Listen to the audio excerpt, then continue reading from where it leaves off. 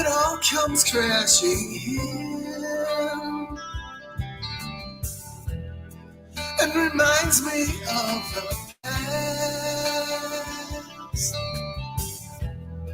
And sometimes I hear your name. Sometimes I hear your name. It reminds me of the pain.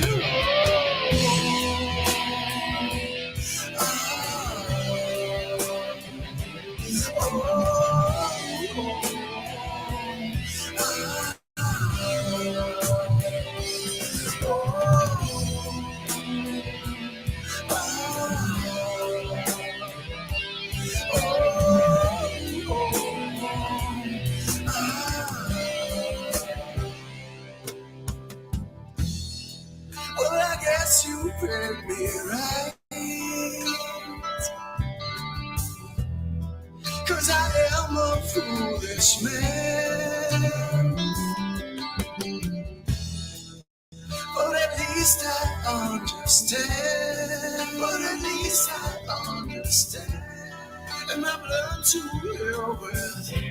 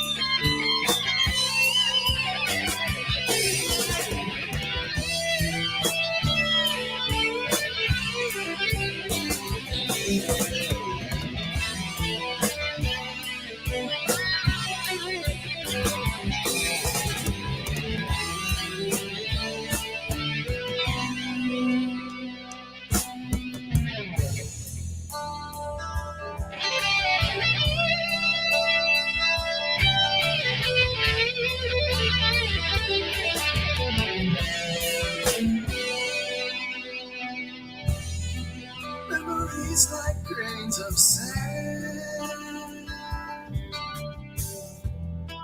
lying helpless on the beach, of the ones you need so bad, the ones you need so bad, are the ones you cannot reach.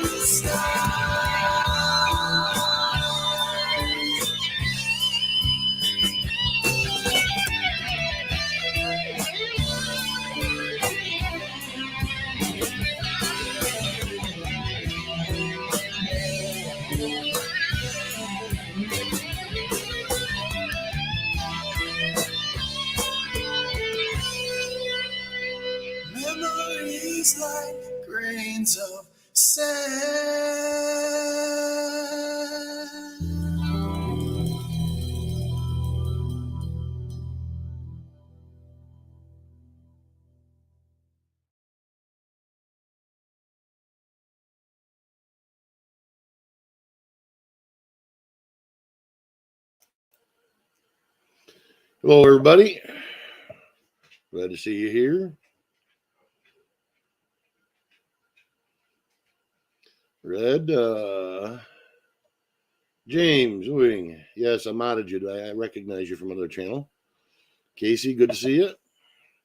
Italian Princess, good to see you. Anna, good to see you.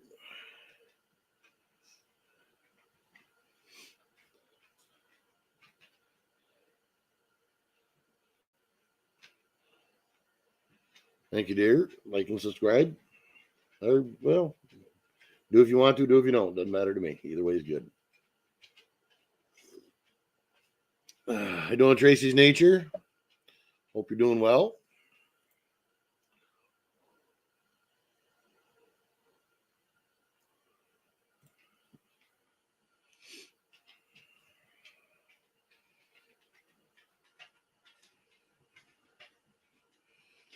I was just over on the Canterbury stream a few minutes ago.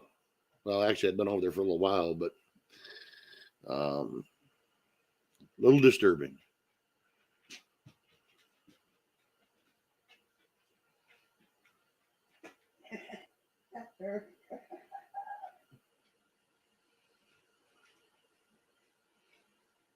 You doing, Hector? Oh my God,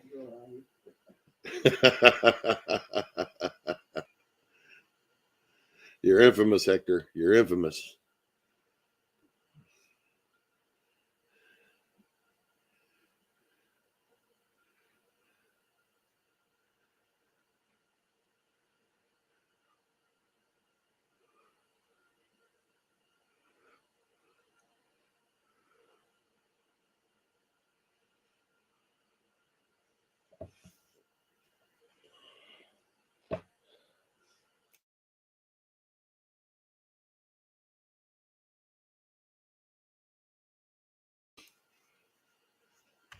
Next question is, did Hector hear the song or did he smell the panel?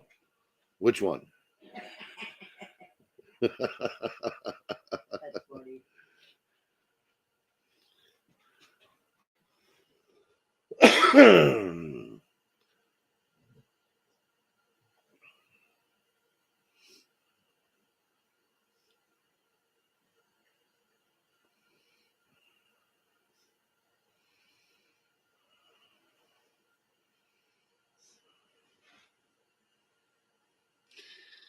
You know, folks, I'm not quite sure how I want to address a few things that I've had today to think about. Actually, I've had the past few days to think about. And then to watch what we watched go on today at the end of Gary's stream with our House of Representatives. Hence the title, you know, Circus, Sideshows, and Fried Ice Cream. Because it hasn't changed a bit.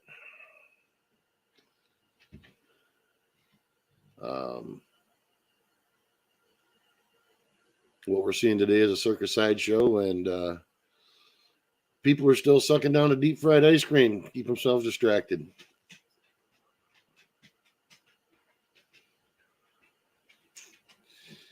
And unfortunately, the circus sideshows don't seem to be just limited here to the United States. That's I was over on the Canterbury one, stuff like that, and I've been watching what's going on there, and all the propaganda that's been put out against them guys is just absolutely disgusting.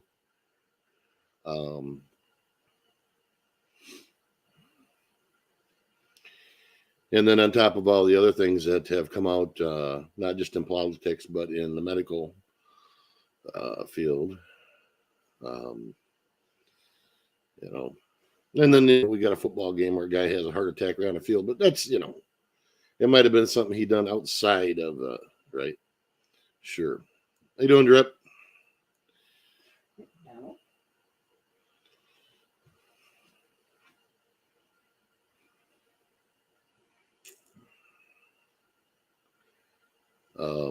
Hey, how you doing, Donald? The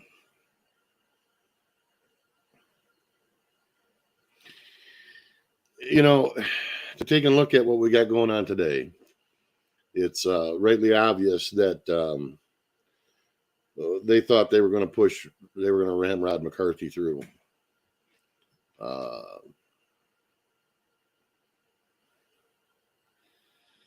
And obviously it didn't work out that way. And thankfully, we do have a few representatives sticking and holding to their guns and saying, no, it's not going to happen. So, they're going to try again tomorrow at noon, I guess. That ought to be quite interesting.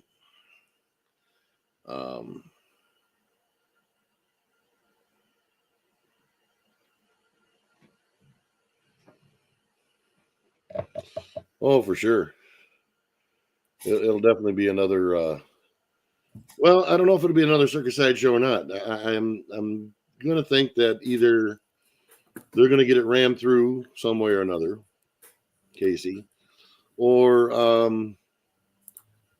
he's going to have to step down and realize that he isn't going to get the votes. Simple as that. And the only thing they're doing by doing what they're doing is proving what all of us have been saying all along. And then they're exposing themselves. They're exposing who the rhinos are. They're only Republican by name. Not by action. Maybe they play the game most of the time, but they certainly aren't gaining any brownie points with a lot of people, that's for sure. How you going, Robert? Good. How you doing, Drip? Yeah, I didn't want to interrupt you while you were talking. Sounds like you're cutting in and out a little bit there, buddy. Shouldn't be. Hang on, I'll just check my settings. All right. See, I can hear you doing that, but it's like it'll kick on, kick off, kick on, kick off. Okay. Hang on for a minute then.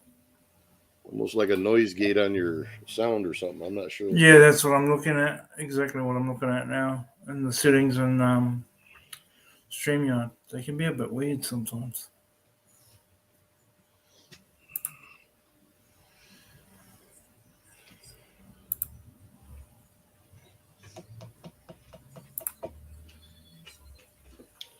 So, but anyways, anybody that's got the mind to, my suggestion would be is to all your representatives and email them tonight. Blow their phones up in the morning. It may seem like it's not like you're not doing anything, but you really actually are.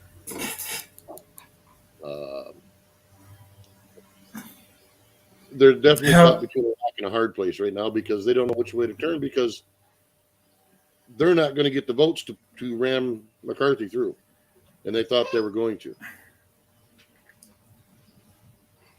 How's the sound now, Robert? Better? Seems all right. Okay. I think I might need to buy me a decent mic, I think. Because I've been having some funny issues going on with StreamYard. Huh. How you doing, Rick? It might be just the voice coil and the microphones, Could be. Getting burnt out. They do that from time to time. Hey, everybody in chat. It's good to see everybody.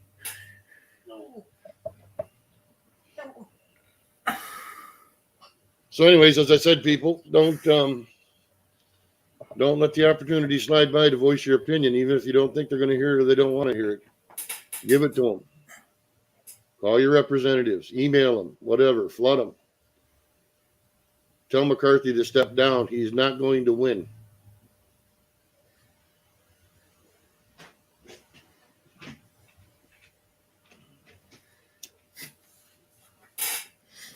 Oh, ouch.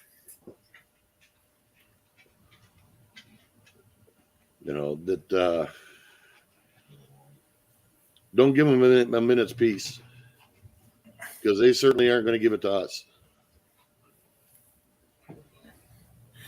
Yeah, that's the one thing that we should have done here in New Zealand, but not enough people saw what was going on. By the time people did start to wake up, it was too late. Well, it's never And it too is- late. Never too late to do And, it. and now people are slowly beginning to wake up more and more, so which is a good thing. Yeah. Sorry to hear that, Italian princess. Yeah, and more people are going to start opening their eyes, Drip. No doubt about that. And now is when don't give them a minute's peace. Hit their phones, hit their emails, any way, shape, or form that you can contact them. If you see them at a restaurant, go up there and start asking them the hard questions. What they gonna do? Worst case they're gonna do is just tell you leave them alone. And which ends up making them look bad in public too. Exactly. So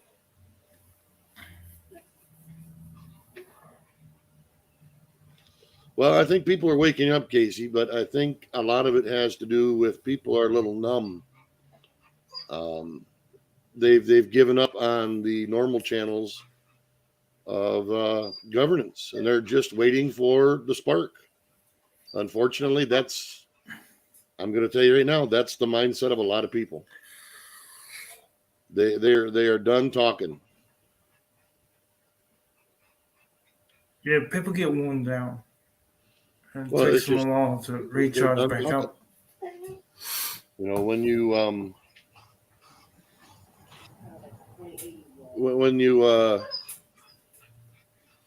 you look at what's happened, where they're doing more and more and more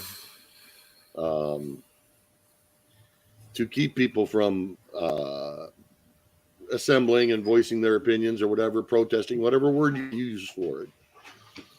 They're doing more and more to make sure that it's not effective, that it's out of the public eye, that it's not going to make them look bad.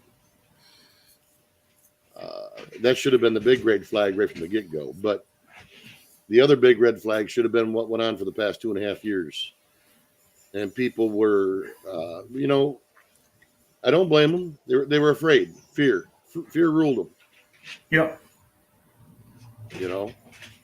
And unfortunately, that's not going to work out well for a lot of people. And I've just got to be honest, the only thing that made me stand up was my son. Yep. Yeah, and that's just the honest truth. If that didn't happen to him, I'd most probably be one of the asleep ones going, "Oh, I can't be bothered," or even be aware but just can't be bothered. Which is what's happening too. A lot of people do know, but they're just like, "Oh, what can you do?" They give up before you even start. Yeah, exactly. Gave up before you're even out of the starting gates. Yeah. And I can, if we want to touch upon that, I can touch upon that real quick because I wanted to anyway. The back when they had the swine flu vaccine and a couple other vaccines that were back then, they had like one adverse event out of 10,000. And they pulled it off the market. No ifs, ands, or buts. Yanked it. Whereas this mRNA one, which calling it a vaccine is a misnomer because it's not a vaccine, it is a treatment, is 1 out of 800. One adverse reaction out of 800. And I'll leave it to you to understand what adverse reaction means. That doesn't mean that you get the sniffles or a headache. That means an adverse reaction. It means a harmful reaction or a harmful outcome as a result of one thing or another. Yeah. And it's even more so than that. How you doing, Eckert?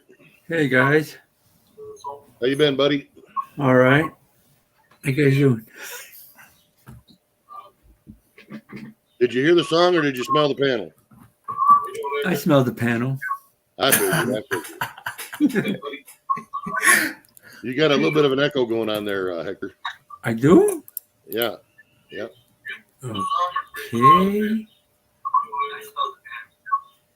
What? Weird. You got two. okay. Oh, I got You guys two. turn the volume down, and mute one of the one you're on here. How do I mute the? You just got to mute your YouTube. Is that better? I can hear Deb. I'll tell you in a minute. No. Still hearing a little chirping in the background. Whoa. Hector's up to mischief. Yeah, your YouTube is going. Shut your YouTube down. I got it Well, done. Casey, Mallory, they didn't come right out and say that, but Crazy. they tried to say that it's because he took a hard hit to the chest. And the news report says, well, you know, it's like a 1 out of 2 million chance or something that something like that's going to happen. But they're not sure if it isn't caused by something that may have been done outside of the game, you know. Good. How you doing, Do Zero TV? Good to see you, buddy.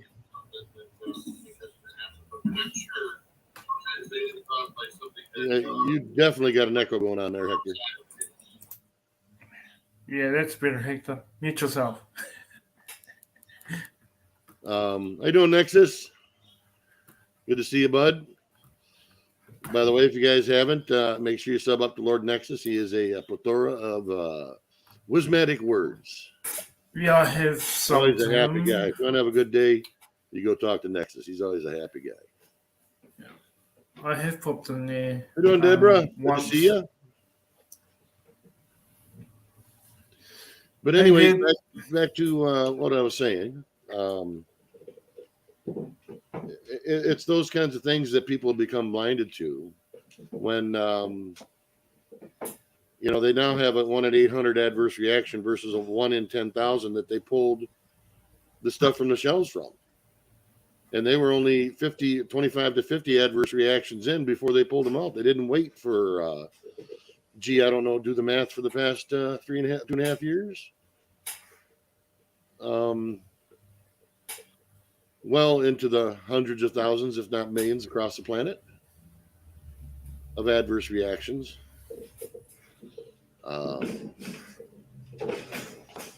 So, you know,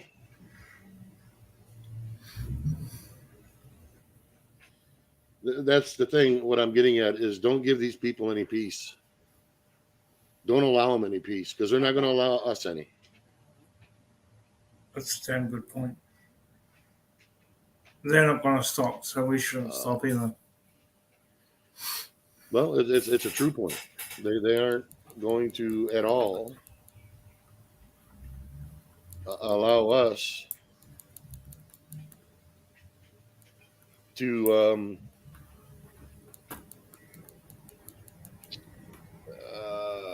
to walk away from it peacefully. You know, I mean, you look at what's going on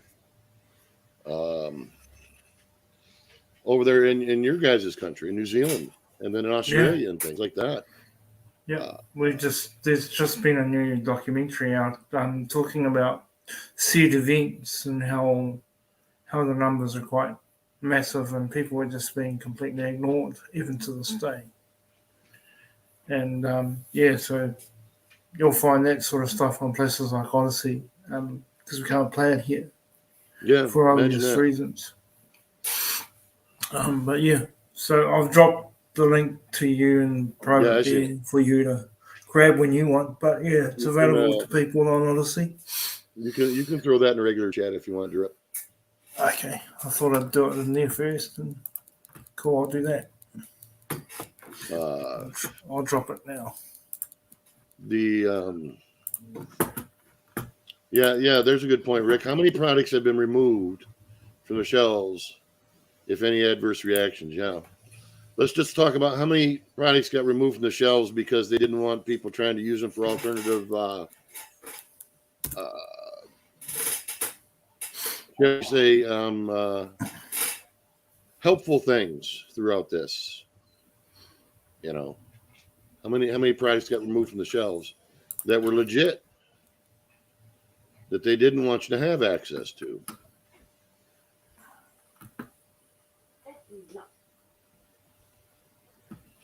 You know, that right there should tell everybody a lot of what they need to know. You know, it's like the guys, I just went over and watched the things at Canterbury there and listening to him talk and stuff. And it's like, you know, you got Tracy there, Melissa, and a few other names I recognize from over there. And it just seems to me like the government over there is just laughing it off. They think it's funny. Yeah. You know, they legitimate citizens voicing legitimate concerns, and the only thing they seem to be able to do is try to figure out ways to make their life a pain in the ass for wanting to exercise their right to voice their opinion. You're welcome, Casey. It's an interesting documentary. It's an example of many things happening, not just in my country, but all over the world. Yeah, and it is happening all over the world. That's the thing. It's with, you know, just looking at what's going on. That's why I said it's why I named it Circus, Sideshows, and Deep Fried Ice Cream, because we are definitely getting the Circus, Sideshows, and the people that aren't paying attention, they'll go for the bread and circuses. You know, keep stuffing the bread in their face. What you lost about there, Hector?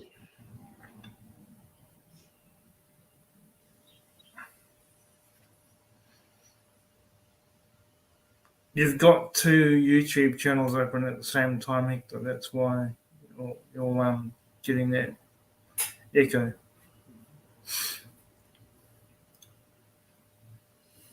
The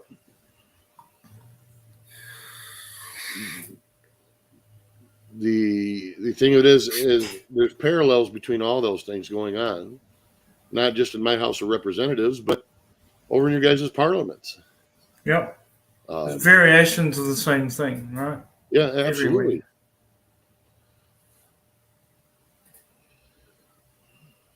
Like the practice of sneaking laws in under people's noses. Yeah. I saw that happening in your country, and I'm watching it happening here. It's got to be happening in other countries. I know it's happening in Australia. I know it's happening in Canada. The thing of it is there's now more peer-reviewed published papers put out. And there's no question now that if you've taken the magic potion, depending upon the number of times you've taken it, you find yourself at a higher risk of catching it. A not insignificant amount higher. Yeah. And they're just talking about that. They're not talking about reactions in the long term, and how immunity works and other things that I'm not going to get into because that will certainly get me smoked. Yep. But those are published papers, and you can't even talk about them. Like I could bring them up here and show them, but I could only talk about them vaguely. Because if I were to quote them, I would certainly lose my channel. And that is absolutely ridiculous. And they call that free speech. Well, that's their form of free speech. They are the arbiters now of truth and fact.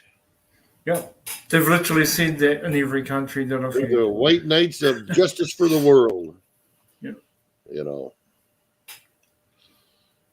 when they're nothing What I more found, than a hemorrhoid on the asshole of this planet, because that's all they are. what I found really intriguing was I spent quite a bit of time with my family over the last week or so, maybe a bit longer, and the amount of people that were either too scared to speak on things or just didn't know and didn't want to know. Yeah. It just left me floored. I was like, we're screwed. Because people. Well, no, we're not yet.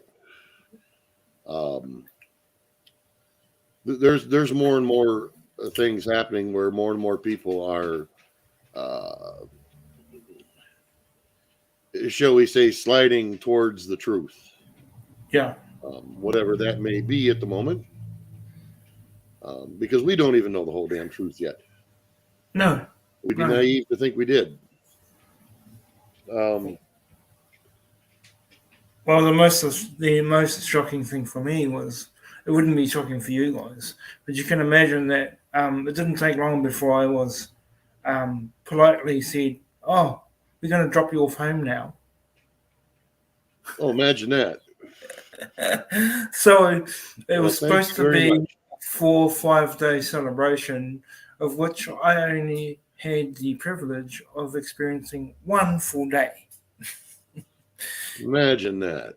They didn't want a tree speaker anywhere around them because it was too painful for them to hear. So one of the aunties would say, "Oh, we'll take you home, eh, boy?" I'm like, "Yep, sure, no problem. Yeah. We'll drop the food off to you later." Yeah, okay, Oh, thanks. Great. That's great. cool.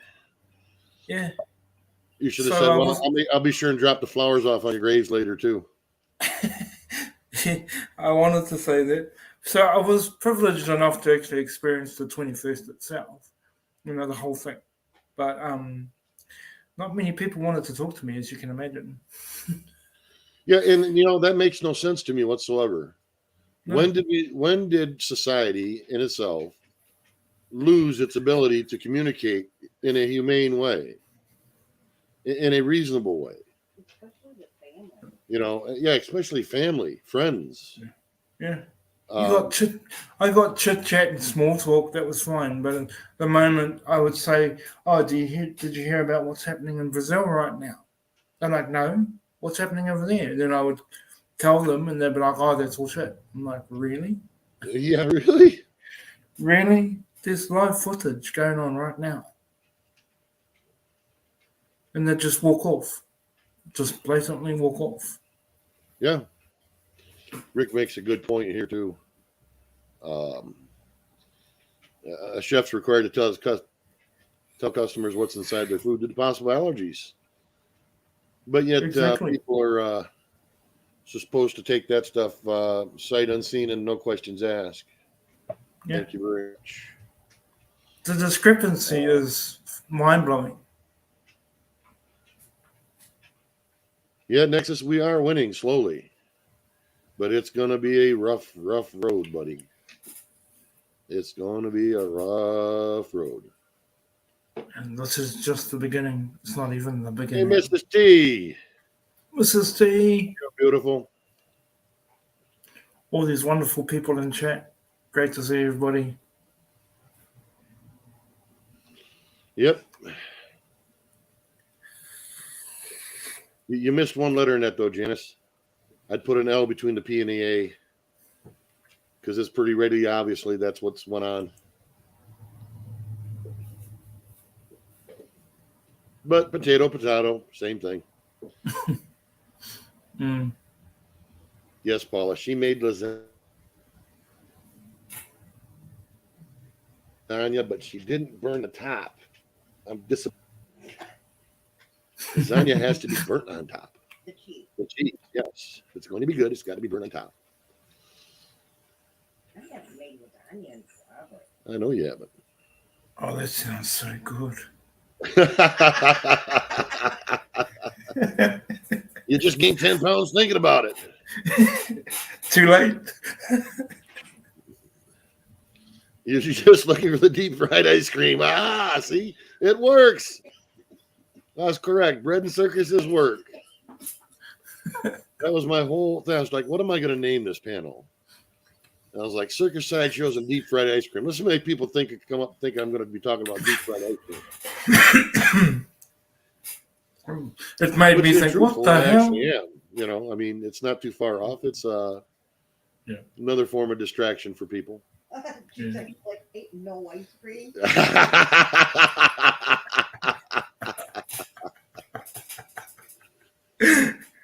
Oh man.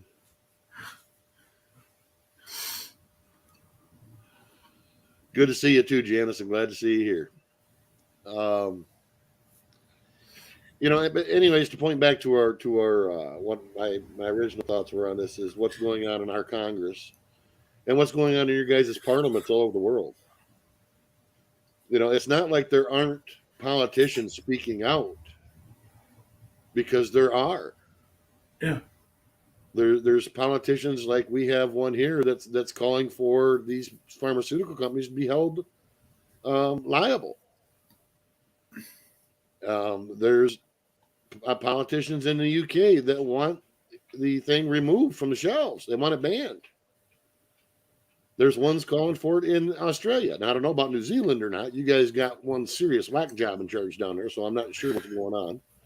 Yeah, we do have them, but they get shut down pretty damn quick, and people aren't really listening to politicians in general anymore. They haven't been doing so for a while, but yet they still follow the path, right? Yeah, they still follow that path, which is confusing to me. It's like, well, if you don't really like it, why keep walking the same path? Yeah, it reminds me of when they use bent fences to herd sheep or cattle. Yep. Just the mere fact that they bent the fence, but the animals still know where they're going, but they'll follow it along just because it's a gradual bent fence. Yep, that's right. Whereas if you had a square corner, they wouldn't do it. Yeah, gradual bent fence straight to the meatworks. Yep. Where they're getting slaughtered, right? And that's essentially what we have here. We've got a bent fence, and people will, even though they don't agree with it, will keep right on following right along with it. Yeah, as long as they can still make their money and eat and have the pretense of being able to go and drink and party and whatever, they keep walking that fence.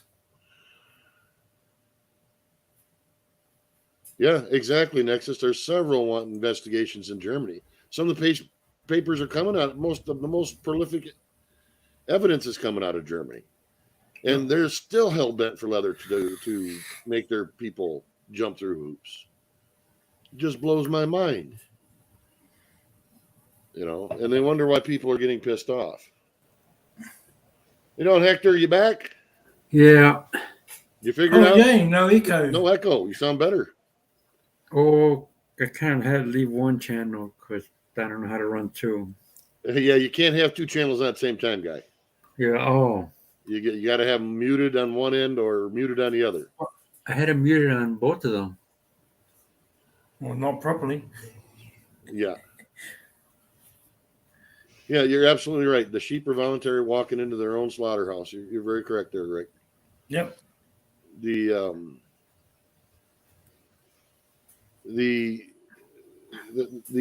other thing I'd like to point out is the division in the political side of things. Even on our what we would consider conservative side, Republican, or whatever you guys use down there, the equivalent. I'm not sure, Dan, because they sometimes confuse it.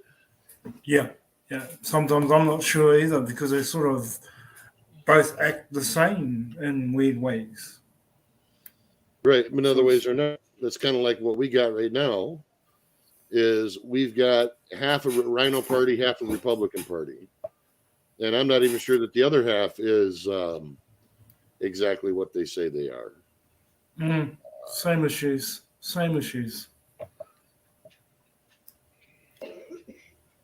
The only thing I know for sure is you can guarantee that if their mouths are moving, they're lying.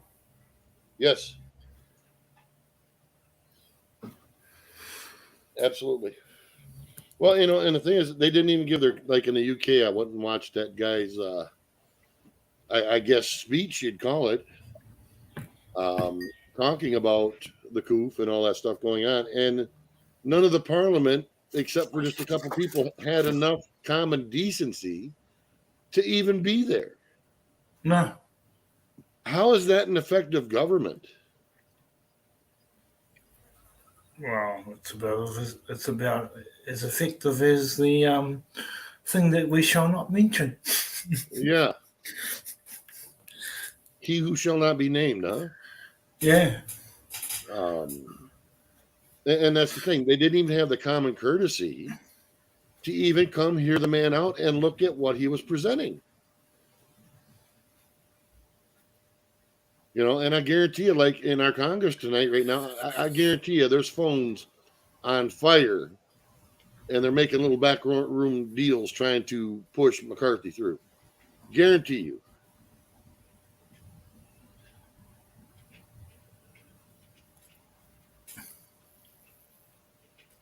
Who was supposed to become Speaker of the House? I thought it was Republican. It is Republican. They can't make up their minds. Yeah, I don't know about that, Casey. We shall see. I wouldn't hold my breath, though. I know Representative Gomert wants to push forward a bill to alleviate a lot of these things and make these drug companies responsible. But if we end up with Knucklehead as Speaker of the House, forget it. It'll never see the floor. Yeah. They'll bury it before it even gets there. See, that's what scares me the most. I listen to you guys talking, and we've got literally the same damn shit happening in different ways, but it's so similar that I'm sort of sitting there going, why don't other people see this shit? It's blatantly right out there, and yet people don't see it. Well, it's all by the same playbook. Deny, deny, deny, ignore, ignore, ignore. Yep. Deny if they don't have any emphatic proof or you can't hit them in the head with it. And then when they do throw it at you and they hit you in the face, you just ignore it. Yeah, And that's what they've been doing. Yeah. And I experienced that firsthand over this Christmas, New Year's period. Yeah, absolutely. And I was so aggravated, I just wanted to hit people. Yeah, but it doesn't help. No, it doesn't. But that's what I wanted to do. It's like, right, and that's what they're hoping for. They want to divide families and people and groups and stuff to where they won't listen to each other, even when you're trying to tell them the truth. As the saying goes, it's easier to fool someone than to explain to them that they've been fooled. Yeah. It's and easier the same dynamics are playing out across churches too. Like, there's a lot of good people that are being, mislabeled as bad. Yeah, for sure. I happen to be one of those individuals, and I don't really care because I know what my truth is, and I stand in that. Try and help out good people because that's all I can do, right? Forget the rest. I just try and help out good people. Yeah. And eventually people will see that, and they're beginning to, and that's why you see a lot of different people who used to interact together now interacting together again, which is good. Yeah, and there's some certain things that need to be done in our communities to clean them up. Yeah, we've allowed a few things to go on that we can't allow to continue to go on. I agree, and I'll leave that at that. But the nature of where we're at is more of a forced thing. But the thing of it is, they can't control it all. How you doing, Gerald? Good morning or evening. Gerald. Excuse me. The more and more people are opening their eyes. Maybe they're not ready to speak up yet. Maybe they're not ready to make a call to the representatives. I don't care if it's state, federal, local, whatever. get on all their asses. Don't let any of them have a moment of peace. None.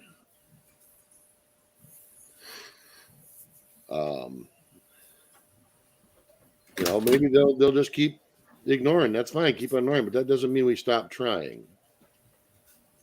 Because we are gaining ground. It may not seem like it, but we are. I can tell you how many people I know that if I were to do a poll and say, do you regret getting the first round of jabs? How many would say yes? I would say yes. Because I got the first round. Right. But you stopped there because you smelt the coffee. Yeah. The coffee came along and smacked me over the head, called my son. Yeah. Yeah, there you go. Sometimes it takes that wake-up call.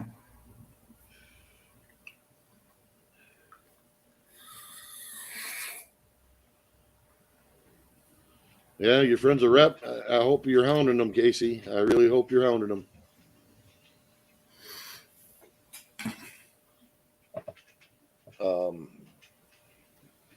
And that's what's going to take if we're going to affect this without coming to worst case scenario, And there's a lot of people who have just given up, who are just waiting for that to happen, unfortunately. And there's some people that want that to happen for nefarious reasons. Oh, absolutely. Absolutely. Hi there, You doing, everybody. Donnie? How are you doing? Happy Good, New Year. good. Happy New Year to you, buddy. Hey, You too, you too. hopefully you're warmer today. Sorry, what's that? Hopefully you're warmer today. I am a bit warmer, yeah. Oh, thank goodness that cold spell that was nearly finished on me. But I'm improving a bit better. My breathing's a bit better now. The whole respiratory system has improved a good bit. I'm still able to sing at least, but right now I'm singing in my 15-year-old voice. It's exactly the same as my voice was when I was 15 years old. And so I've been dabbling with songs I used to sing when I was 15, like Don Williams and Kenny Rogers and Nice. some of the old school American Canadians, Gordon Lightfoot and all that kind of stuff when I was 15-year-old. And it's funny because I'm back playing guitar in the same way I was when I was 15 years old. It's like I've stepped back in time. It's hilarious. When I was 15 years old, I've even started playing all metal stuff. I started playing electric guitar a couple of months ago, and I was playing all AC/DC and Motorhead and stuff that I used to play when I was 15. And it's just like I went on a journey back in time, and there wasn't a lot of people actually saw me playing that stuff, and Nice. It was such good fun. I just thought, wait a minute, so I'm going to be doing a wee bit more of that. But it's amazing what you forget, with music, because see, when I was 15-year-old, I used to be playing my guitar in my bedroom, and I'd hear someone shouting back of the house, and I'd go to the window, and my garden would be full of girls. Yeah. It's just people that were walking past and heard a guitar, playing, and they used to shout, open the window and turn it up, and I used to open the window, and my back garden on a Sunday afternoon was full of girls and people just passing in the street and thought, where's that noise, and come in through the entry and was standing in my back garden like a wee festival in the back garden, Yeah. The neighbours had it every day, but especially on a Sunday, that was my day off. I finished early on a Sunday. I used to finish about midday, because I was always out at 5 o'clock in the morning ever since I was a kid, first on the milk lorry and then the dairy, and then, it's just what we had to do when we were young here in the north of Scotland. A lot of kids had to go out to work, to help to get luxuries for the family, and that's what made us good, strong Highlanders. not scared to go out in the cold, but as we're getting older, though, the cold's just gone a bit ross now, like, but I know, reminiscing, I was doing, and my voice is like back when I'm 15, it's actually my talking voice that I've been actually Well, singing with. Give it And time to heal, guy. that's completely different, the talking voice, than the actual singing voice, Yeah, they but use a different you set. have to give it time to heal. Oh, yeah, Give it but time to heal. oh yeah, I know, but I've still got to sing every day because singing is always been beneficial to me since the day I was born. For regulating my breathing. I could sing like a Lindy when I was a child, but I couldn't talk. My talking was so difficult for me, pushing the air actually out of my body to talk. My voice was that deep and quiet, Right. that people couldn't understand me as a child, but I could sing like a Lindy. I was better singing back my answers to people, but talking, I missed out in school because I couldn't talk. But I went back and put that right in my 30s. I went all the way and redid my education from primary one right through all my hires, and I ended up getting a Good. distinction with communications.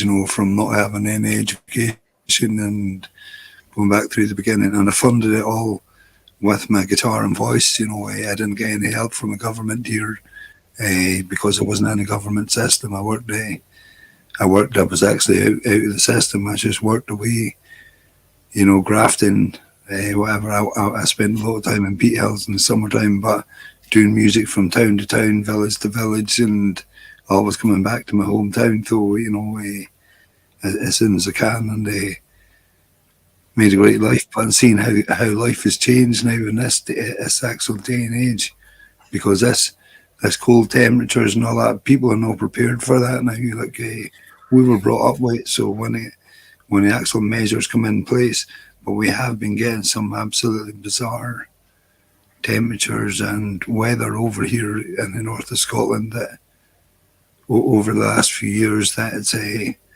like Mother Nature's angry at us or something. It's Well, weather's what it is. weathers we're not used to having. If you have a look on YouTube, look up Wick Harbour storm, and you'll see how ferocious the North Sea could actually be, and probably like nowhere else you ever saw it in the world the way it was Wick Bay with that storm. And there was fishermen that said 100 years of record said that none had ever happened. It was total. See how high the actual sea actually rose, and it went up through town.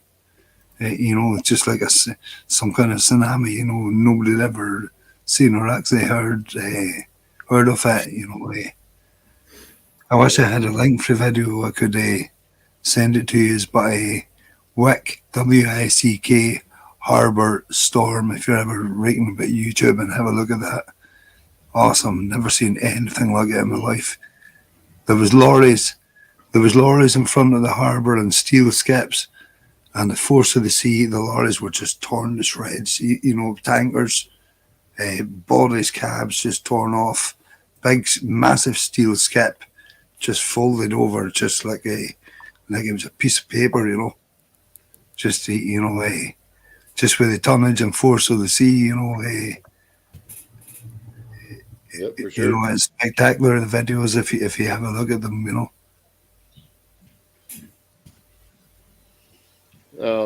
Anyways, now to get back where I was talking before. Yeah. Sorry, but I just popped in to say a quick hello and all the best to you. And it's Definitely, Don. I appreciate 22 it. in the morning, so I'm gonna probably head to my bed. But I'm just glad to see you. It's the first time I've seen you. Oh, I'm glad to see you too, bud. You're, Glad to hear you doing better. You too. You sound much better.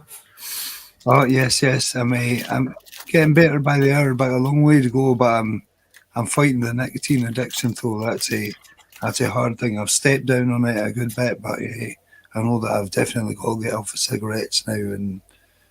But it's pretty hard. I do enjoy my cigarette, but my body's telling me I can't do it anymore. So I'm trying to sensibly wean myself off it. And That's a tough thing to Getting do, done. man. Yeah. Okay. Good night, anybody. Have a good night, everybody, and all the best. And I'll catch you again sometime. Take care.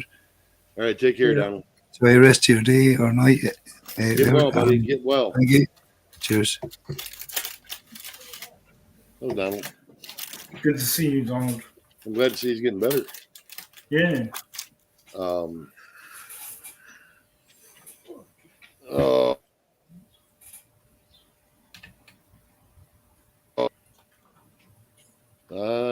not sure.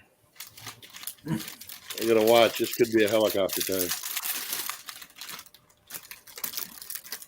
That could be what? Hey, Gary. How you going? Hey, what's going on, Drip? Hey, oh, Man. who's that guy, Gary? Who is that DJ Hector? Is he like that one that plays that boom boom song, dances around with a WD-40 can? Okay, that's about enough. We're done with that stuff.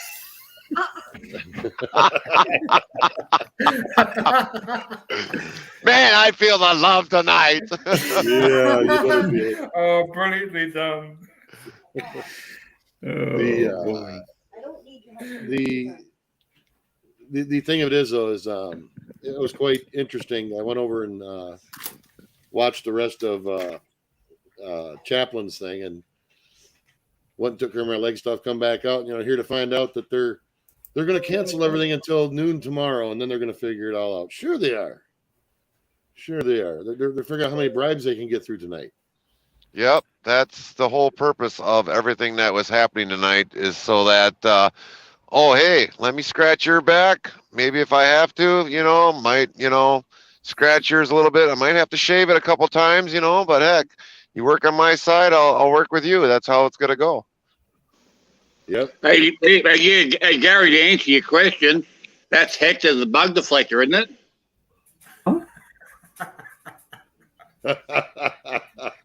I heard my name. Isn't he your bug deflector? Oh, Who's you're that? cutting out, Rick.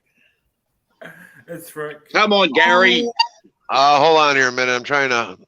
I see who's talking. Yeah, it's me. It's me, Hector. Yeah. I told you I'd come back onto Robert's stream and convince him that your new nickname is going to be Hector the bug deflector. All because of Gary. That was on Gary's stream. Hector the bug deflector. That's a good one. Everybody's been giving Hector shit today. Even I was giving him shit earlier today. That's all right. I've been counting down the days for Robert to fire up a stream and to have Gary and Hector on panel, and I thought to myself, I'm not going to let this fucking slide. Brilliant. Trouble. Brilliantly done. And I'm glad you got your audio fixed up. Hey Gary, I tell you one thing. I can't believe that trucking community, man. My God, Bobby, having fucking over 200 fucking people watching his stream. I never realized there were so many fucking people interested in watching truckers just drive. Unbelievable, truly amazing. Oh yeah, I mean, believe it or not, there's other channels, Rick, that are just 60, 70, 80K that are just watching people drive around, getting to see, that a lot of those that might not be able to get to go around the country. There's definitely a lot of people that do that, just basically. And to Gerald and Casey, Casey, yeah, nice to meet you guys. Yeah, this is my only opportunity. This is my only claim to fame to come on panel because Robert lets me up here. Lovely meeting you guys. You're all a good bunch of blokes, honestly. Well, thank you. Okay, Rick. Don't let it go to Gary's head. Come on now. Oh, hell no. I don't let anything go to my head. I'd be wanting to play the boom boom song again. Come on. I think Paul is the only one that can say if you're tapping your foot there. She can tell you most of the time I mute it. He I does. have definitely been enjoying watching Gary's streams though, because of that exact same reason. Just listening to the truck run and watching where he's going, it's really cool, especially when I'm winding down. Yeah, You know so Gary, one thing I've got to ask you: Go ahead. what's the difference of engine capacity between your truck and Bobby's truck? Because your truck cab noise, there's hardly any, and it's not as distracting. But I watch Bobby's, and his engine is as noisy as hell in the cab. Is there a different? Have you got different engine capacities? Yeah, the truck that we're currently in now, which we call the Godfather, which is a 2005, it has a Cummins engine in it. Cummins engines usually run a lot smoother, a lot quieter. The Volvo engine in the Godmother, I mean, it's like I almost got to speak louder during the time when I am live streaming. So it's usually hard to compete with the engine, but Bobby's, he might have a Detroit diesel in there. Those engines are usually pretty loud as well with the some of the other engines that you could put in there. You can put a Cummins in a Freightliner. But for the most part, if he's got a Detroit diesel in there, those are usually pretty loud as well. But they Volvos with the newer series, a lot of them have gotten a little bit better with the sound noise to make them quieter, but then they started putting in like more plastic parts in there to start making these engines, you know, start having to need more repairs more quickly. Yeah, sorry about that, Robert. I don't get a chance to ask these questions No, go ahead. in Gary's stream. These are the questions I like. I'm thinking to myself, damn, I must feel like a dumb pleb over here. Have no idea what he's talking about over there. But yeah, this is my only opportunity. Thank you very much for that. Yep. The only thing we ever got to worry about is making sure we got Hector's chair well lubricated with WD-40, and we're pretty good for there, Rick. I mean, we do our best, definitely not to try to put any on the semi, but man, when it comes to Hector's chair, I mean, you got to send cases and cases of WD-40 to keep that thing well lubricated. Yeah, well, I tell you one thing: if you try to get Robert and I on the back of your truck, you'd have to put a fucking caution wide load sign on the back of it. Kind of like one of the guys we had today, Darren. I guess he was hanging on the back of the trailer today. Oh man! And my chair's just as bad as Hector's. It squeaks like crazy.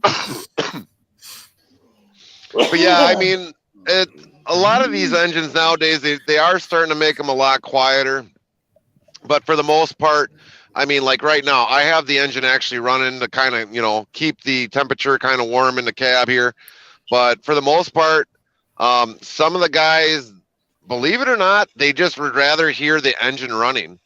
So Yeah. I got to try figuring out how to do an audio and basically just, you know, maybe re-loop old video that I had where it was a long day and just going through everywhere and delete the audio that was on there and just have nothing but engine running. But then I thought too, it's like, well, if I do that, I'd almost have to have a third device, put it in here, have a microphone somewhere's mounted underneath just so that it hears only the engine and what's around it. But I mean, it's like, it kind of throw a lot of things off because if you get going shifting, or if I just let it run like I did for 48 hours, it probably would have been perfect on that day when we had that minus 45 degrees. I could have just stuck a microphone underneath the hood, let it ran, and I mean, it would have been just steadily for 48 hours. But YouTube does not allow anything more than 12 hours for a stream to be put up. Yeah. I might have a solution for you for that, Gary. Mm-hmm. Yeah, so get a hold of me. I might be able to help you do that in a more easy way. Right. Because the way that you're thinking of doing it will work, but it'd be a pain in the ass if you need to do other things. Right. Oh my goodness, is that Deborah Jeffrey? Oh, Deborah Jeffrey, you're in trouble. You're grounded, lady. We're going to put you next to Hexer's chair for 48 hours and listen to the squeak. Why me? Well, Hector, you kind of pop and hide all over the place. So it's like we got to pick on somebody today. Oh, that's true. Yeah, see, Diego's not here to pick on, so you might as well pick on Hector. Right. Usually Hector is picking on, or not Hector, Diego's usually picking on me every so often. If I make it alive before tomorrow.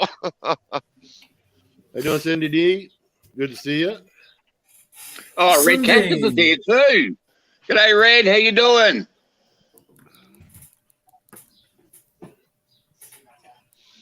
Yeah, we definitely don't see Deborah Jeffrey enough. I don't know if she's been really educating her new replacement or what is going on there. So, Deborah, you got some explaining to do in that chat there, young lady. That's some explaining to do, Lucy. Oh, that's funny. I know nothing. For a minute there, I might have to start talking like in a different accent here at Deborah Jeffrey, and then maybe she'll actually kind of spill the beans. She'll be laughing right now. I can tell you that. She's either laughing or loading the gun, one of the two. Probably might be loading the doing gun, both. but I think she'll be laughing first. The scary part is she might fire the gun and still laugh afterwards.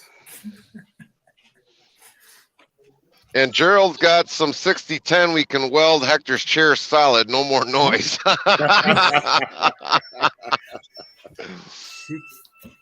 actually got the same damn problem with my chair, so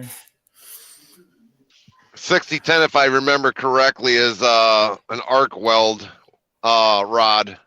Oh, I could be wrong. It's been a while since I've been out of the welding game. oh. Well, that's easy. Just get some Loctite. Right. Huh? yeah, that works. That would work. Oh, yeah. Just some fast set epoxy. All that, too. You guys are getting too much ideas.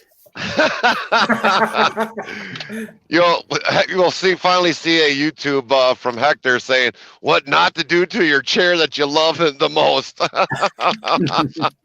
Yeah, that's right. So getting back to what you were talking about earlier, Robert. I tell you one thing. I've been watching the American news lately. Tell you one thing. You can't even pose the question of what happened at that NFL game. Right. You can't like you even mention possible side effects. Nah, that gets automatically shut straight down. Absolutely disgusting. Straight away. Well, the thing of it is, there's nothing that they're going to do anymore nowadays that isn't going to be in the back of a lot of people's heads. And I don't care how much they deny it now. That's going to be the default. People are going to say, "Oh, okay. So when was his last magic potion?" But it's like I said, and the thing about it now is the NFL and the NFC have a lot to answer for, because as I heard, I've agreed with someone that in one of those chats, he said, they made it mandatory for players to get it. Yep. Yep. To play the game. Wow. Yeah, they did the same with the All Blacks here in New Zealand.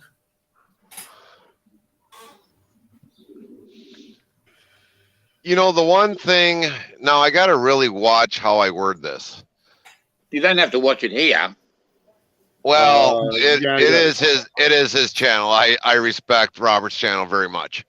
But Okay. if everybody remembers when government pushed another department to enact the mandatory, we'll say WD-40, just for despite of it. When they mandatory that you had to get that WD-40, basically, you know, that was wrong in the first place of where making another department in the workforce make these people that were out in the job field get the WD-40 so that basically they were trying to take away from the play companies, we'll say, you know, from being held accountable for something that might backlash at them years to come.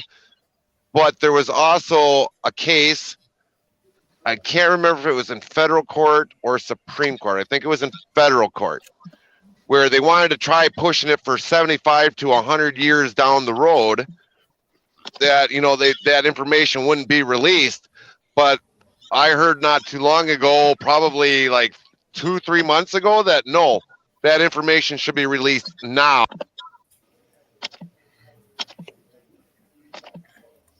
Well, that's like the Twitter things that they thought they were going to be able to get them to keep back behind for legal reasons. A judge says no, that's not going to happen.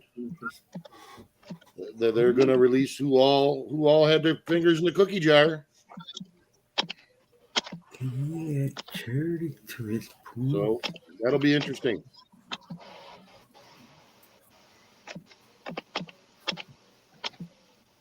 What clarity do you need to add there, Great Bill?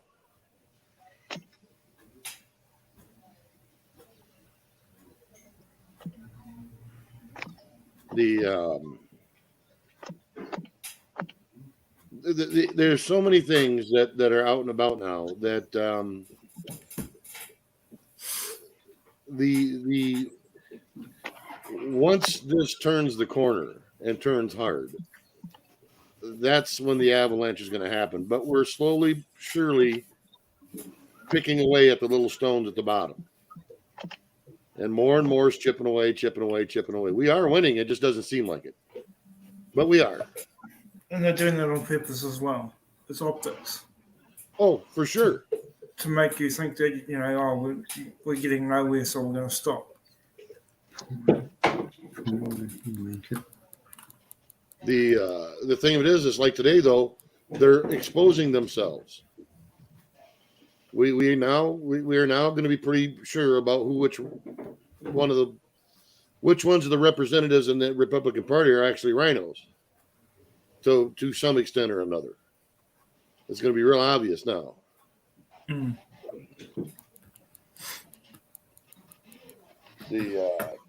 They're outing themselves. Exactly. You know, and the only reason they want McCarthy in there is they think that's going to be their only last ditch effort to stop Trump come 2024.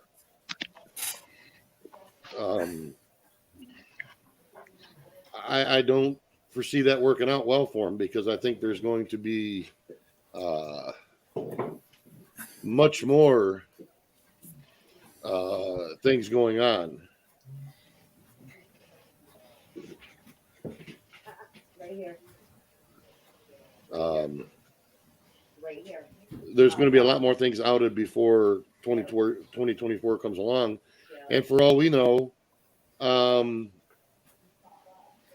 if the Department of Justice gets dumb enough and tries to charge Trump with something, and they haven't went after Biden and his kid,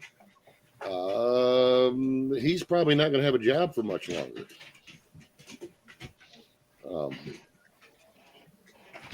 So, you know, there's a lot of things that are kind of laying on a very thin line that is just waiting to be pushed across it. And the harder they push, the more they're exposing themselves. The more they expose themselves, the more they're losing ground. But like my biggest thing is, I don't want it just forgotten. I want to see justice served. I think a lot of us would like to have a lot of justice served with everything.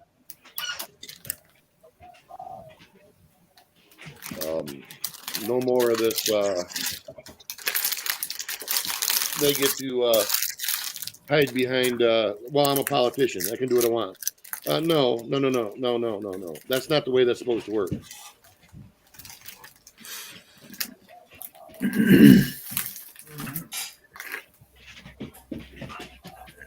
Your little New Year's thing that you had, Mrs. T, was great. What I saw of it, but I was still actually quite drunk by that stage. So I was looking at the bottom of a whiskey bottle by that stage.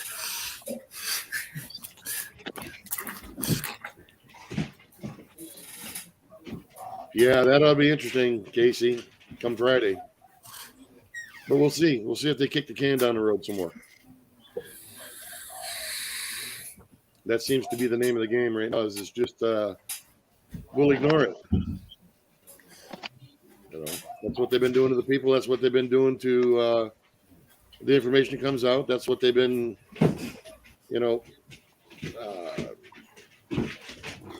basically that's how they get people who are keeping aware to look like nut jobs when they talk to everybody else because nobody else has seen it.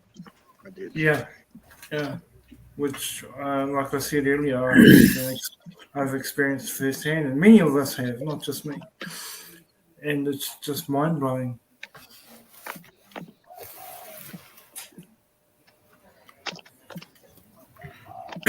When people you're supposed to be, who are supposed to care for you, don't really give a shit about anything you say or do anymore. It's like, what?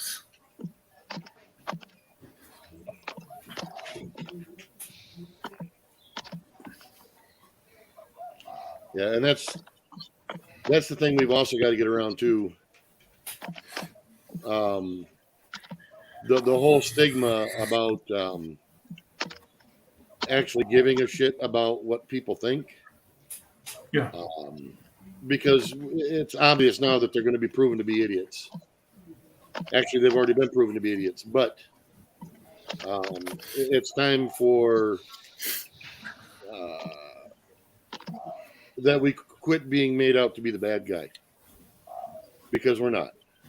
I'm tired of it, and I'm pretty sure everyone else is.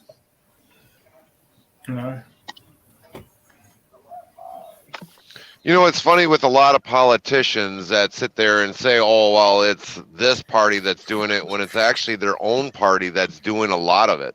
They're just trying to point the blame at somebody else instead of their own blame. Yeah. Yeah, absolutely. Well, it's like I said, the first thing you want to do is look in the mirror. If you can't look in the mirror, then you sure as hell can't tell somebody else something either. Because the other thing, TV. Hey, Fry. Change starts in the mirror, right? Pardon? Change starts in the mirror. Yes, correct. Absolutely. Well, like I said, I've been sitting thinking about stuff for about a week because there was another topic I wanted to touch. I don't know if I dare touch it right now because it'll probably certainly get me taken down. But that better not be Nixon's fucking glory hole, is it? No. That's all right then. Did you have a penchant for that there, Rick? Something. Oh no, mate! I just loved the Nixon's reaction when you played it on his screen. Here I thought it was Robert's OnlyFans page. Well, it just means he's all inclusive now, isn't he?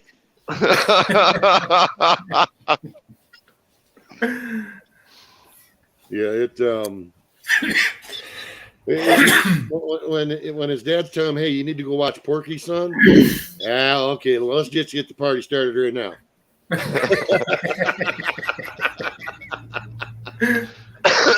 Hey, Tracy. Hi, everyone. Bye, everyone. Bye, Paula. Hi, bye. See you later. Bye-bye. Make sure you work an extra. I still want some lasagna.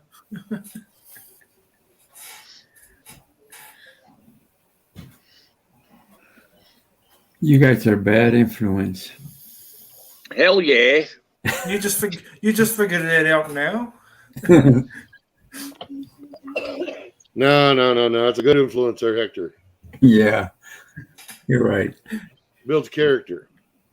That's right. Hopefully, we'll get Hector to be a host one of these times on a panel. What's Well, that? he's got the skills now. He's been practicing. He's been practicing. I've been practicing. So far, I can't even open 2 channels. Hence So- the reason for the practice. So pretty soon, Hector, you'll be able to do the panel that I'm helping Zero on Saturday. Huh? You're gonna be host, Hector. I'm not gonna do anything. Once I get it started and set up, you're being the host. I'm walking away. No, don't walk away. He's gonna set it up and bail. Jump in his truck and gone. How you doing, Wanda? Good to see you. Wanda. Oh, there's good people popping in. It's good to see them. Yes. And that's what I want, is good people. Yeah, it looks like everyone's been hanging out for your streams there, Robert. Yeah, but like I said, I wanted to touch upon something that I knew if I went live for, I would certainly be gone. Well, that's what you use your Twitch for, right? Possibly. Yeah, that's a nervous twitch. Yeah.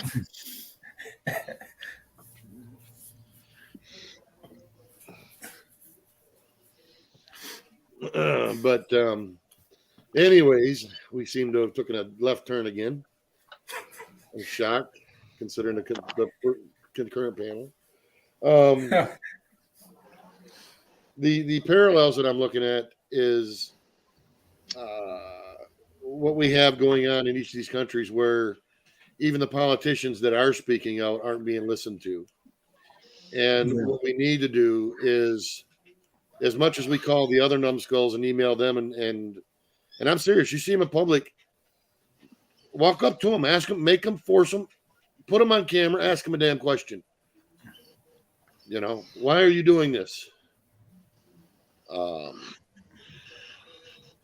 That's just period. But in the same token, the people who are speaking out, we need to make sure that they understand that we appreciate that they are speaking out. Yeah, that's a good point. I haven't done that, so that's a damn good point. We need to support the ones that are doing it. That's a damn good point. A little bit of praise goes a long ways. We all know that. And considering they're putting their asses out there on the line when it comes to that stuff, yeah. You know, at least let them know that it's not done in vain, that there are people listening and watching that do appreciate what they're doing. You know, we've been the silent majority for way too long. And we are the majority. It's just people are sitting back, not saying anything, allowing the narrative to be fed to them. Even if they know it's not right. Well, it's time to call it out. If it's not right, call it out. I was watching Doug and Stacey this morning. Did you see Doug and Stacey this morning, Robert? No, I didn't catch that, bud. Yeah. He was talking about the highlighting the 15-minute cities that are happening in Oxford. You know, and I'm so glad that an American commentator is actually bringing and highlighting that now, the possibility in America coming to America. Yeah, I want to see how that works out. I've got rifles that'll shoot across a 15-minute city.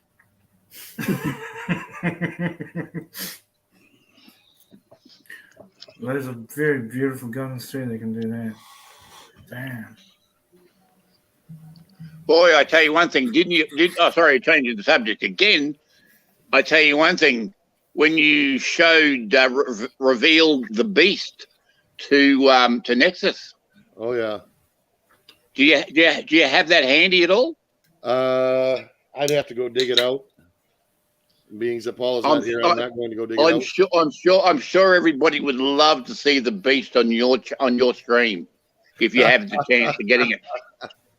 I will do that another time when I'm speaking of music. Yeah, good man. I just wanted to let Nexus know that what he was hearing, where it come from. You know, because he was so enthralled with that 1987 guitar. So Good night, Gerald. Have a good sleep. have a good one, Gerald. Yeah, take care, Gerald. See ya. Hey, good luck with that windmill guy.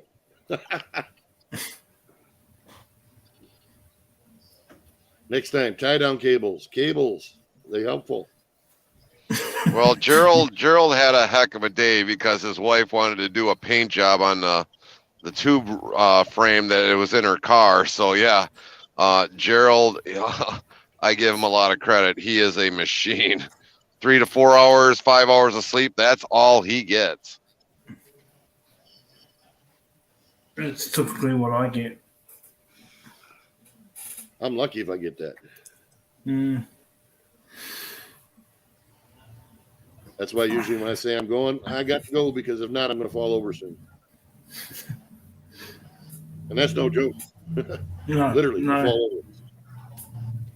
Yep, I get that. I understand that.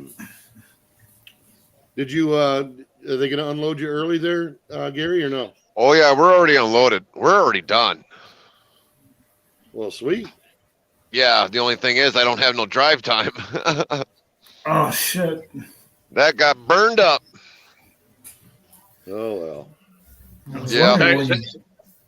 So if there's any YouTubers here that have channels, make sure you're putting your channels, your channel links in Don't be the afraid to chat, put please. the channels in. I am pro channel if you're pro freedom. Freedom! And if you're pro cheesecake, I'm even doubly much so. So. Oh, that's sweet. Sarah should be here. Miss Vic, hint. Pro Yeah, cheesecake. I figured food was coming into this again. Of course, I don't have cheesecake. Sorry for your luck. You probably ain't got chocolate covered pretzels either. No, fresh out, and we were also fresh out of peanut M&Ms. So we had a party size from last week, and we just had the last like 7 or 8 of them, and that was it. Oh no! Why do people start talking about crap food when I'm just going back to training again? It's called seafood and eat it. Yeah, that's the problem.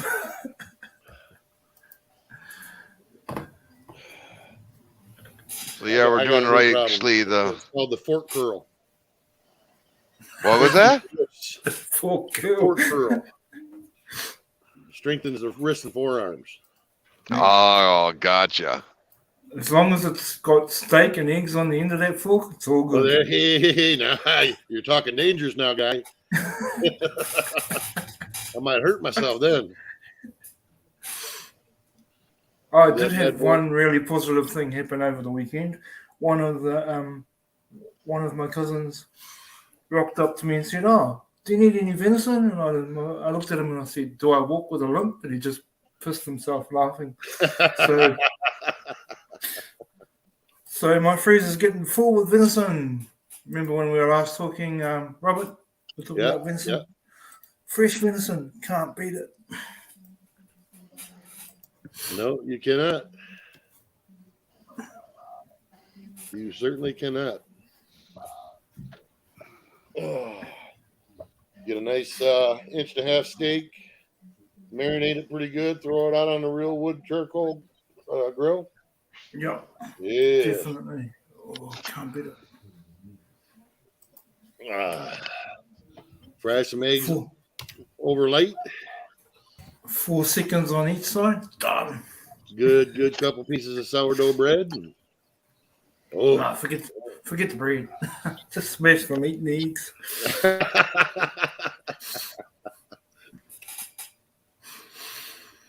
Well, I screwed my body. At least makes me look civilized. If not, I'll be grabbing it with my hands.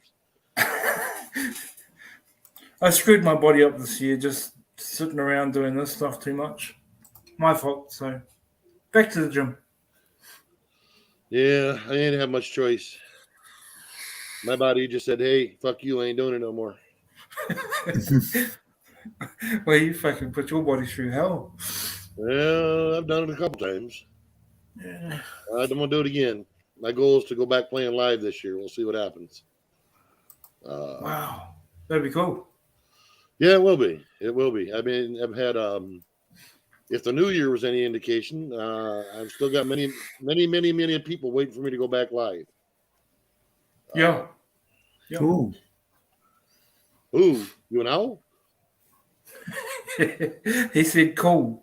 Oh, cool.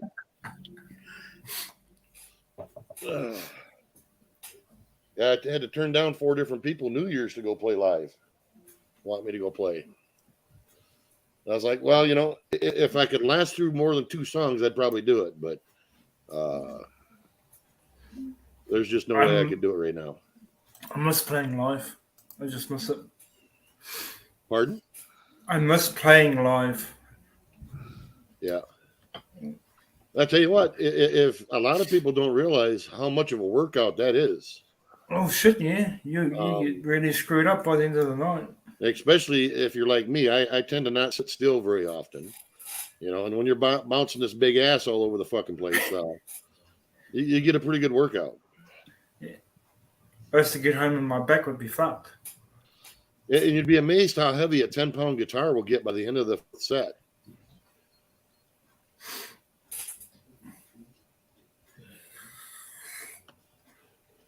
Oh, Miss T says she missed the Boom Boom song today there, Vic.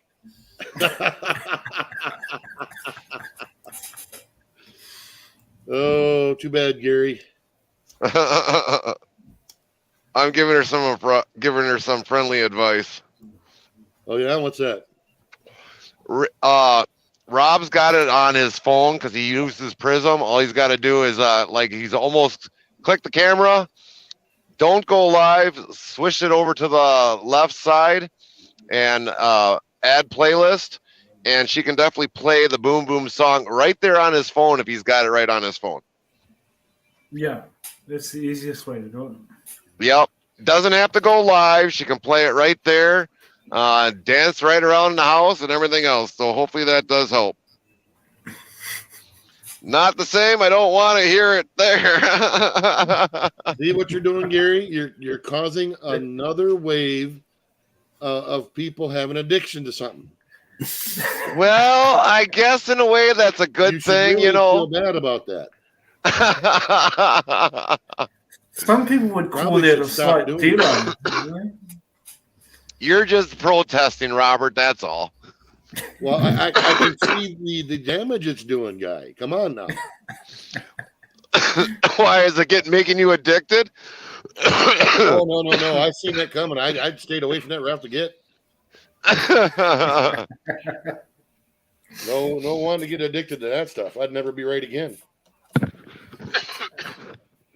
Well, the problem is like when we get so many people into the chat right away and hit that like button, we can't get far enough down on the playlist to kind of get everything there. So like when I get time off, I got to move the playlist up. So all the songs that didn't get played throughout the week, they eventually get played and hopefully move everything all up and move everything down.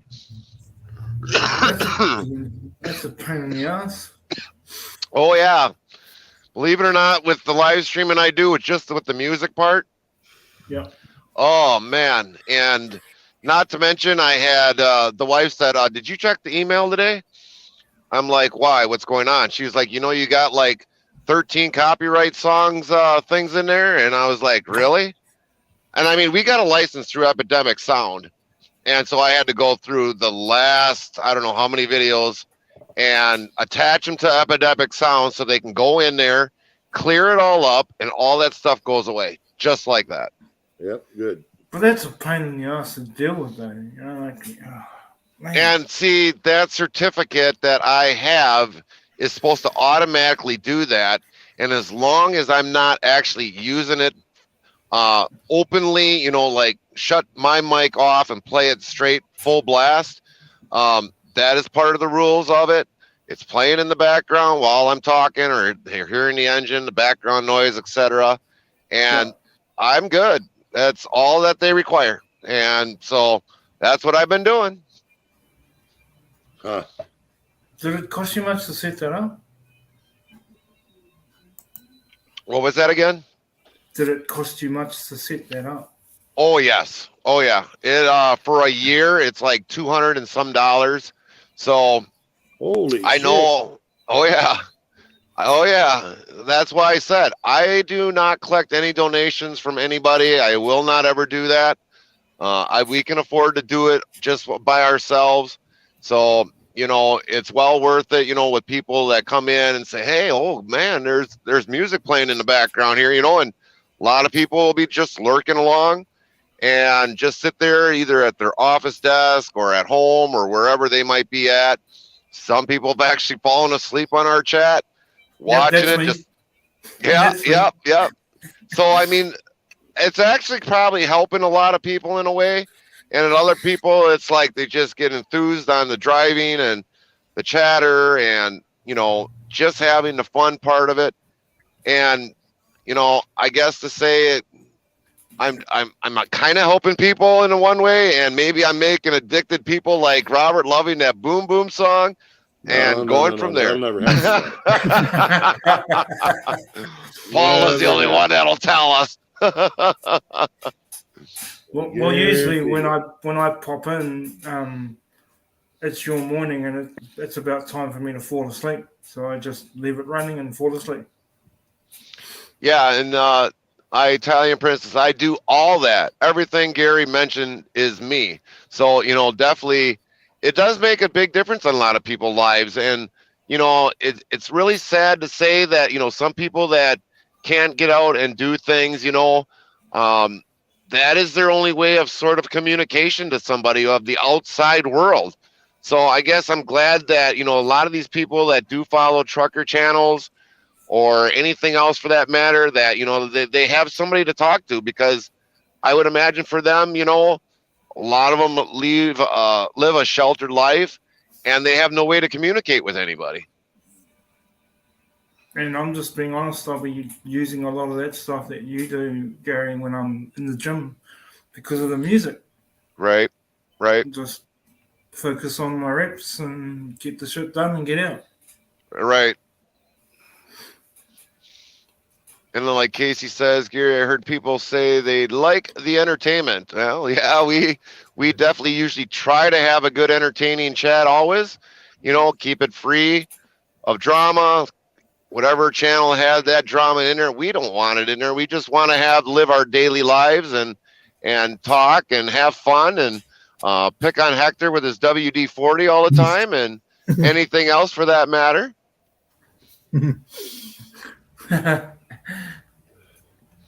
Always me. We love you, Hector. You're a good brother. What's up with that? Hector secretly loves it. He secretly loves it.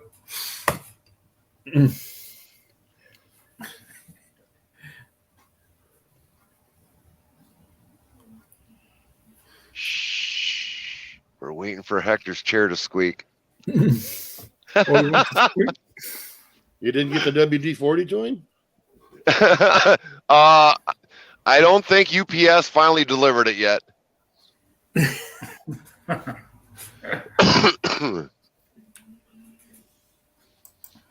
Probably by tomorrow. I probably am not going to have much of a voice because, I mean, it's already Tuesday and it already feels like my voice is well beat up already because of the week already.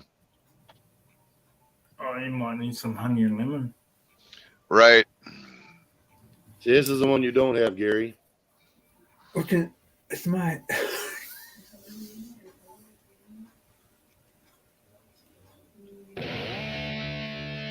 Oh, yeah.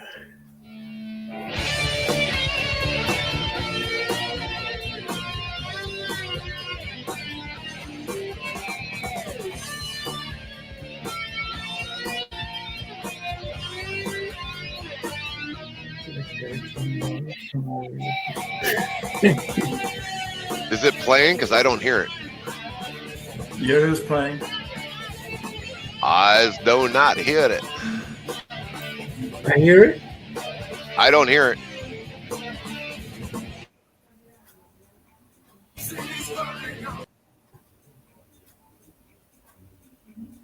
Let's see. It's strange because I could hear it fine. Really, you don't hear it, Gary? Nope. Honestly, I don't hear it. Wow. Huh. You don't hear it? Great Bill said That's it was what I hear everybody else, but I don't hear that. Wow, that's strange. Individual censorship. No, there's no copyright on that, Casey. That's me playing. They send me a copyright on that. Boy, I'm going to be thankful. Thankful. Go ahead. Yeah. We know that one, Hector. Actually, I think I hear it off of your headset, Robert. Yep, I've got that one. Yeah, he's got that one. Oh man, he keeps playing that one song. It drives me nuts because he's played it so Hector many loves that times. song. Yeah, I know. God damn, I know it. Yeah, I Sing the do. damn thing. I do have the 3 that you had on the website. I did download Yeah, those. I'll get you the other one. I'll email it to you at some point in time. All right. Because, yeah, I know I have played them on there, and I definitely gave you credit for it. You know, definitely a big shout out to Robert, and this is one of his songs. It's the beautiful Noelle's gig. She's just popped in. You doing Noel's gig? Knowles, there she is. You know that name, Gary? Knowles? Yep, we all know that name. Is there more to that I don't know about? No, she's cool as. Noel's Yeah, gig? Knowles comes into the chat every so often. Really? I guess I missed that. Yep, she does. She's I think she was. Family. I She's one think of the she was original in runners. there like 2 days ago. I think you were probably just went to sleep not shortly after that. And there's Diego. Diego! It's the Pepperman. The Pepperman. Boy, is he waking up late. How come his butt's not up here? I'm getting Wait my for quick it. shots in before he gets up here. He's coming.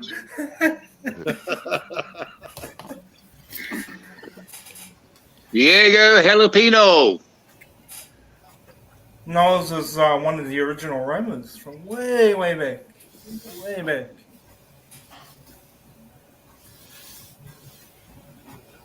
That's okay. I can say I was one of the first people on Fry TV's panel. True. You can say that.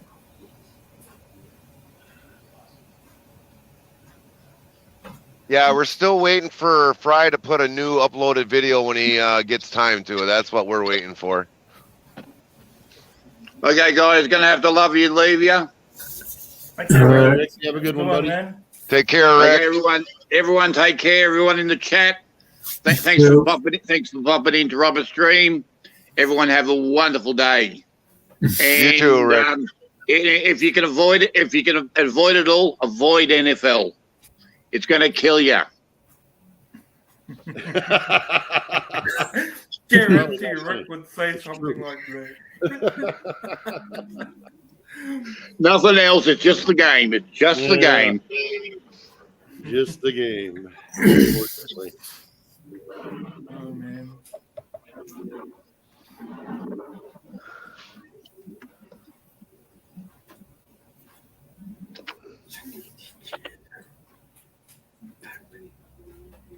And now there are 4. This will wake him up. Noel's gig. Is anything like Fizz gig off the Dark Crystals? Oh, shit. I haven't heard that for ages. I love that movie. It was well done for its time. Yes, that was a good movie.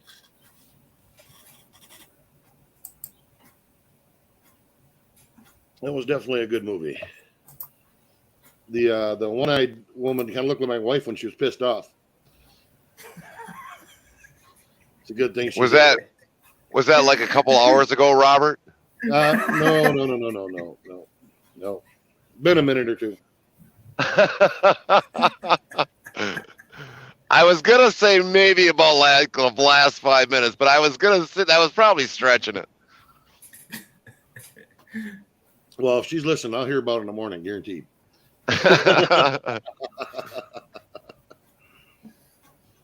Yeah, it's good to see Nola speak about again because she hasn't been around a lot lately for other reasons. So it's good to see her about in chat. Absolutely. Oh my goodness. That's one thing, Gary, I can say that I don't miss about driving truck. Being sore? Sitting in that freaking chair. Was that before air ride or pre-air ride? It doesn't matter. It doesn't. At least pre-air ride, you got kind of a massage.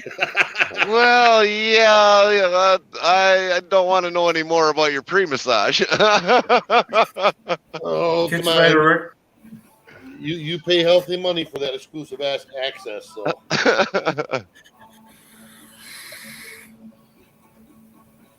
take care, Rick. See you later, buddy. Another good song. That's been a minute or two. You know, the funny thing is, since you brought up the chair, I mean, I've already gone on my, I'm already on my second chair in the gray truck.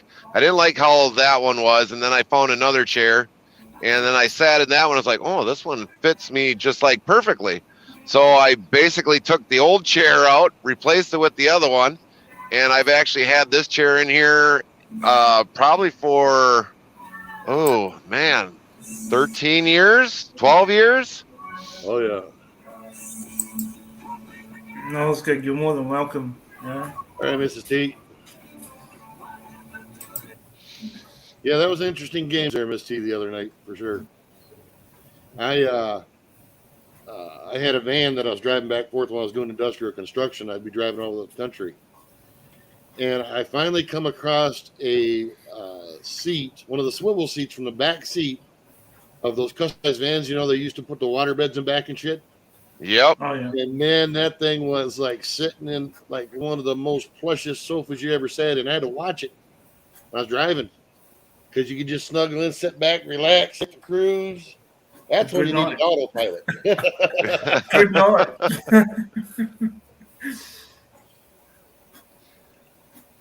That was one of the most comfortable chairs I ever sat in. And the good thing is it swiveled, so I could swivel to get in and out of the door too. So you weren't tearing up the side of the seat. Yeah, believe it or not, the seats in the Volvo, for the good majority of the models, they do make it so that you can actually swivel the seats in towards the center. And that is one of the features that a lot of people don't know about in these Volvos, that you can actually swing the seats inward so that you don't have to. But if you're a big guy, it's kind of hard to, because you got to move the seat up a little bit for that backrest to kind of clear the backside by the seat belt and the window. So you got to move the seat up. So if you've got legs in the way there, it's really hard to move that seat all the way around. Yeah. That's like anything nowadays, though. They build it for midgets. Yeah. It's like well, that's there's me. no sense of me in looking at any of today's muscle cars at all. I forget what year it was. It's just a few years ago. A friend of mine had a brand new Camaro, and I literally could not put the seat back enough to get in it.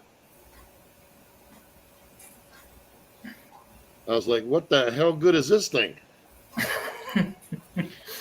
You know what's really ironic nowadays is you see these tall people be in these really small cars, and their knees are almost up to their face by the time they get into the car. Yep. Well, even I had people that aren't hey, really that Diego, tall how are you doing, struggling buddy? now. Happy New Year, everybody. You too, man. Yeah, how you going? Doing well. How about everybody else? I'm good. A bit sore, but you know that's how it goes when you go to the gym after not being in it for too long.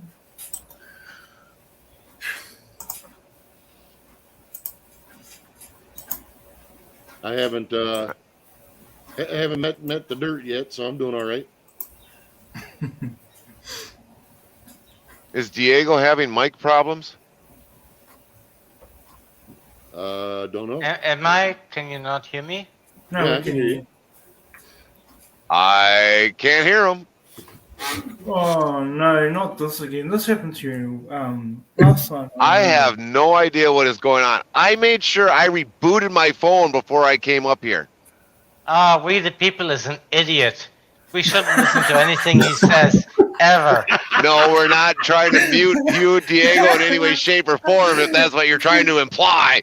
He can't hear him, so he's gonna abuse the shit out of him now.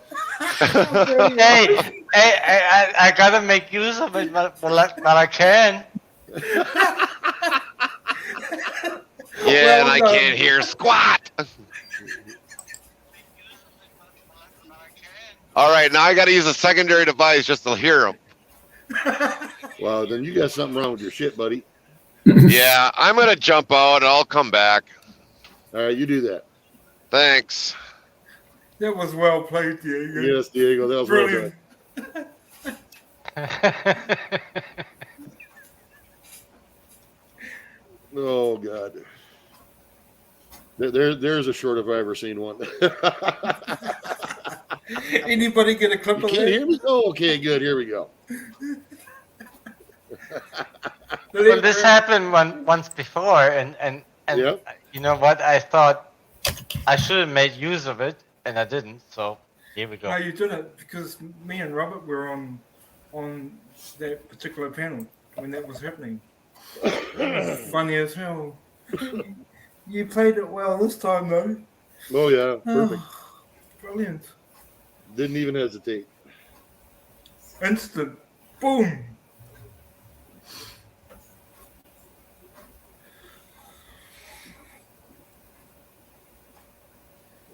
So here we are, 2023. I don't know what you guys were talking about, but how about the election for speaker? That's what we started out on.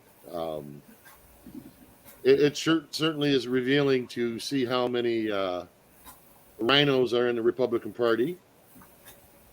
They're outing themselves, whether they realize it or not. How you doing, Gary? Hi, how are we doing tonight? Oh, we can hear you now. Can you hear me now? Oh my goodness. I would hug you, Diego, but that just hearing you is good enough. Hey, let's keep it clean, no freaky deaky. That got really weird really fast. That's why I said just hearing your voice is good enough. Oh. You know what? Risking being weird, I'll take the hug. All right, that'll work.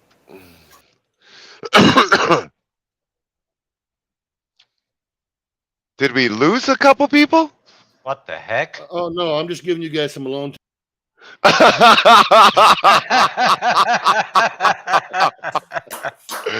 I was like, Well oh, done. what? Well done. Me and Diego, I think we're both speechless, and all of a sudden it's like, what happened now? It's like, what else could go wrong?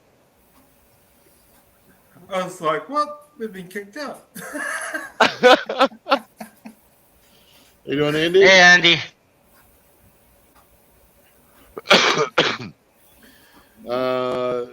What did you walk in on, Paula? Well, Diego and Gary were having a moment. It's okay. That's acceptable nowadays.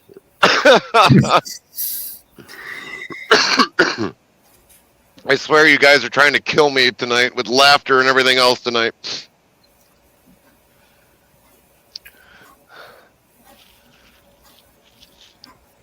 And Paula's back. Well, Michael hit the highlights. Yep. That about sums her up real quick. Yep. Michael's really good there. Oh, Mike was here. Yep, here we go. Good to see you, Michael. It's about to slide downhill quickly from this point.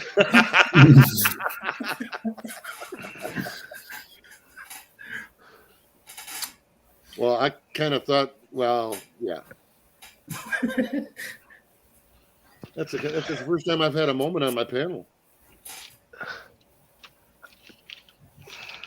Well, I guess I'm about to start flying the rainbow flag. Shit. So, Oh no.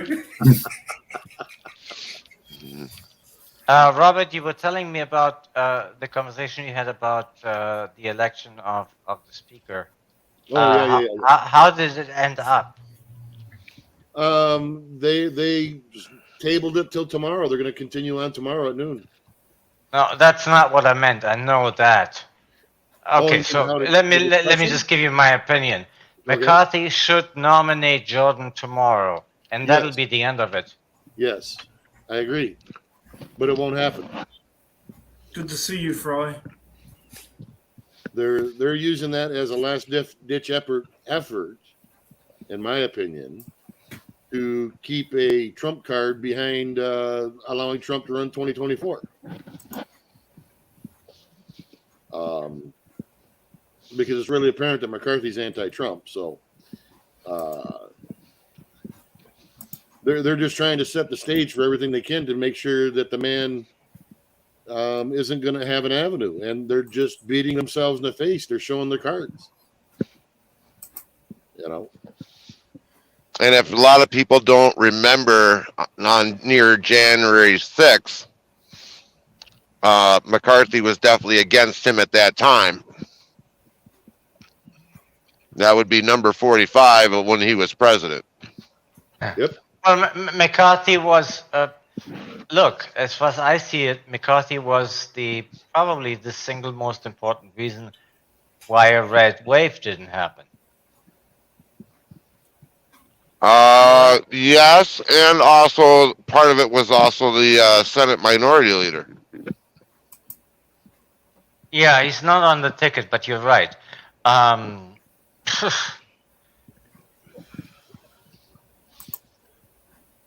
Well, I think there's a lot of variables that come into play there. Some of them get mentioned, at least not yet, anyway. I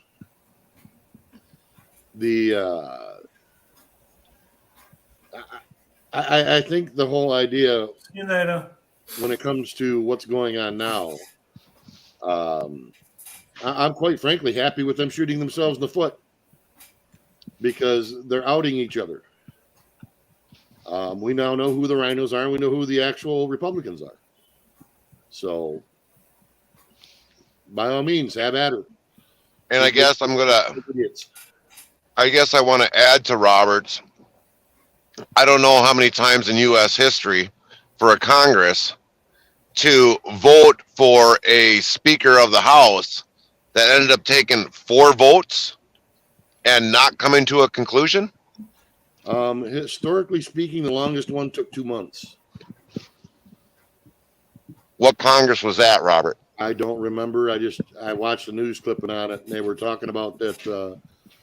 The longest one was 2 months. It took 2 months. Yeah, it was 1883. I'm thinking, or 1885. It's been a long time.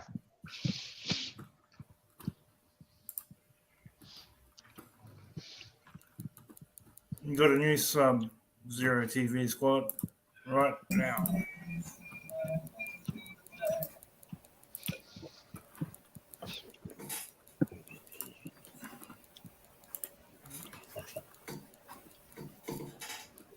Mrs. T is back.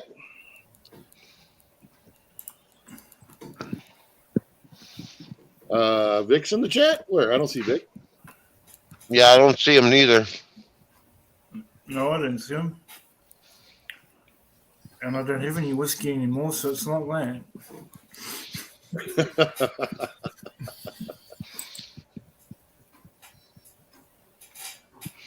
That was definitely something a lot that did happen pretty weird today on YouTube. When I first started live streaming, I think, Robert, you were in there, and one other mod was in there.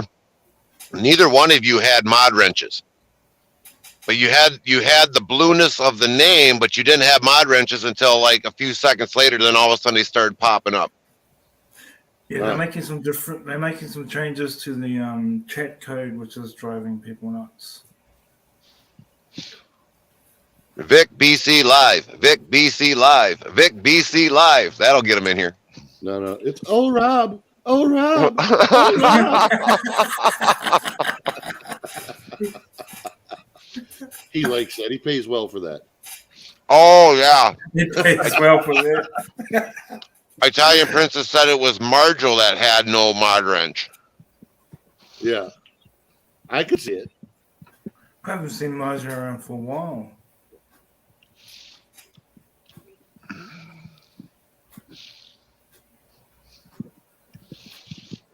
Yeah, because Italian Princess just said I have the screenshot. Yeah. Well, I've got screenshots where my comments are deleted out of chat, but yet they still show.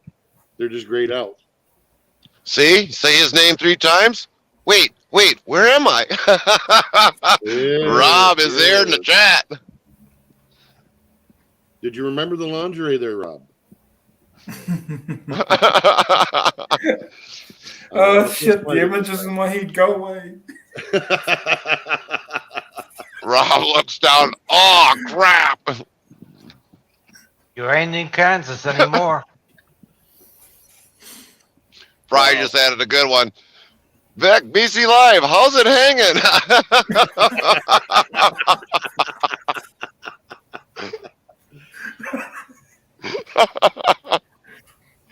It's time to pick on Rob.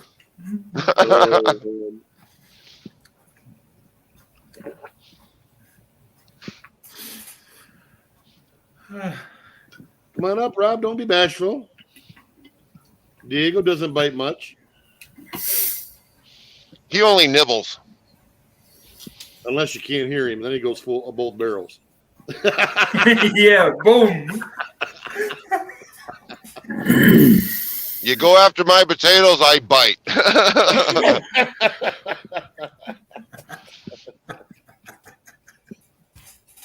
Oh, crap. Oh, my goodness. He's too spicy. Oh, come on now. That's a little bit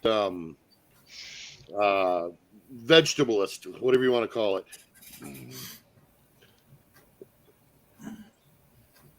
Speaking of all capsicums out there, what's wrong with that? What's wrong with that? We're all allowed to be a little spicy when we want to.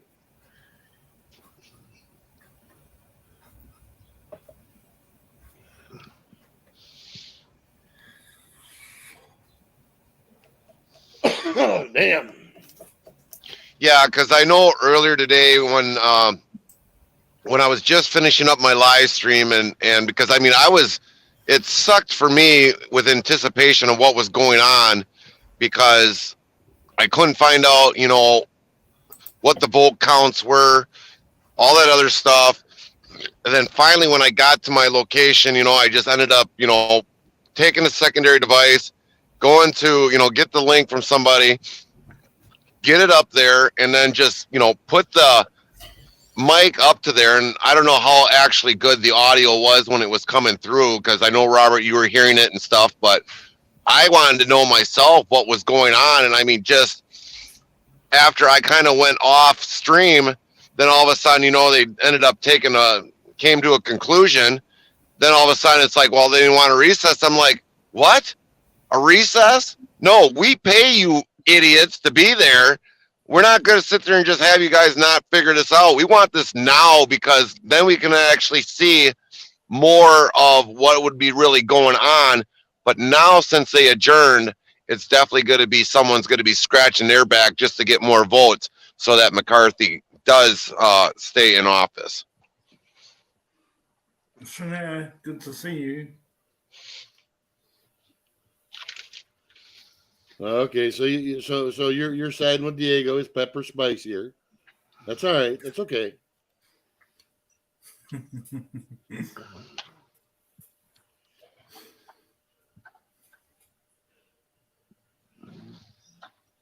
I'm gonna have to clip that one.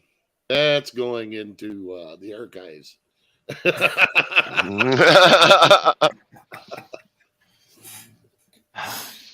You know, I do have to say this about Diego. There's the one time he did a live stream and he was actually eating live while the camera was running. And I don't know what got redder. The picture that he has for on his avatar or his face when he was sitting there eating that hot, spicy food. It was just phenomenal. Yeah, I remember a couple times.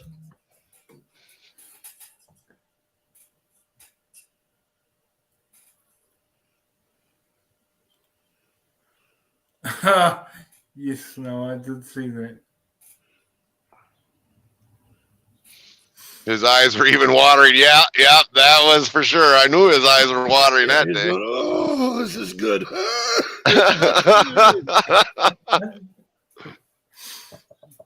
I must not cry. I must not cry.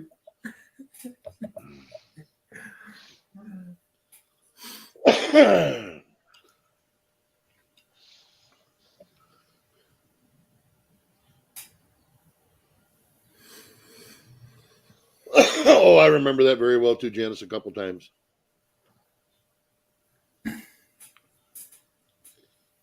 But anyways, Diego, that's about where we got on that. The other things we touched upon were how these politicians are coming out and want many of them want the Kool-Aid banned. And but yet, no matter whether it's our Congress or parliaments or whatever, none of them even have the common decency to come and listen to them speak. Look at the evidence. You know, if that was one of my representatives, oh my God, they would hate me. Oh, they would hate me. Anybody who hasn't subbed up to Grey Pill should do so. Great content, Oh yeah, absolutely great content. Wide-ranging subjects covered from both sides. Pretty impartial. It's quite impressive, actually. Yeah, he does a You good know, job. the one thing to add about getting rid of that is the people that have been hurt. There should be the people that have to go to DC and testify openly to all these people that are sitting there and show them what has it done to their lives, how has it changed their lives, some of it for the very worst, to actually, instead of them thinking, oh well, that's just going through their head, but actually know and see these people of what that has done to their lives to damage their lives. Maybe then it'll finally get in their head, okay, we definitely got to do something about getting rid of it, period. Oh, absolutely. Yeah. Because there's millions around the world, you know, that feel like they're being completely ignored, and not only that, ridiculed and ostracized for being injured. You know, as everybody knows, my son is one, but there's millions out there. Yeah, for sure. And they all feel the same because my son This is is, in various groups and he's telling me what, you know, they feel ignored and hated. This is And I know I'm going to go ahead, Robert. For this is why it's important that the Speaker of the House gets chosen correctly, because this bill. Oh, damn it! Wait a second here. We'll never see the light of day if it doesn't.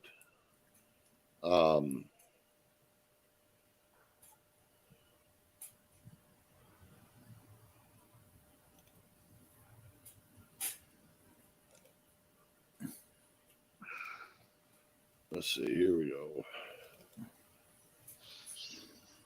Right there.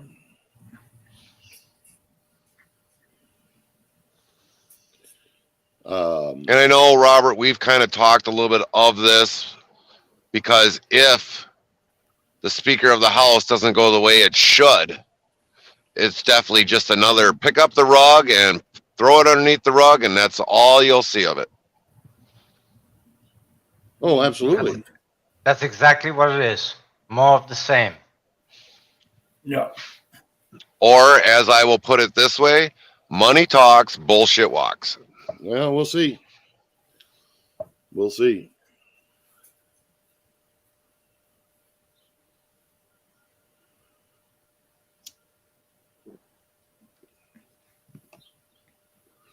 Well, probably the only thing we can do at this point in time, myself, is hope for the best, because the alternative isn't going to be pretty. And I'll leave that lay there, because I do have very close family members that had to get it. Yeah. I won't say any more on that.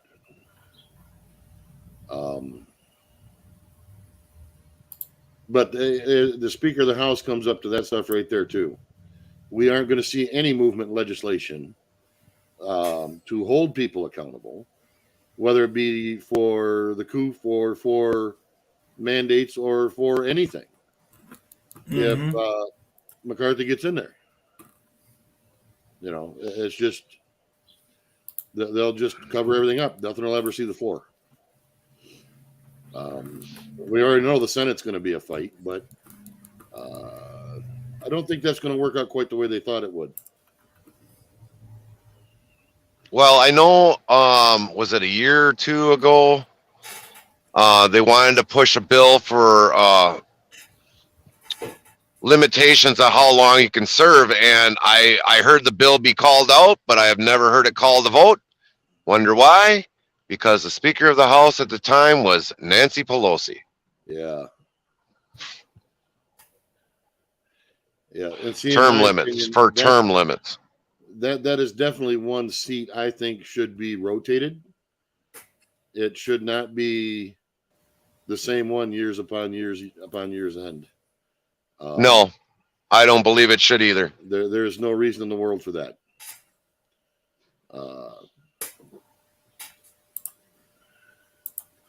And I can think of several reasons why that should not be the case. But term limits, on the other hand, yeah, I think there should be to an extent. The problem I have, though, is by the time you get in there and you get to where you finally get to figure out how to use this damn system, you're already being reelected. If you get reelected. That's another thing about that quagmire. What was it what was that last bill that come out? It was like 4,000 some odd damn pages that they brought out the same damn day. They didn't get to read? Yeah. Yeah. Yeah. A little bit ago. It's like, that's insanity. That should never be happening. I think that bill, if I remember correctly, was the kind of like the infrastructure bill with a lot of attachments. Yeah. It was the omnibus. Yeah, the omnibus bill. Yes. Yep. That should never be happening. $1.7 trillion. And if some of you did not read that bill, there is insane. so much pork in that bill. And believe it or not, most of your newer vehicles now will come with a breathalyzer in it, because they're almost now mandated by law that they got to have a breathalyzer in it. Yeah, but here's my question with you people. They had literally less than a day to read a bill that's over 4,000 pages long. Yet they voted for it. Yep. I remember that, and I was pissed off about it, very much about it. It's already sad to say that some of the big rigs in other countries, they've got that same system on their semi. You got to blow into a breathalyzer before starting that big rig even up.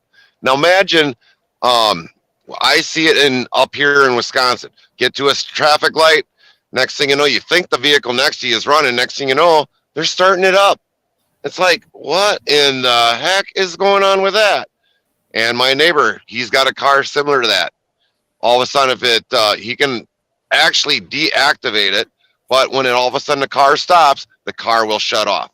Now, what would happen if all of a sudden your starter takes a crap? You're stranded right there. Government just needs to stay out of a lot of the business, out of everything. Well, that was part of what Trump ran on and accomplished, and he very clearly said, you know what, enough. We need to eliminate for 2 regulations for every 1 regulation we put in. Absolutely. Correct.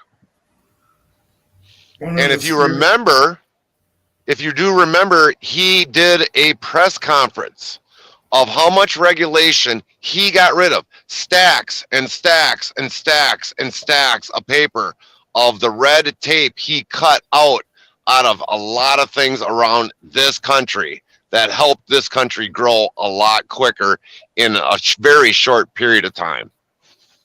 Yep, I agree with you 100%. One of the most amazing things I was talking to my uncle about, who runs a 40 truck fleet, because he trucks produce up and down the country.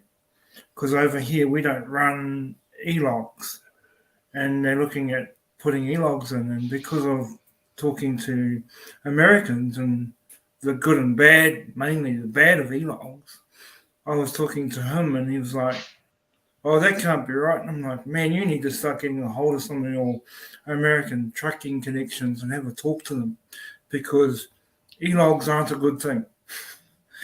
They look good, but you'll regret it if that gets pushed. Well, here's where I can disagree on part of that.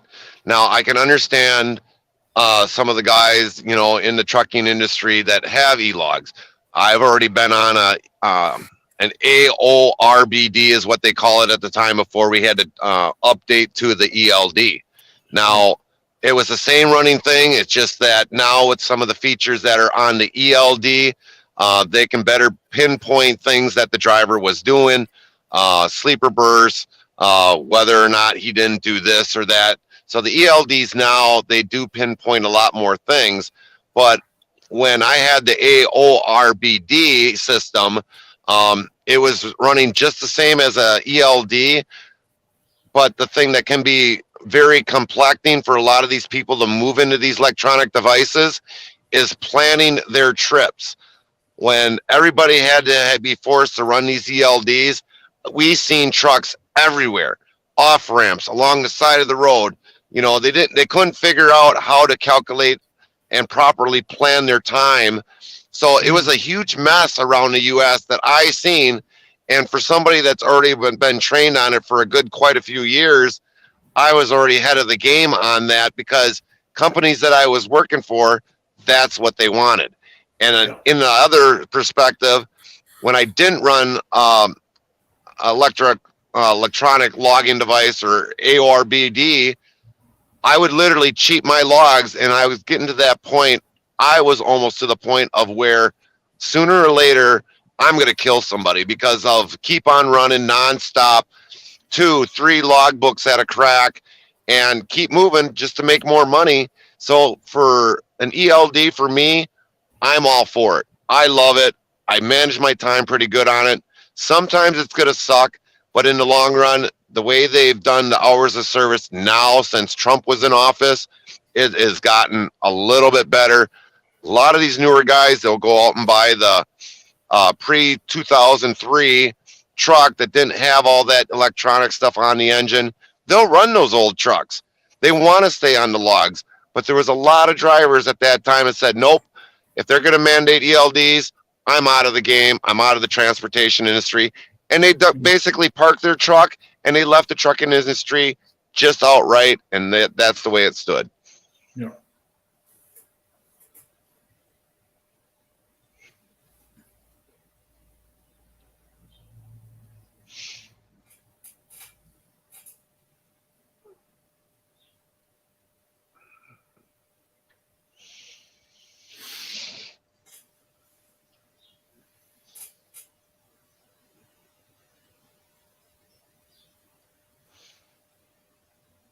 I think everybody fell asleep. the point I was trying to make to my uncle was talk to some other individuals who are way more knowledgeable in that space in parts of the world that have been using it for a long time, because New Zealand hasn't. And whenever you bring in something new, it's going to cause some major waves around the whole country. Right.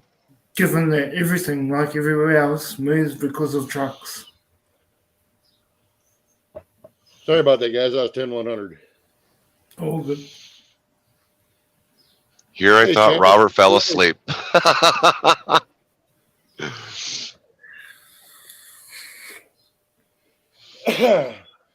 You know, it's like with anything else. You're going to get the good with the bad.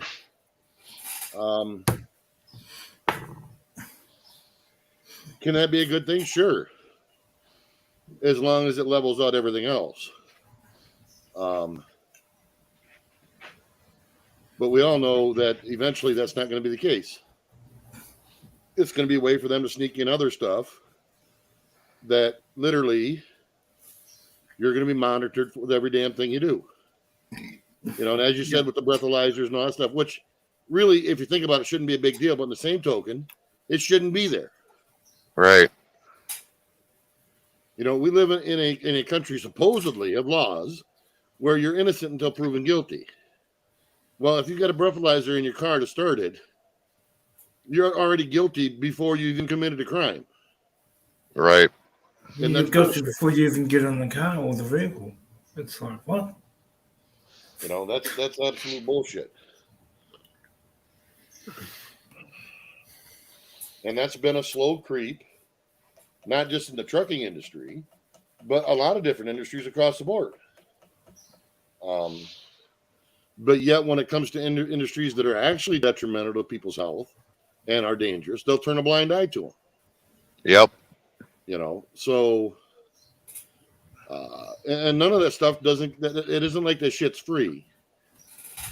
It comes with a cost, which is transferred onto the worker, the product, the producer, and the end customer.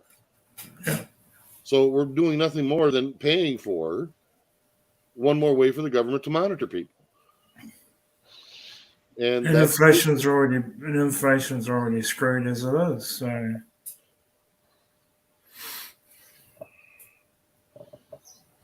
You know, there was somebody, I can't remember who came in the chat later in the afternoon there, that hypothetically they said me as president, but I wouldn't want to be president. But the thing is that I would want to be in a field that I know what is going on, like transportation. So if I was the transportation secretary, I would definitely boot Buttigieg out of there and say, hey, this is not how you do it. I'm running this show and this is how it's going to go.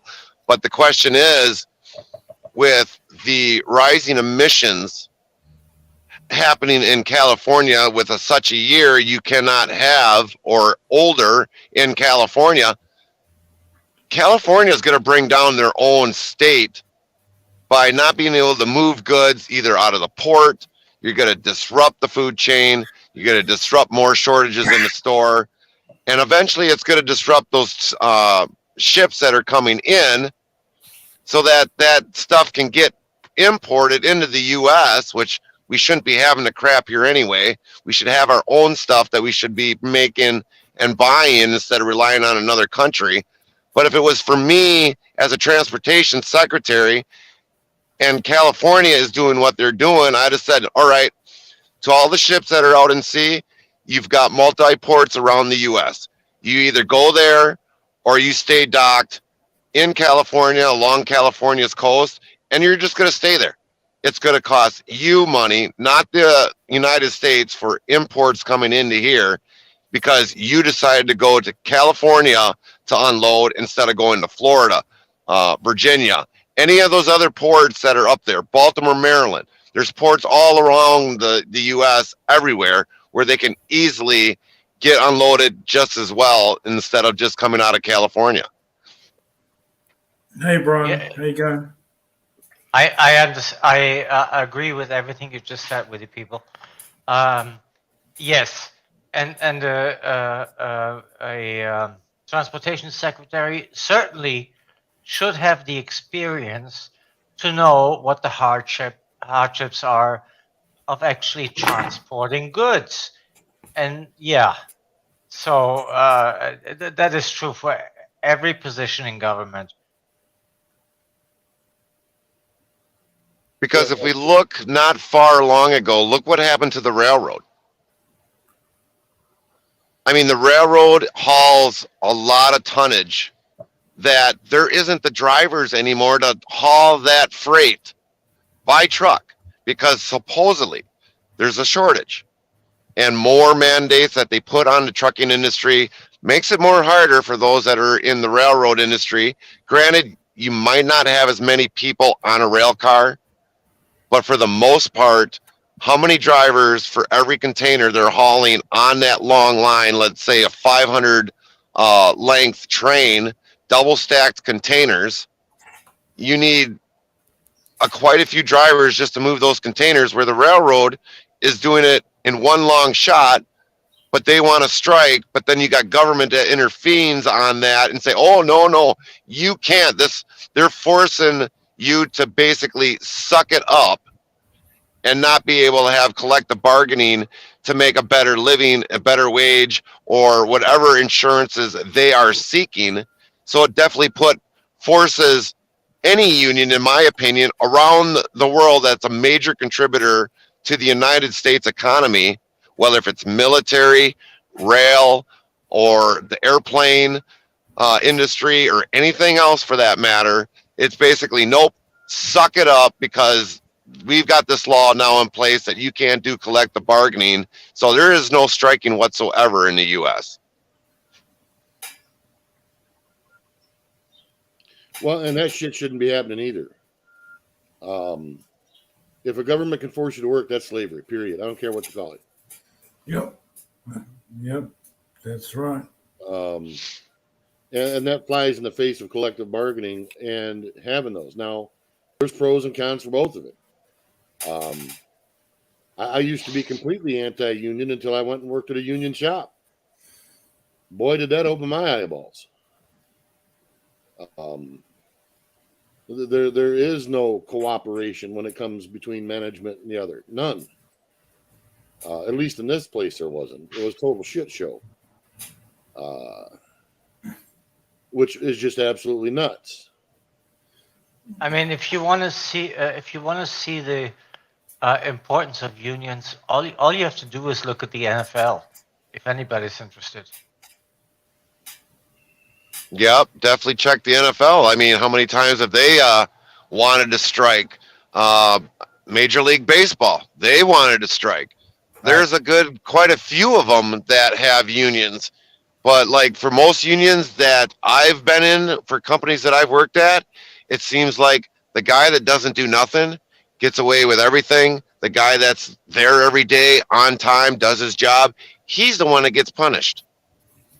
But I think that's a problem of who's representing the union, not the union itself. Like I said, you look at the NFL, and I happen to be a big football fan, so I'm kind of biased here. But they've done a lot of things to protect players. They've bargained and they've lost some things. Now it's a 17-week season instead of 16. But they got other things in return. So, I mean, it's not straightforward. Just because you have a union doesn't mean you're going to get everything you want. No, because there's usually always, like, okay, well, we want this, and then the company or something's got to come halfway, to kind of meet in the middle. And that's what unions are always going to have between company and union. But if you've got company guys that are elected officials like president, vice president, secretary that sides more with the company because maybe they're getting a kickback, they're not a strong union. Those people that are union workers need to boot these people out, just like we need to boot the people that are in the deep state of DC. I agree with that. And I go back again to the NFL. because the people that lead the union are actual players.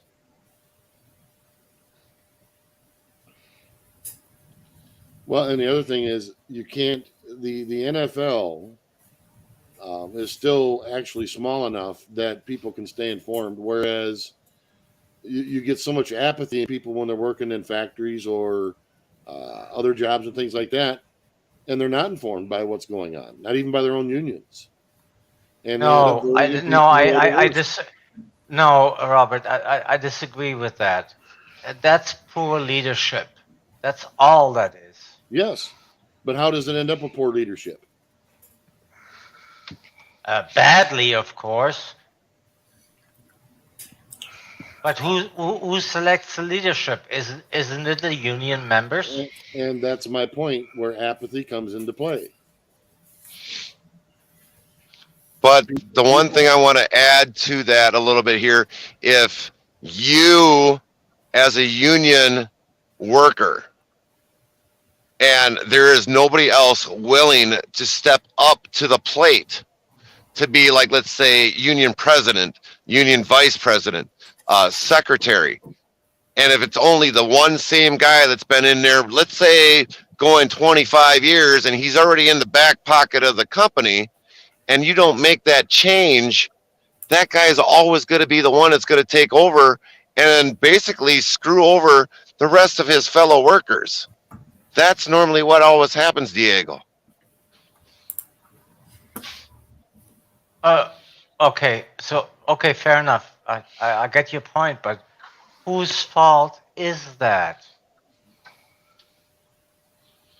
Well, it's definitely the rest of the rest of the workers in here that nobody wants to step up to the plate and take that initiative to be the new union president. Right. If I see a union that's not working, and I'm assuming for a second that I'm a member of that union, whatever industry, it doesn't really matter, and I see it badly run, I'm gonna step up and I'm gonna say, you know what, guys, I'm running for next president of the union because these guys are idiots. Yeah, because I can definitely relate to where my wife works. Unfortunately, where she does work, they passed a new contract, which a lot of the younger employees that were in the union, more worried about something, or what was it? They worried more about getting a little bit more extra money per year than worrying about like the rest of their health insurance or anything else for that matter. And the company was pushing very hard before the contract was even due, which would at that time would have been a whole year later. They wanted to renew the contract now, and the union basically said, no, we're going to wait until the contract is done. But some way or somehow it got pushed, and all those employees didn't say no to the contract. Instead, they worried about their paycheck more than their future with health insurance, miscellaneous, 401k. They just ended up taking the easy road and voted that in, and now that contract has to stay in place for 8 years if that company stays alive. Yeah, welcome to the real world, because that same scenario played out in the U.S. and this is where you are. Yeah, and you can use that same analogy when it comes to the Kool-Aid. Yes. The exact same analogy. Yes. If we wanted to stop that, the only thing everybody had to do was just say no. And if everybody would have done it, nobody would have lost their jobs or none of that stuff. We wouldn't be looking at the mess we're looking at right now. This is kind of the definition of union. Exactly. Union, everybody standing together. Mm.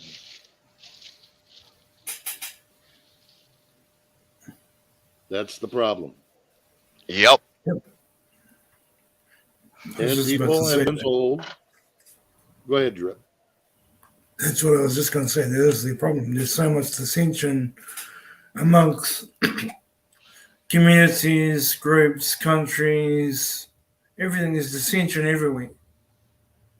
And how do we fix that? We fix that as individuals. Each person looks at themselves. Self-assessment, self-correction. Well, that's the first thing that people have to admit, and therein lies the problem. Yeah. Well, but that's only the first step. Correct. And as far Exactly. as unions are concerned, you first look at yourself and say, what is it that I want? And then you go to the next guy and say, hey, this is what I want. Do you agree with that? And then you go to the next guy, and before you know it, you have a bunch of people saying, yeah, this is what we want.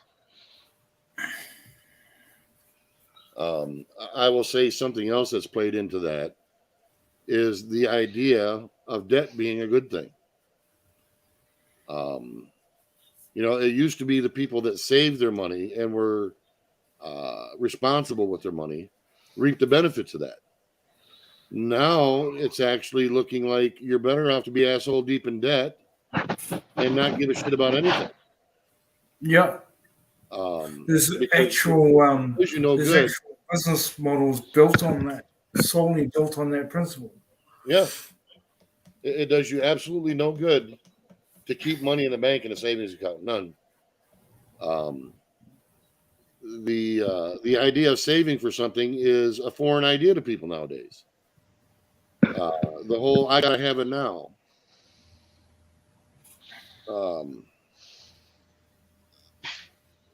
My last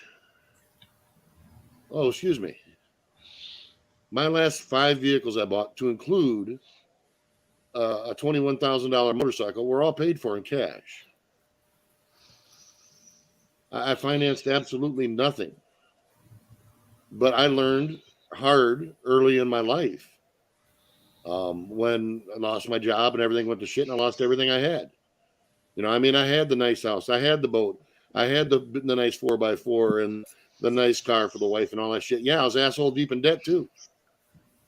I was working 7 days a week just to keep up with the damn bills. Now granted, is everything I got brand new? Oh, hell no. But everything I have, I own. I have zero debt. And that's a foreign idea for most people nowadays. So they literally are, when it comes to like with the unions, or if it comes to the Kool-Aid or anything, they have to look at what's in front of them. They say, oh my God, I'm going to lose everything I have. Well, you don't really have anything. Well, it's like me in my situation. I'm a low income earner, but I actually own everything I have in my house. I have no debt in terms of everything that's in my house. And my son's like, how the hell do you do that? You don't buy shiny. Exactly. The one thing I can definitely say is the semis that I own, all of them were paid in cash. No bank owns any of the semis that I have, and I've got 3 of them. I got 2 sleepers and 1 day cab.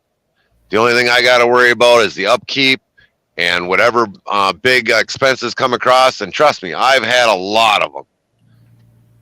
And definitely my wife is like, oh, how are we going to pay this? It's like, well, that's why we got to kind of save on the side. We get a good year, good 2 months, 3 months, save that money. It pays off in the long run, and it has helped us many times. There have been times too that we've had to go to the company and say, hey, we're like maybe a couple thousand short. You think you can help us? They've got no problem doing that. But they also have no problem charging interest after so many days either. Yeah. Well, you know what, we the people, that is a sad state of affairs. When you work yourself up to have 3 semis, and I'm assuming between the 3, we're talking about almost $500,000, you should be set. Well, Diego, if you've seen how many miles were on these trucks, I wouldn't say they'd be worth $500,000. Well, whatever it is, it really doesn't matter. But when you have 3 running, you should be okay. Well, for the most part, my yellow truck has got to go in for new cab mounts. It's also got to have some other things done to it as well. A few sensors, a new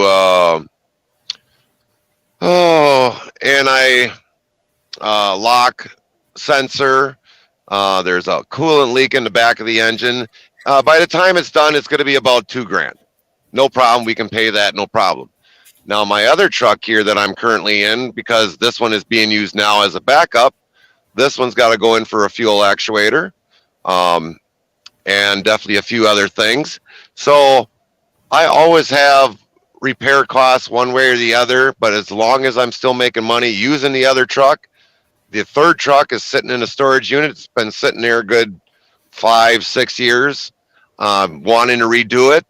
But for the most part, I'm still doing just fine, making sure I have a backup, always have income, not being dependent on the company to lend me money. So, I mean, for me, I would say I'm doing pretty good for that matter. I usually maintain these vehicles as best I can, as long as it doesn't have to go to a repair shop. But for the most part, I believe we're doing pretty good just, having a truck. The disadvantage with buying a brand new one that's pretty close to almost $300,000 is the bank owns it. A high cost of a payment, which could be anywhere from $1,800 to $6,000 a month. So yeah, for what we are doing in this particular moment, we are doing fairly good at keeping everything going the way we have it. I'm very glad to hear it. Yeah, me too. Yeah, It it's bloody tough out there. it makes it a lot easier to concentrate on what you're really doing, and you're not always behind the 8 ball. And it only takes one screw up, and you've got no breathing room. It's like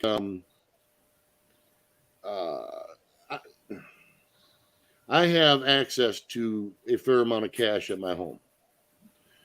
I've always been like that since I lost everything I did the first time in my life when I was younger.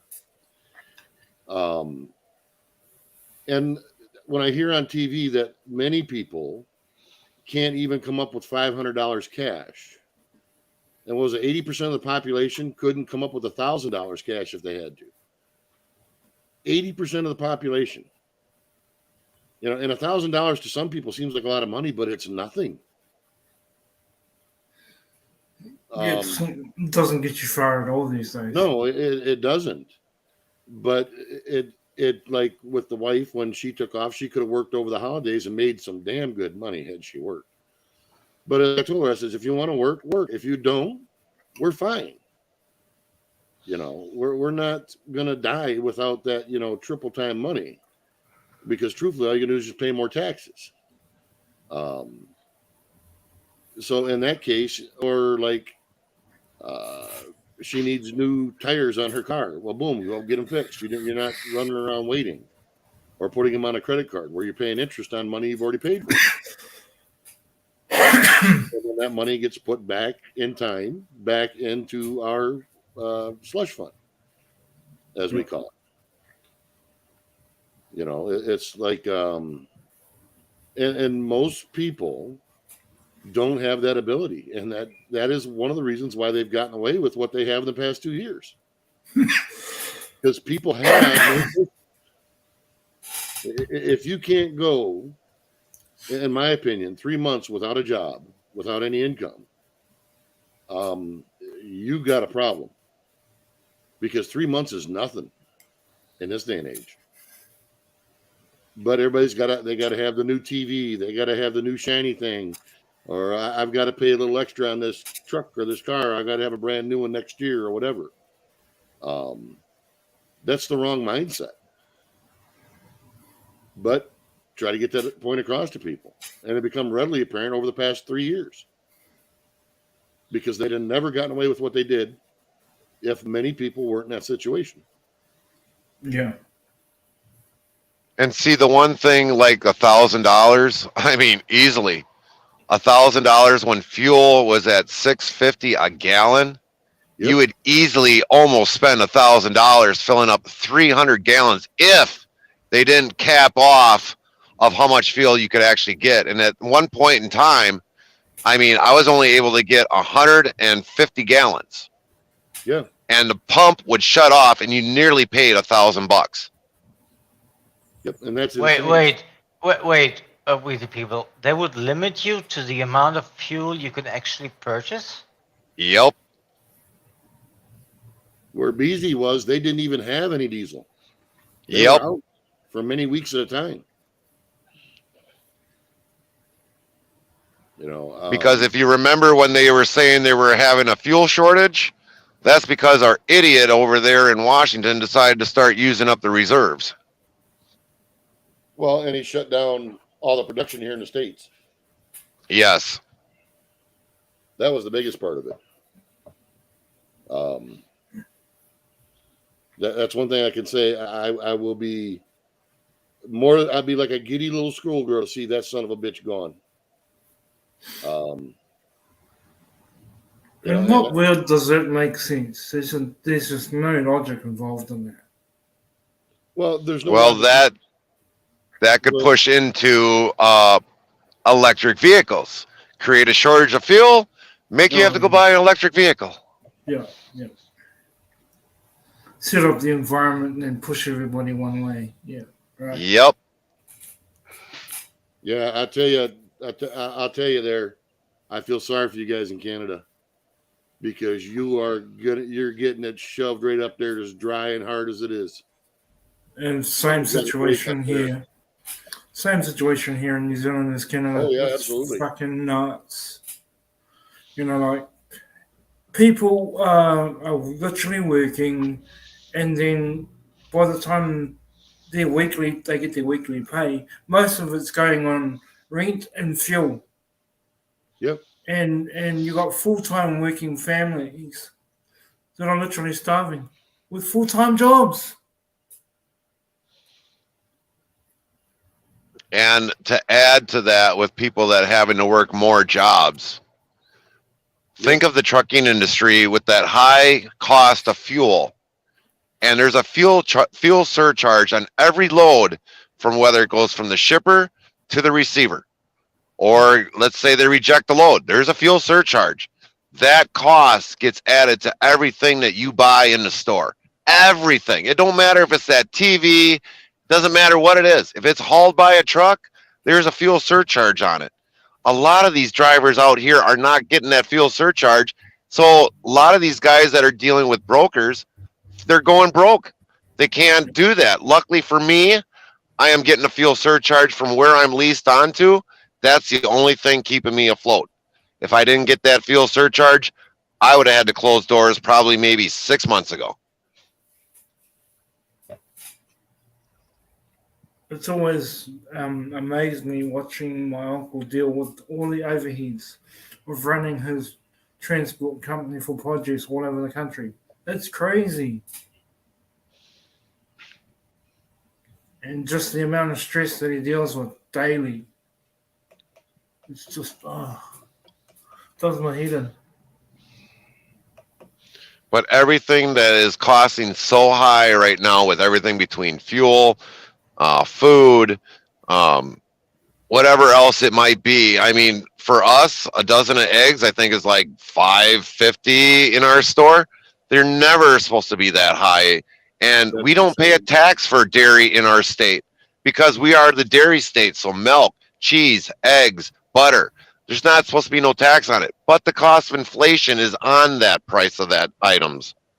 Yep.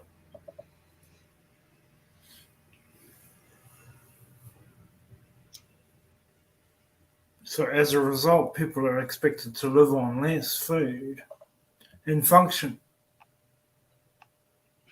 Or go hungry. Exactly.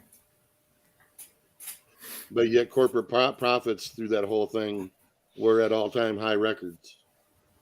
Everything from Walmart to pharmaceutical companies to big tech. But yet people's retirements were hitting rock bottom. Gee, kind of strange. Mm-hmm. Don't even get me started on the retirement stuff. Well, that's the point there, Gary. I know, Robert. I know. The average person took the biggest screwing that we have in decades these past 2.5, 3 years. And that's another thing I don't understand why people don't open their eyes to. This is all tied together. This whole damn thing.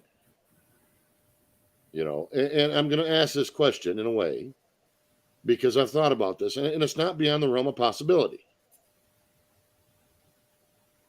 Was it created for the to push the laws for the Kool-Aid, or was it created for the Kool-Aid so they could push the Kool-Aid? Which came first, the disease or the Kool-Aid? I'd say it was the other way around. I would say the Kool-Aid was already there because we've already heard people say that it was when it was roughly estimatedly created. They just needed to know a time when it needed to be used to push people into that. Yeah. And there were so-called evidences that they were playing out scenarios already well before things kicked off, right? The other rub to that is it's already proven that it was homogenous, being spread. It was already spread across Italy back in August and September of 2019. That's no conspiracy. It's proven. Published papers. Yeah. If it was homogenous across Italy, it was probably homogenous all through the area. It wasn't like they had a little spot here, a little spot there, a little spot here. No, they had it all over the damn place. Well, that's the Wasn't there something also brought up about the military games around the countries? Yep. Yep. Because exercises were being done in the Pacific Ocean as well. And a certain country tried to blame our country for that when it was their country where it got out of? Yeah. Well, at this point in time, what country do you actually blame? Because they all had their fucking fingers in the pot. Yeah. They're all playing off the same damn fucking chessboard. Why would the United States be funding research in China? Why? What about that makes any sense whatsoever? But people just fuck it right up like it's no big deal. I don't know if you guys were aware of this, but all of, if not 95% of the scientific research done in New Zealand is funded by particular organisations attached to, shall we say, Bill Gates. That should tell you a lot right there. Oh, absolutely. 95% across all sciences in New Zealand were funded by Bill Gates and his friends and the like. Well, yeah, maybe the bigger question becomes, now that we know that the U.S. funded the research in China, maybe now we should open our eyes about the U.S. funding the same kind of research in Ukraine. Absolutely. Yeah. Absolutely, indeed. But my actual point with that, Diego, is that this funding issue has been around a long time across all continents. Yeah, it isn't just one place. No. That's true. Absolutely, yes. because I'm thinking that like a lot of this money that supposedly went into the UK, how do we not know that ended up funding for another, let's say, office, we'll say, instead of another terminology, to do the same very thing again? It already did. It's already done that. Yeah, I already figured that. Ukraine invested money into FTX, which ended up being a Ponzi scheme, and they donated money back to the politicians here in the States on the Democratic side and some Republicans who refused to return the money, up to including the big guy. Ta-da, magic. To the tune of and dollars. And also in a way to help repay a lot of the donors for that previous election, not this election, the previous election. Some way or somehow, they had to pay back the donors for all that. Hey, son, honey, good to see you. Yep, good to see you, son, honey.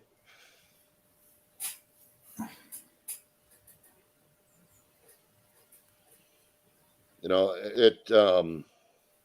well, like Italian princesses here talking about Soros and Gates and stuff. Why is Soros, why is Gates funding 20% of the World Health Organization? And every freaking thing else by the looks of things. Well, exactly. Well, why is he even allowed to do that? Why was he at the WEF? That's supposed to be world leaders. They're not world leaders.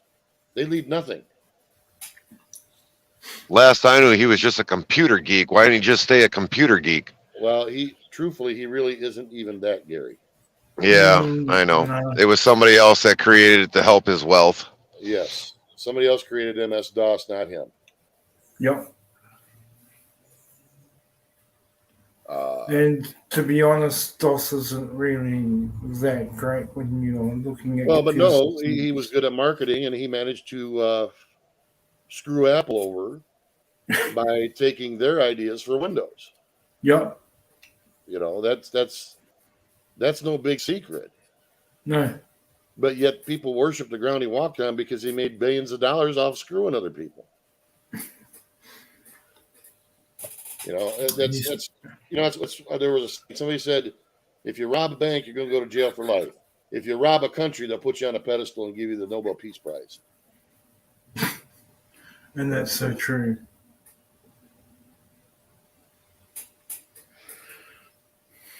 That actually is very true. The most successful lies are not the small ones. It's always the big ones. Yep.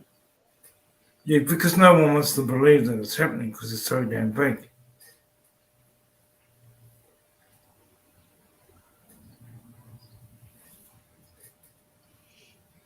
You know, it's just nuts. The more extravagant the lie, the more it's disbelieved, and then people go, that can't be true. Well, open your eyes, idiots. Robert, did you want to comment on the other part of Italian Princess's comment there? This one? Let me look. That one there? No. Well, she had the one with Gates, the other part of Soros. Did you want to comment on that one? Oh, well, I'm pretty sure everybody knows about Soros. I don't really need to comment on that. Well, I just want to make sure because I knew you were kind of mentioning it. So in case if one of us made you forgot, we definitely wanted to bring it to your attention. No, I didn't forget. That guy is the scum of the earth as far as I'm concerned. Right. He's in my opinion, a good share of them up there in the multi-billionaire club are nothing more than parasites. Right. Now, granted, I'm not going to knock. There's people who have legitimately built their wealth in legitimate ways. But there's many of them up there that are nothing more than parasites. Right.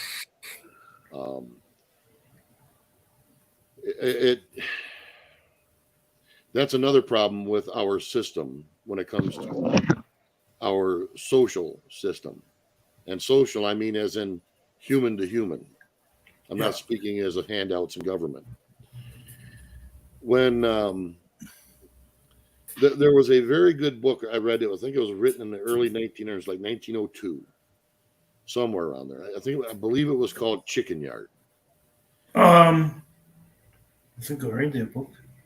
Yeah, and it was about one chicken that got the idea that he would create a system like fiat currency and pay other chickens to go and catch worms for him. And pretty soon it come to the point to where the chickens were catching worms for him, just enough so they didn't starve. But though the lion's share of it was going to him and his lackeys or whatever. It was very well written in what it was, but it taught me a lesson early on. And I have enough intelligence that if I didn't have a moral compass, I could be a very rich man. Yeah. But my moral compass has a problem with taking advantage of people who may not be as intelligent or may not be in a position to be able to say no. And unfortunately, a lot of those people that,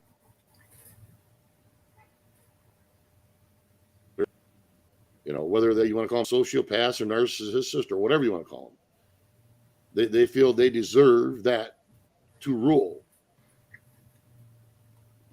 be it through finances or through laws or whatever. And Well, we're it's the seeing perfect. right now. It's the perfect example of destructive narcissism, right? Yeah, kind of. There's many other things that fit in there.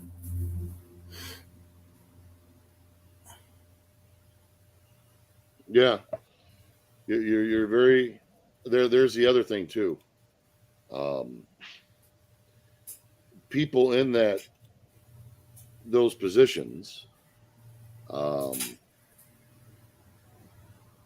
when you have enough money that you can literally buy anything you want at any point in time, what does that do to the human psyche when all of a sudden you want something that other people can't purchase? Is that what led to what we see with went on with Epstein Yeah, and many other things? I believe so. I believe so. I mean, I sat down and like when the lottery hit $2.3 billion here, I sat down and thought about after taxes what you would get a year after taxes. And if I were not to share it out with anything, if I were just to strictly invest it in minimal safe investments, I could spend upwards of $1 million a day and never touch the principal. Yeah. And these people are on billions of dollars. They could spend hundreds of millions of dollars and not even begin to put a dent in their bottom line. Now, you can say whatever you want to say, but I think that's wrong.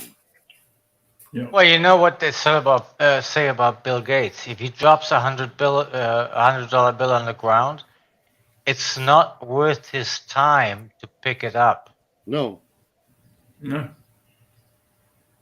Because he That's- probably just regenerated that $100 bill how many times over and how much of a minute? Right, and that's sick. Yeah, it is sick.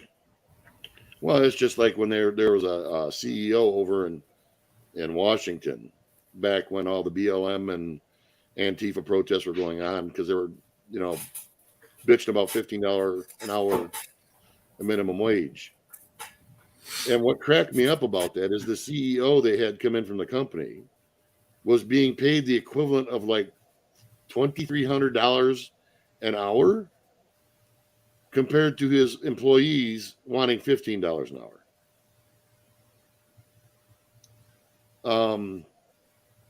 You want to talk about hypocrisy at its best.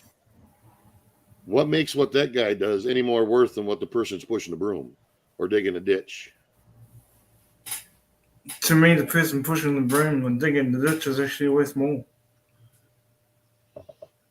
because without them, we're screwed, right? We need our labourers to keep our societies, our good people, in good services. You know, like for example, without a good plumber, we're all screwed. Whether you're rich or not. Oh, absolutely. How you doing, Andy? Good to see you, buddy. Thanks, I appreciate it. But see, you know, there's the things that people don't want to talk about, the realities of society and where we've come to.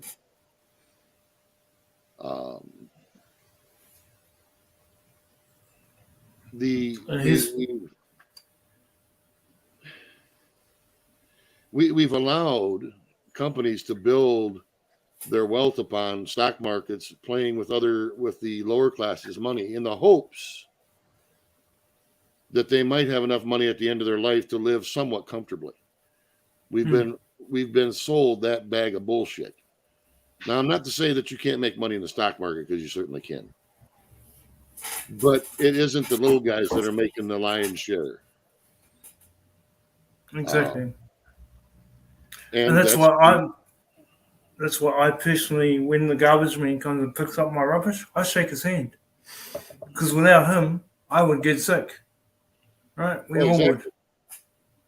But if you want to dive down that rabbit hole, why do you think a lot of things are happening in well, let's see. We have anywhere between 13 and 26% of unknown deaths in countries. Excess deaths. You know, that's beyond the ones we do know of, that we know are up. Yeah. That's not counting the ones that are choosing to die for various reasons, Correct. not necessarily psychological reasons solely. Well, the icing on the cake for me was that young woman in Canada that they approved her euthanization because she couldn't pay her bills. Yeah. There was also a man. I'm like, you have got to be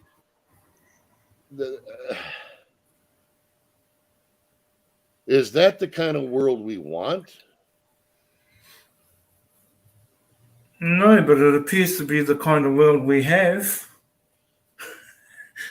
That's because we have people walking around with their heads so far up their ass they can't smell their own crap. Probably because they're getting suffocated in their own arse. Yeah. When I first started hearing about that, I immediately thought, where's the poor guy's family?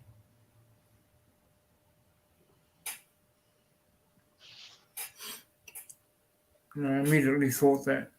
Because your first port of call is supposed to be your immediate family to go to for help. Supposed to be.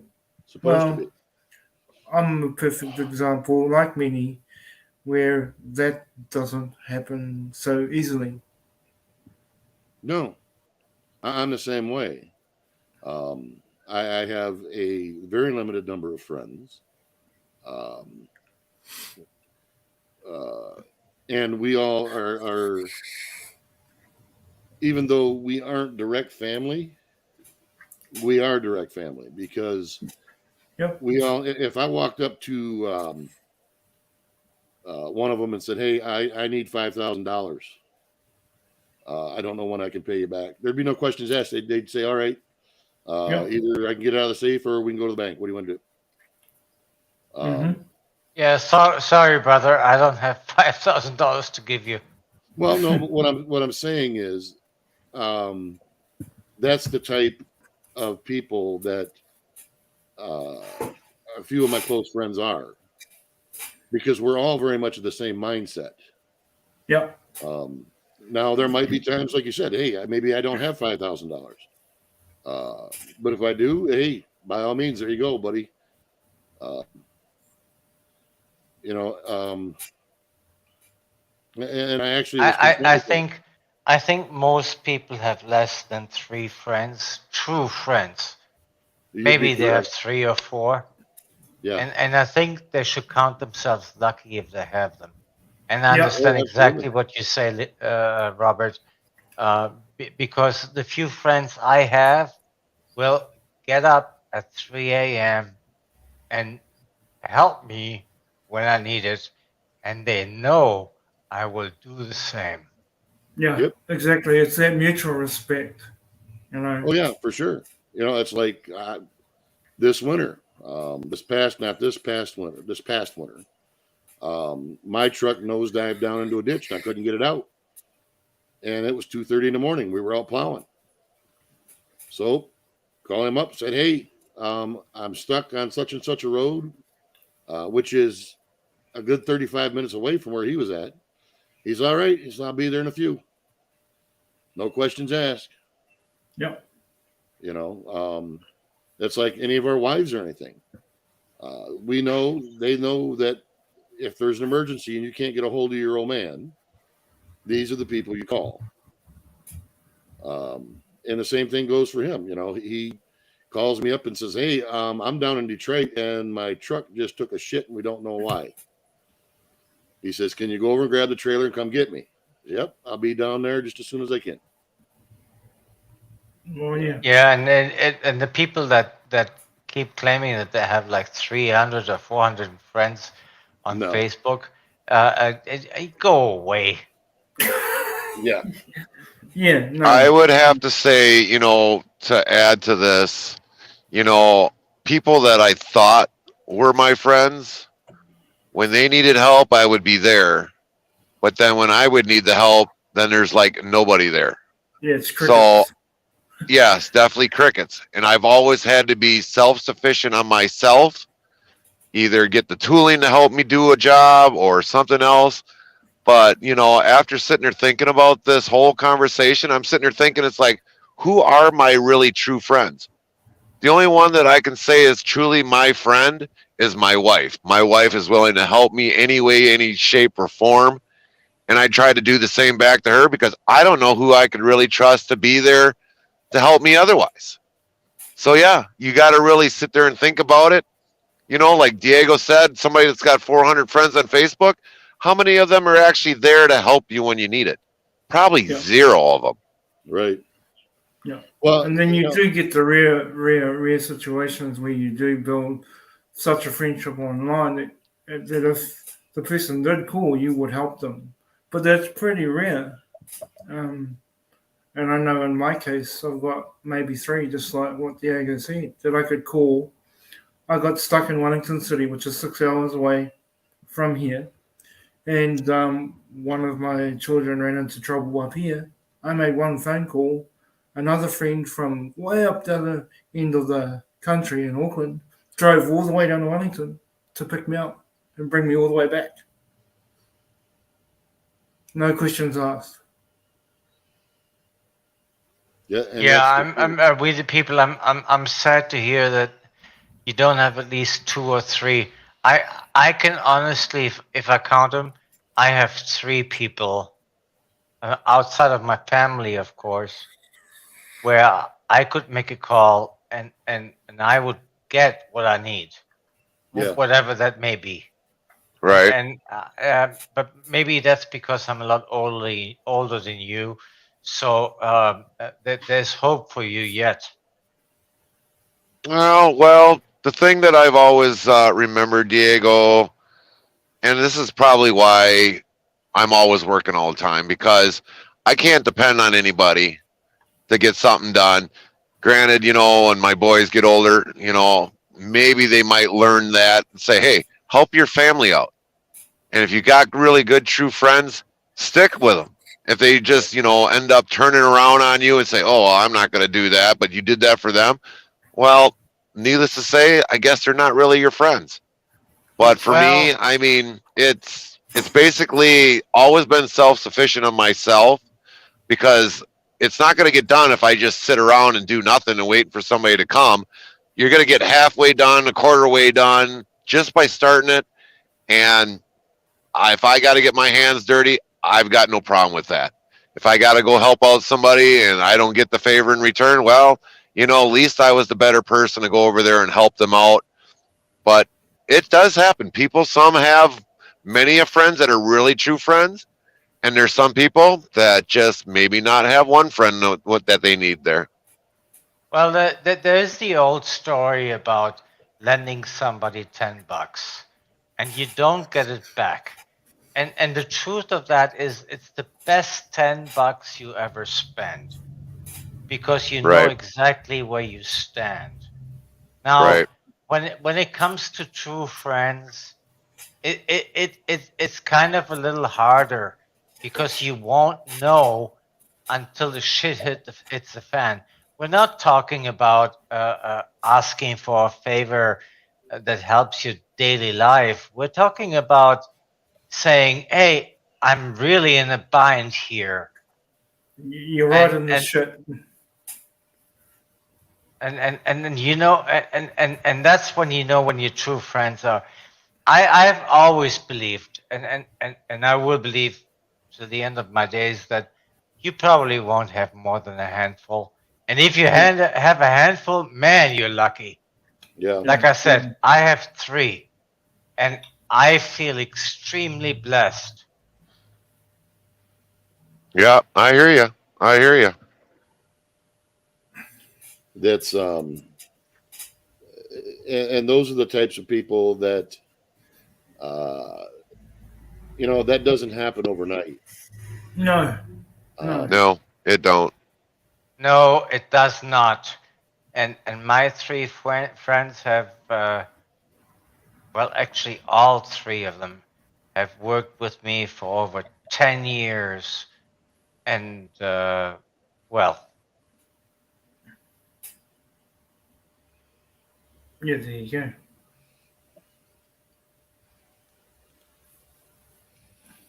Let's see. My son's dad once said, "Depend upon yourself and your wife.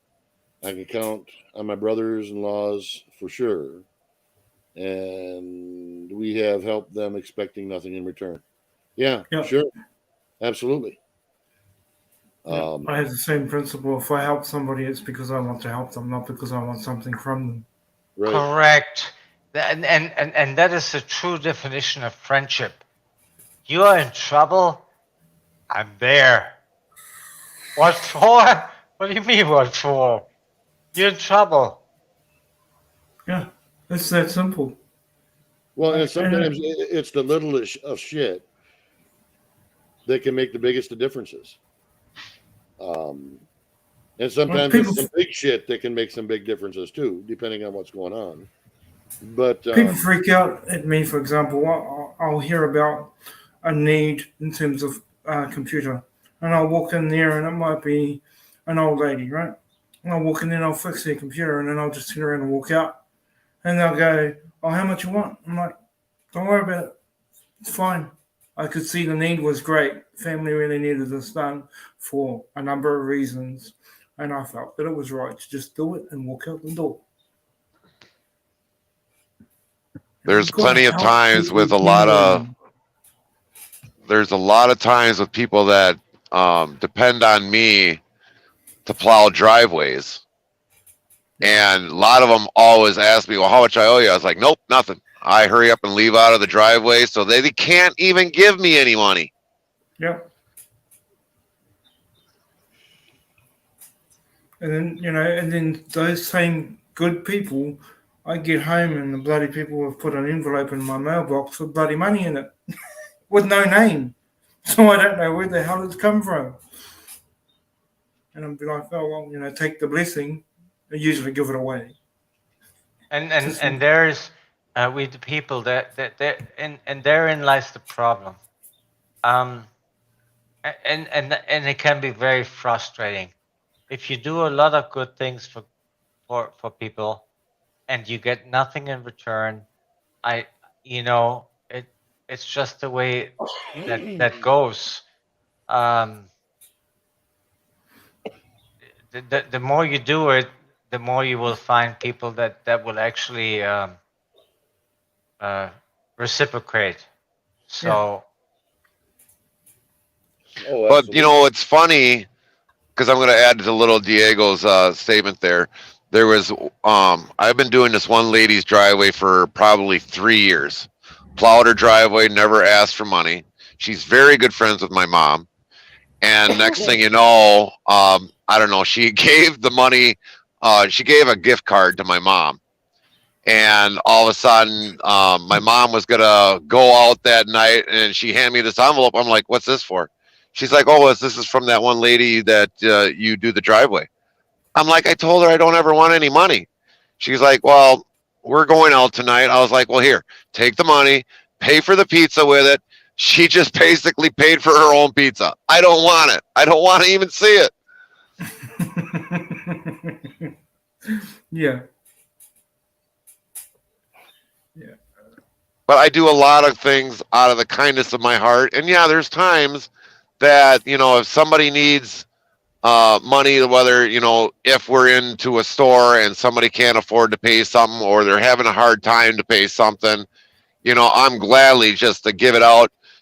Do I want anything in return? No, I just want to be able to let you feed your family, support your family, get what you need, and don't worry about it. We're totally fine. We don't care. We just want to be always the ones that are definitely trying to give back, because a lot of great things that happen in our lives may be more comfortable than people that are actually having a hard time to survive. You know, with the people, you're actually a very selfish person. How? I happen to know the feeling you get helping somebody. I'm passionate. I'm very passionate. The other thing is too, Diego, when you grow up on a dairy farm, you don't ever want to ask for handouts. It's pride. And that's one thing that I've carried on with my whole entire life. I don't want to be able to have to go to a bank and say, hey, I need help with this, or paying for the repairs on my truck. So it's pride. I got a lot of pride that I grew up with on being on a dairy farm.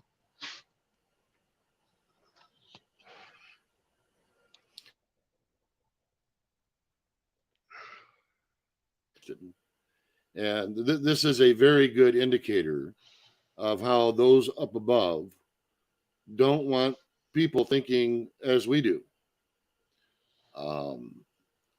They don't like Jordan Peterson's way of thinking. So he's going to go mandatory training to modify his objectionable behavior. Now, where have we heard this shit before? You know, this is reminding me of 1940s. Wrong thing. So the feeling you get from helping somebody, it is reward enough, in my opinion. Absolutely. Yes, it is. By donating my time, so that like a lot of the elderly, a veteran that is having a lot of medical issues, not having to go outside and bust up snow that's like 4 or 5 inches tall and be out there for 5-6 hours when I can easily do it. It's more than enough that I feel good that they don't have to be out there in the extreme cold weather trying to clean their driveway out. It gives me a lot of pride and a lot of joy that I am helping them out so that they don't have to do that very strenuous work and possibly hurt themselves again. I'll give you a good example. I think you all know what happened in the Bills game. Yes. Yeah, I've heard about it. Okay, so the defensive back made a routine tackle, got up, and then had a heart attack. So that's bad enough. But the point here is they started a GoFundMe, which was supposed to raise $2,500. It raised $4 million. You know what the sad thing is? Is Uncle Sam's going to take over half of that. Yeah. Yeah, but that's not the point. Oh, I The know. I point understand is, that.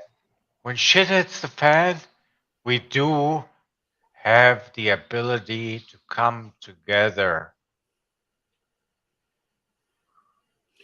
Yeah, and I wish it would hope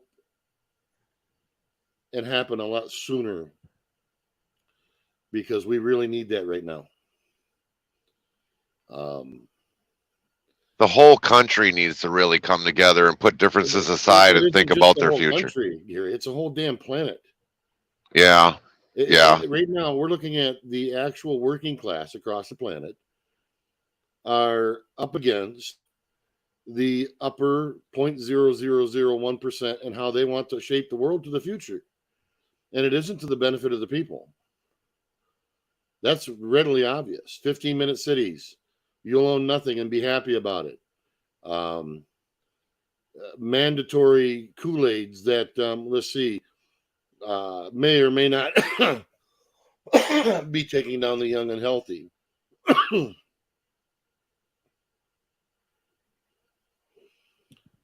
We need that more than ever now. And unfortunately, there's still a lot of people who haven't lived like that or haven't thought like that. I mean, most people don't even know who the hell their neighbor is. Nor would they lift a finger if they need a hand. This is absolutely true, and it's completely unfortunate. I mean, come on now. You don't know who lives next to you? Yeah. I definitely know who lives in both sides of our house. The neighbor across the street. The one lives like a hermit on the other side of the house, so we don't even know who that person is. But for the most part, the other side of the house, we do know them too as well. But the ones that live like a hermit, those are the only ones we don't even know. And by the way, I could do without the neighbors across the street because they blare their music, and I am tired of it. Maybe Diego, you should play the Boom Boom song non-stop over there by them. Maybe they'll stop. Yeah, maybe that's a good option.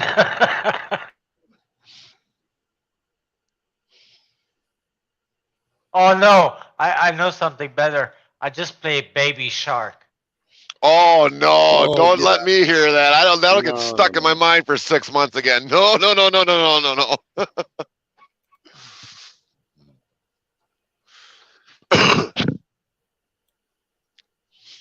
No, but seriously, Robert, you're right. I mean, really, you don't know your neighbors, and you think what? It's not important? Well, and that's unfortunately the society that we've become. If you want to get down to the nitty gritty of actual social issues, and it isn't just politics, it goes right back to the home, it goes right back to the families. We've lost that. People don't have, I'm not saying all, uh, because a part of my family is still very much active together. Whereas another one, I haven't seen them in 20 years. But the nuclear family itself has become a rarity. It's absolutely been destroyed. And I actually see the side effects of that in my own children. There's things that they do that just floor me that were not because of my tutelage as they grew up. But they still, I think, are, as they're getting older, they're starting to come around to the old man's eyes and understand why I see things the way I do.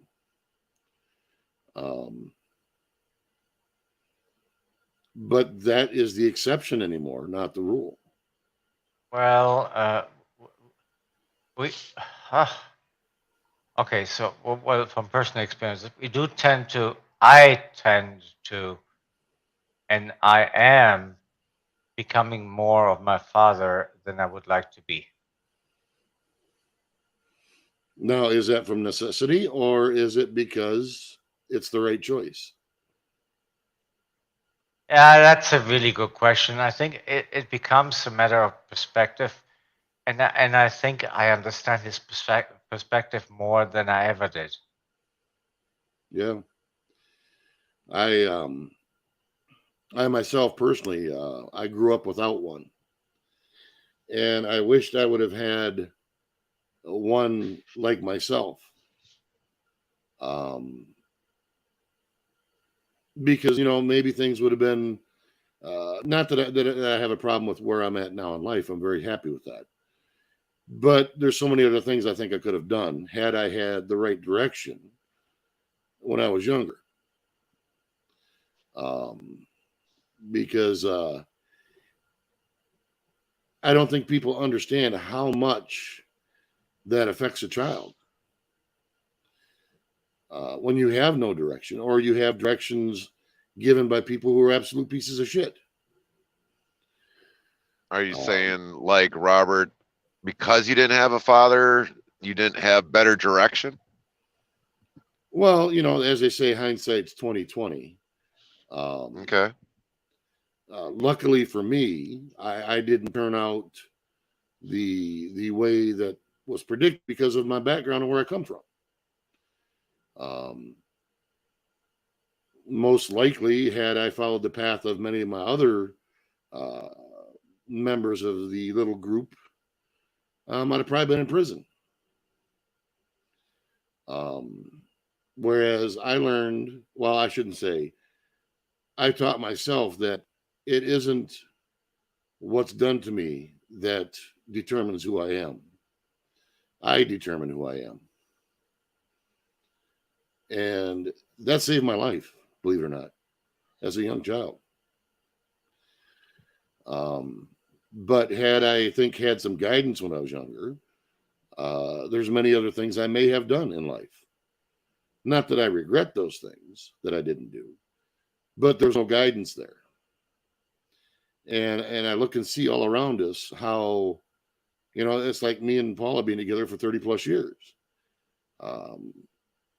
Everybody's like, oh, wow, they're so flabbergasted by that. But that should be the norm. That shouldn't be the exception.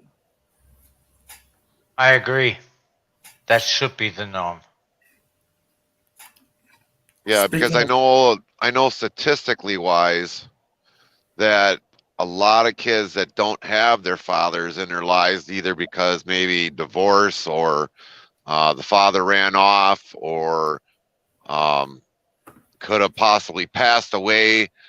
That does definitely affect a lot of children's lives, whether if it's young ages or much older in life. It's just sad that a lot of these fathers don't stay in these kids' life, regardless what happened, to give kids better direction and be able to deal with things a lot easier, in my opinion, and how to solve things, because they get educated better when they do have someone to look up to give them that direction that they need. Exactly. By the way, Andy, you have my deepest sympathies. Likewise. Perfect example that just happened just then. Somebody needed my help. Done. Well, and I'll give by example when you talk about paying it forward. As my children were growing up, my son had a very good friend of his who didn't have a father. And I always treated him as much as I treated my own son. Exactly. I took him hunting. I took him fishing. I bought him school clothes. I bought him his first shotgun, took him on his first turkey hunt. And he turned out to be a hell of a man. went in the Marines, stayed in the Marines for 8 years, come out, got a wife, 3 kids, working hard and still together with a very stable family and very happy. And how does that make you feel?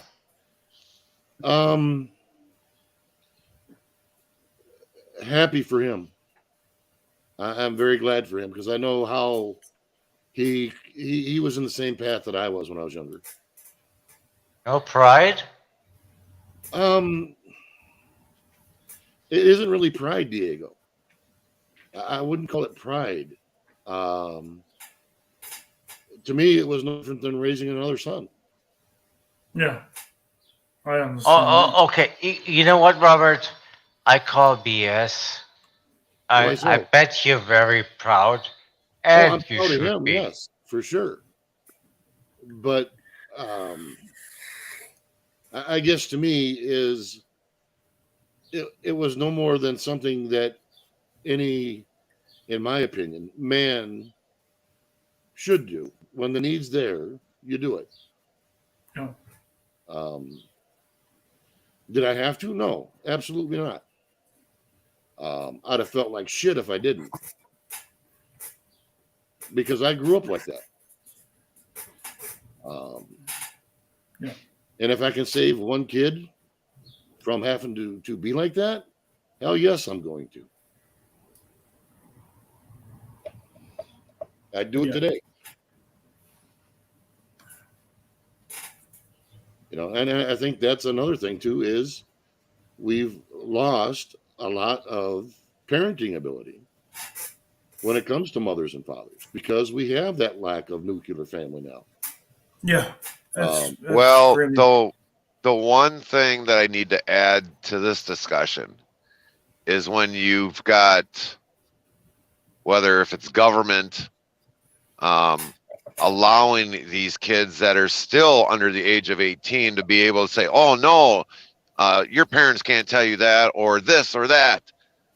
Yeah. A lot of parents can't raise their children the proper way because there's supposed laws that disallows them to raise their child right because they think it's something possibly wrong, and then these children raise up, and I'm just gonna have to say it this, as hellions, and just basically don't care about anything because they know they can get away with it. Absolutely, I agree with you, Gary. Yeah, actually, I kind of disagree with that, in the sense that, well, look, I'm 56. I'm not going to have any more young children, but if I did, I would still spank them, and I don't give a shit what the law says. Yeah, and I agree with that, Diego. I agree with you, Diego, to a point, but yeah, we're fighting now, and I literally was just on a panel a couple of days ago speaking about this type of stuff, where you're fighting the whole system, you know, where they're teaching elementary school kids that it's okay to be a girl if you're a boy, or to be gay or lesbian or anything at elementary age, when the only thing they should be worried about learning is academics. Yeah, that is not. But that, what I'm saying is, no, let me make sure. We're fighting with the system. Okay, so to go that far. But you can fight back. We are. And the way you fight back is saying, okay, my kids are not going to those schools. End of story. Absolutely. Yep. And I agree with you on that. But what I want to kind of get to Diego's is, like he said, if his kid does wrong, he's literally going to spank the child.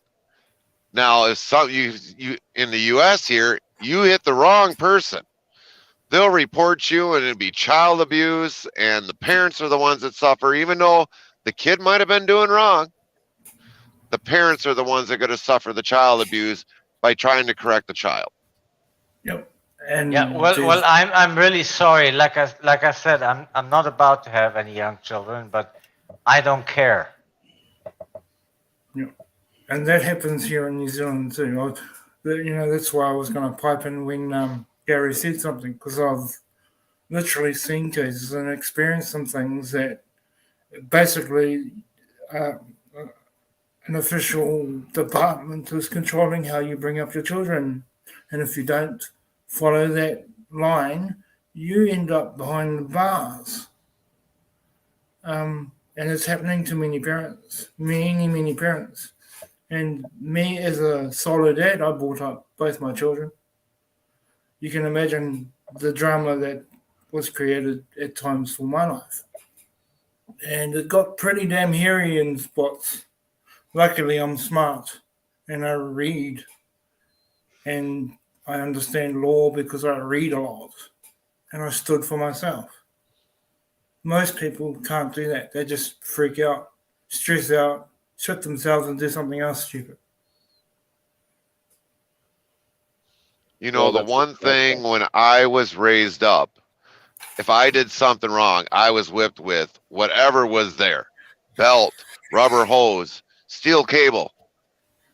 I was going to make sure that I was never going to raise my kids that way, the way I was. But I at least was there by my kids to raise them the proper way without using the brutal force that I was given as a young kid. Firm but fair, right? Yes. Yes, indeed. There's a difference between correction and straight up abuse. Yeah. Of course there is. I mean, you don't beat your children because of the goodness of your heart. You do it for them.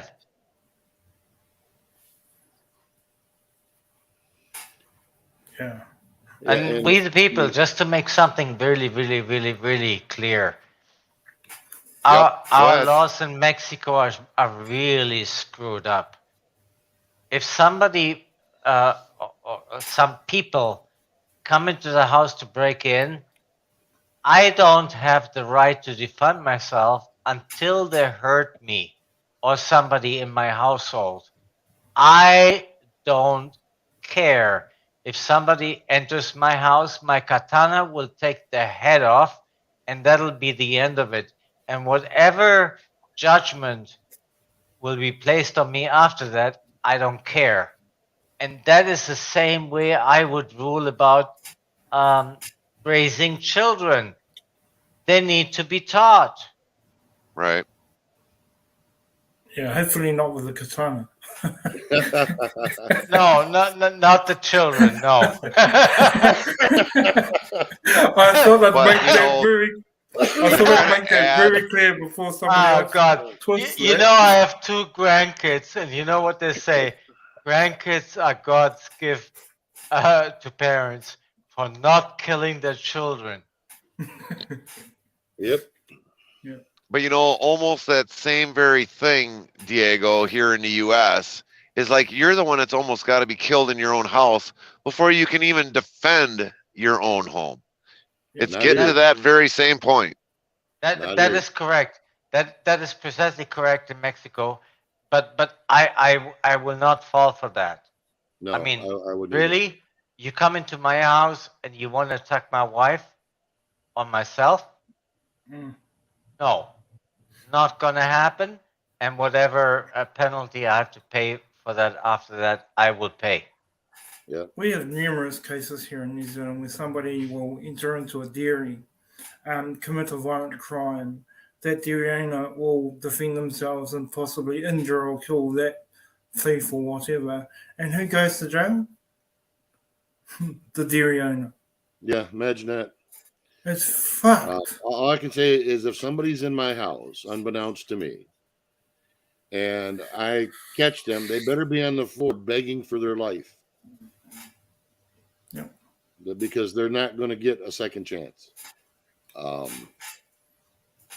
there's no gray area there. I'm like Diego. There's no gray area there for me. Yeah. If you're in my Right. house, you're here to do me harm. There's no gray area for me either. Mm. Yeah, Right. because like if you came into our house, you're gonna have a laser pointer right at your head, one way or the other. Yeah. Well, I've had situations where I've had to deal with a situation that happened here, and because I know the police officers here, being a small town, they came, grabbed the guy, and just looked at him and said, "You picked the wrong house to do that in," and dragged him off. But it's only because it's a small town and I'm known, and Well, and that's I'm not the an thing, asshole. So here is we go. if you know your neighbors, and well, it's like my neighbors here. I have the people that own the property across the road. He has a pole barn and stuff back in the back, and the property's fenced in. And if somebody pulls in there, I call him right away to see if they're supposed to be there. Yeah. If they ain't supposed to be there, I go run their ass off. Yeah. But that's goes back to knowing your neighbors and having neighbors that actually give a shit. Yeah. Because That I don't. goes back to just being a good person, really right? important. I mean, that's really, really important. Know who's around you. I mean, Yep. always we tell people, when you travel, you should have your head on a swivel. Well, the same thing is true when you're at your house. Even more so when you're at your house, in my opinion. Yes, probably even more so. Yes. You know, the one thing that happened this summer around our neighborhood is we heard a girl scream, and I mean, in our neighborhood we had 30 people, grand total, coming all out of their houses to wonder where the heck that scream was coming from. And of course, it was some kids in the background having fun at the pool and all that other stuff. But we all came out wondering, where did that scream come from? That is what you call a strong neighborhood. Yes. Yeah. That's what you don't see a lot. Sadly, you actually don't see that a lot. No, you don't. Even in the small towns, you don't see a lot of that anymore either. No. People don't give two shits about their neighbors. They don't want to get involved. Well, on the same token, they get involved, they end up being the ones getting in trouble, which is absolute bullshit. Would it stop me? No. But in the same token, I can certainly see how it would deter people. Yeah. For me, it comes back to a golden rule that my grandfather taught me. It breaks down to this: don't be an asshole. Pretty much. If you're not an asshole, you're going to get on with people and you're going to build connections in your little corner of your community, and things will be okay. Yeah, absolutely. A part side of my family is not the most, shall we say, the savory type. And I very much understand how these people think, because I had to deal with it as a young child. Mm-hmm. I wouldn't piss on them if they were on fire. Literally. Yeah. Because they are literally, in my eyes, they're scum. They have no empathy or compassion for other people. Think only of themselves. I wouldn't trust them standing in my front yard, let alone in my house. So, Yeah, but it's a part of my family I don't associate with. I haven't in many, many, many years, many decades. But sometimes, that's why I said growing up, I could have very much ended up in this type of situation. And I chose that I was going to be something other than a piece of shit. So I like the way you put that. I chose to be something else other than a piece of shit. Yeah. It's truth. Yeah. I'm sitting here listening to this conversation, and I can relate so much to Robert's story because similar background.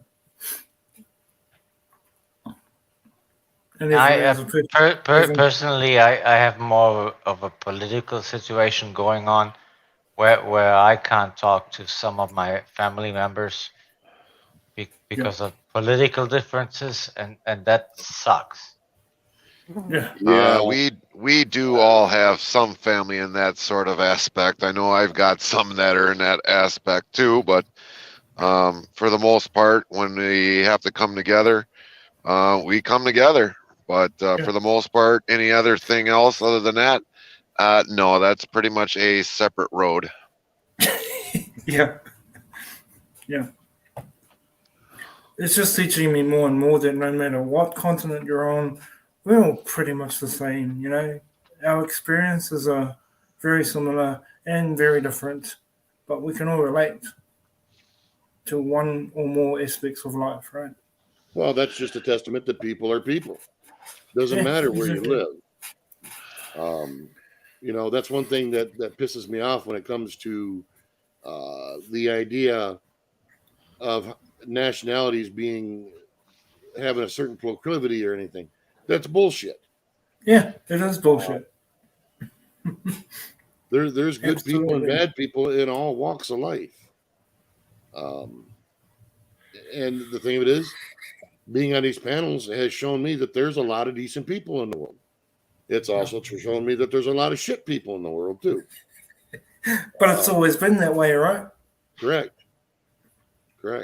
And it always will be. And Robert probably, well, with the people too, knows that my panel was always about that. It was always about a connection to the entire planet, not just the US. I mean, Yeah. really? The US is the be all end all? I understand that the US has a lot to do with what's going on in the rest of the world, but to pretend like it's the only country is ludicrous. Absolutely.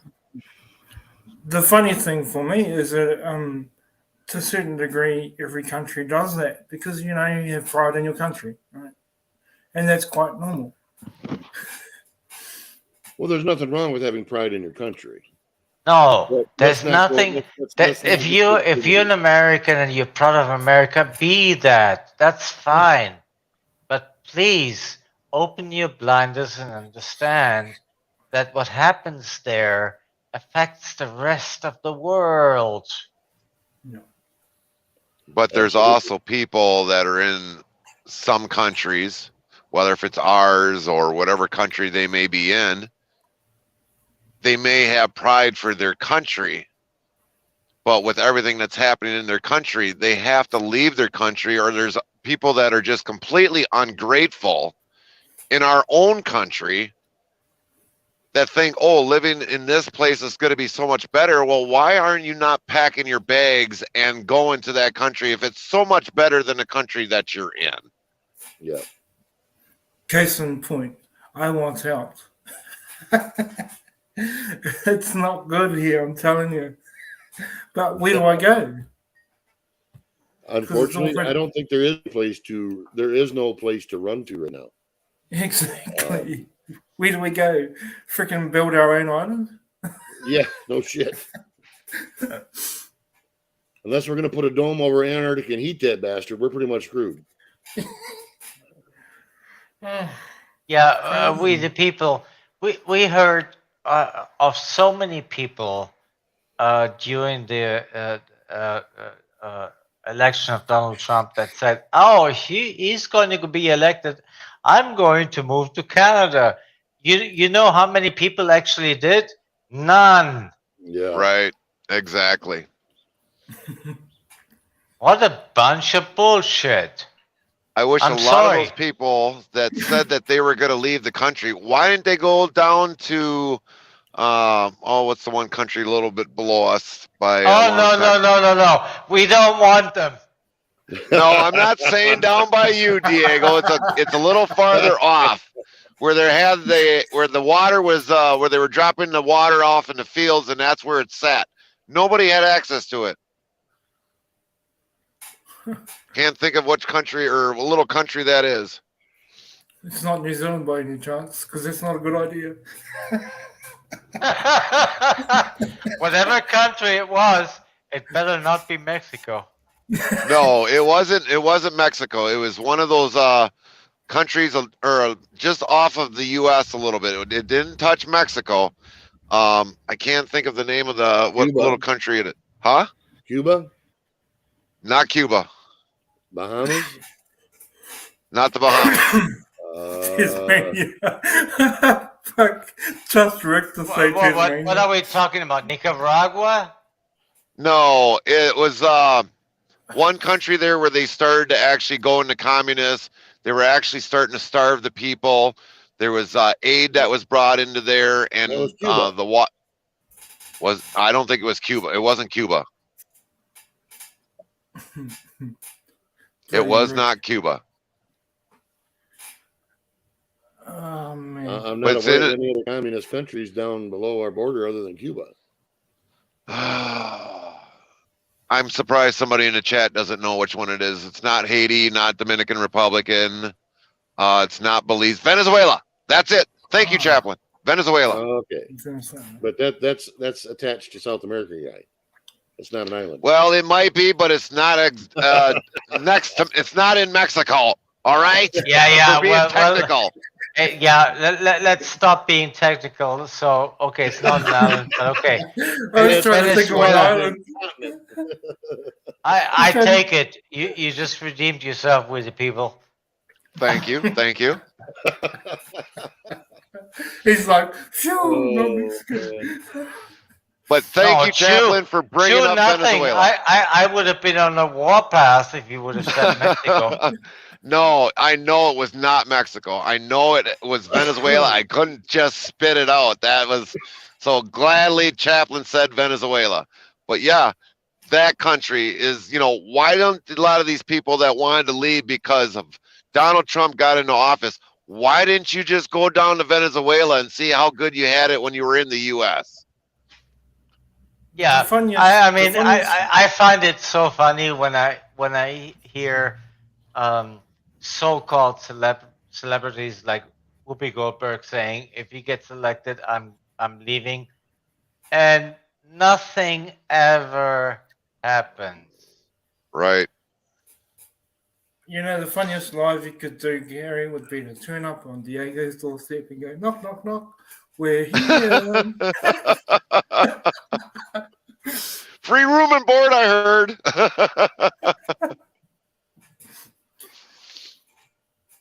I could just see Diego shaking his head. Oh man, there are so many thoughts going through my mind right now. It's not even funny. Don't you dare! I I would mean, at least have cheese in my hand for a peace offering. Just oh get rid no, of the man, doc- you just get you rid of are the with the doc- people. You know what? You show up in front of my house. That would be a celebration. Let's. I don't know if that's going to be a good thing or a bad thing. How you doing? Oh no, Sterling? it would be a really good thing. What's up, my guy? Oh, that's comforting. Hey, hold on. Let's. You must be new to my panel, huh, Sterling? No, I think you and I, and maybe Diego spoke once before. If I'm not mistaken. Oh, yes, a long time ago. Been a few yes. months, a month or two, yeah, 2 months. Yeah, I'm not sure, but yeah. Yeah. Now I remember. What are we discussing tonight, guys? As in, I don't know who's here. Could be ladies. Quite a few things actually. Anything and everything at the moment. Okay, well, I just want to listen for a second, and I'll jump in. I don't want to distract, so I'll jump in when I see fit, if that's okay. Hey, no problem. Cool. Thanks for having me. We the people. Yeah, we were kind of discussing immigration into southern countries, and I'm going, no, don't come to Mexico. All I would suggest, we the people, would be to duck for the incoming katana. Yeah. Right. I would more or less have to have the wife in front of me because she would have to rule the talking and being belligerent down there. Because I've got a father-in-law that lives down there, kind of. So I already kind of hear a lot of the bad stuff that happens down there. I've been to Thailand once, just It was briefly. brilliant. You been to where? I've been. I thought you said Thailand, or someone said Thailand. Is that right? No. Oh, I'm sorry. Where were you? Venezuela and Mexico. Oh, I don't know. Wait, I was way off. Now Venezuela. That to me, like, and I don't know a lot about it, but that to me seems like it might be really dangerous, no, or unstable. That's what they're saying, right? Yeah, I would guess that would be on the light side. Yeah. Yeah, that's one way to put it. I'm actually, that's interesting. I was actually thinking about moving to Colombia, very, very soon. Ooh. Okay. Sterling, why Colombia? Why Colombia? Because I've been there several times before. I'm somewhat familiar with a few places there, and you know what? The number one reason, I'll be honest, is a woman. Oh, no. Yeah. Okay. So that makes sense, but Yeah. it wouldn't. I live in Mexico, and if I would advise anybody to move anywhere, it would be Mexico. But if there's a woman involved, that changes things. Yeah, Mexico's an option. So that was like my second option. So where in Mexico should I live if I were to do it? And then, may I just give a few details? If you go to Mexico, you want to be on the peninsula, I think. Not on mainland. You definitely don't want to go to Sinaloa. Let's make that make that clear. But if you're on the peninsula and you're going down, the coast, and you're going down to La Paz and Todos Santos and Los Bailes, and those are great places, man. You just got to watch out for the ones that come out with the katana swords. Yeah, well, I think I'm the only one. So, and unless he intends to rob my home, I don't think there's going to be any problem. Or unless his name is We the People. I bring cheese curds. Let's all welcome Chaplain to the panel. How you doing, Chaplain? Good evening, gentlemen. Oh, use that term loosely. Good evening, Try Chaplain. not to, but in present company, I'll just say good evening, gentlemen. You got to remember, Chaplain. We got somebody way over on the other side there that's over 6 feet tall. So I don't know about gentlemen. Well, just look up to him. Yeah, gentlemen, I've never been called gentleman. Been called many things, but not that. I know the Stooges always said, gentlemen, who walked in? Yeah. Yeah, that's exactly how I feel. But Sterling, I'm assuming you're from New Zealand or Australia. Am I correct in that? No, I'm from South Carolina. Really? Oh, wow. Born and raised, about the 7th generation. Yeah, my whole life. No kidding. And you're contemplating Colombia or Mexico? Wow. Yeah, I'm open to all suggestions and ideas, but really what I want is to go. I mean, I'll just be honest. Like, I just want to go somewhere really cheap. I want to go somewhere where I get good value on the dollar. I got some passive income coming in, but I'm not a multimillionaire. So I really want to live frugally, but I want to live on the beach. I want to be able to see the beach. I really need a beach in my life, and yeah, that's about all the restrictions I have, believe it or not. So if anyone has a suggestion, I would love to hear it. If I may be so selfish to inquire. You know what? Mexico is I think before Colombia, Mexico should be your priority. Why? Well, because Colombia is not safe. Mexico is. I know. Everybody hears news about all this violence going on in Mexico, but that's all BS, and it's all very localized. and it wouldn't be in any area you're in. I've lived here for 25 years. I have never had a problem. That's because when probably Diego moved in there, he was kind of showing his katana sword around the neighborhood. That's why he doesn't have a problem. No, I'm bringing one of those. Well, as well. if that's what it was, get a katana, Sterling, No, I have and one. you're okay. I have one, and I definitely am bringing it with me.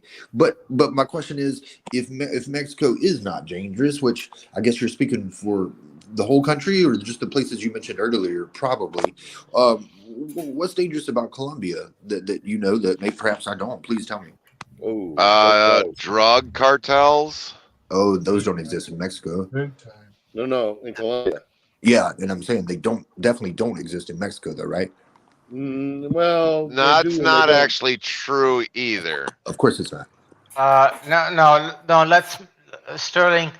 You kind of let me answer that. Okay. Yes, drug cartels do exist in Mexico. Obviously, duh. But they operate on the mainland and mainly on the roads towards the U.S., which is Sinaloa, and you don't want to be there anyway. No. So it really doesn't matter. If you're not involved with drugs, you will never, ever have a problem with anybody in a drug cartel. And the same can't be said for Colombia. No, that I don't know, Okay. and I'm willing to admit that I don't know. I've been several times, and it kind of sounded to me the exact way people describe, like you were saying, Mexico is so dangerous, but I didn't see it that way. But I'm sure there's danger. There's danger here in America. Let's be honest. Oh, for sure. I want to ask a question. Are you kidding me? There's more danger in America than there's in Mexico. There are more deaths. Okay, yeah. I mean, point proven. than in Mexico. Yeah. I wasn't arguing that it wasn't. I was just saying, like, it's it's danger everywhere. But I don't know that drug cartels are everywhere, and I don't know that one place is more dangerous than the other. But I do appreciate the advice because I really am searching for it because it's an important decision that I need to make very soon. The one question I gotta ask is, the last time you were in Colombia, were you on vacation? Yeah. Well, when usually you go on a vacation, and let's say you pay for all the trips of doing like a waterfall or whatever, horseback riding or whatever that may be. Usually, those areas of the tourist spot is usually kind of protected because the tourism comes in there and they don't want somebody getting killed in their country. But you go outside that area of what is kind of a protected area for the tourism, and you start branching out into areas that could be potentially dangerous. That is where what you experienced the first time, what you think is safe, may not be safe the next time when you go outside being a tourist, and then all of a sudden you get yourself into possible trouble. I've been to the Dominican Republic, and I've definitely heard of a lot of things before getting to the Dominican Republic that, oh, hey, if you go out in this area here, don't be surprised if people are offering you to try to buy drugs or alcohol, and the alcohol might be laced or something else. Usually when you go on a vacation, they're trying to protect the tourists because a killing of an American citizen into that country would not look good for future people wanting to come tour Colombia, for that matter. I want to make sure that I didn't miss the question that you said you had. Was the question in there, or more? It was more of a statement. The main question is when I asked you, did you go down there as a tourist? Oh, And okay. you replied, yes, you Well, did. I went on vacation, sort of. I don't know what else you would call it, but no, that's fair. That's fair. But so let me respond to that. I actually sometimes, like at first, I did stay in like those really nice districts with the really nice hotels. But once I got to meet this girl, then I would always just go stay with her, and she lived in one of the poorest barrios in todo Medellin, Colombia, and so I've seen both sides of it, and I still felt safe, to be honest with you. And it may have been a false placed sense of security, but I don't know. I didn't feel in danger, but I appreciate that. That's something to think about. Because I know, like, when I was in a Dominican Republic and let's say went out of the hotel, I mean, as soon as it seemed like you were past the walls, it was like you're always watching your back one way or the other, because people will either approach you, whatever for the case may be. And the further you kind of get away, you get into more of the areas that are much more poorer, and you really see a lot of things that happen in that country or country you are in, and get a better understanding of how the country actually operates in from a richer area, being a tourist, because you're down there going to an area where you just see the outright places are like really run down. You can't believe people are living in these places, but those are those people's homes.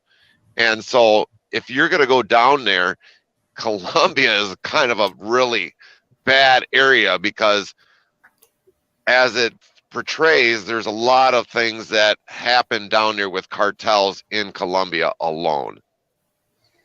And I mean, you heard me say that. I just want to make sure you heard me say that. I lived, I would visit her and stayed with her in one of the poorest neighborhoods in Medellin, right?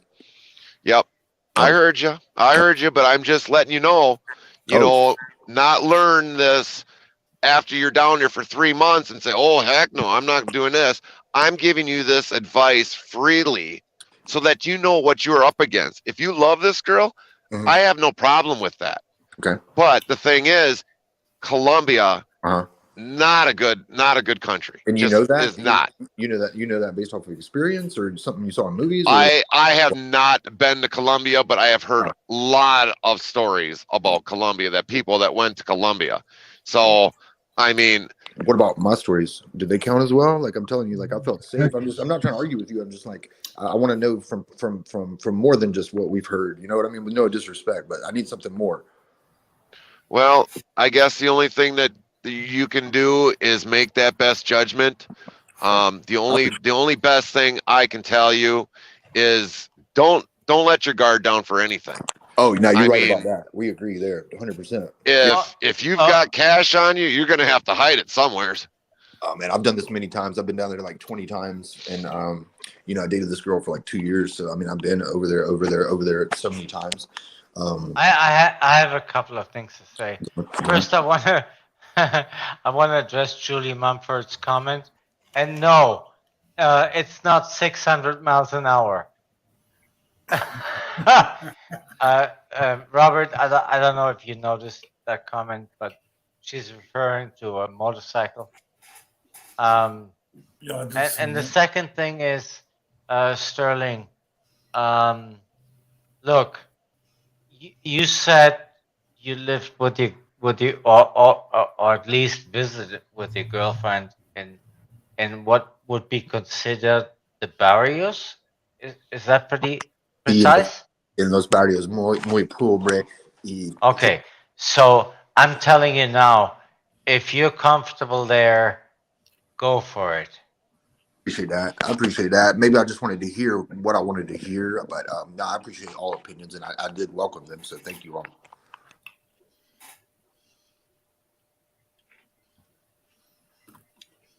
And if you've had the experience of being down there 20 times, you know the environment. So you know what you're walking into if you've been there 20 times. I see Julie Mumford said Costa Rica. I've been there too, but it's just so expensive. I don't feel like it always, I don't know if it qualifies for the value of the dollar the way I want it to, but I don't know. Maybe you guys could tell me that too. Well, I don't think so.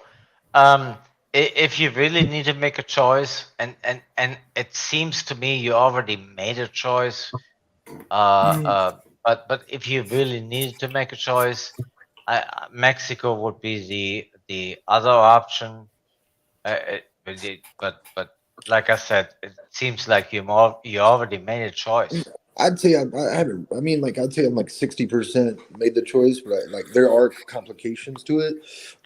Like for example, if you really want to get into this, I hope I'm not derailing the conversation. But like for example, I have a pit bull who's 52 pounds, and shipping any dog is difficult. But shipping a dog over 20 pounds that you have to keep in the cargo, that has to be pressurized and temperature controlled, and God forbid you have to change flights, then that plane also has to have all the requirements, and then sometimes they don't have they all have pet restrictions, and a lot of times it's not just pit bulls and Staffordshire Terriers, but it's not because they're dangerous or perceived that way, but they're snub-nosed dogs, and they have something to do with the way they breathe and the fact, and that excludes them. So the whole thing's so damn complicated. Maybe I will have to just drive to Mexico. I don't know.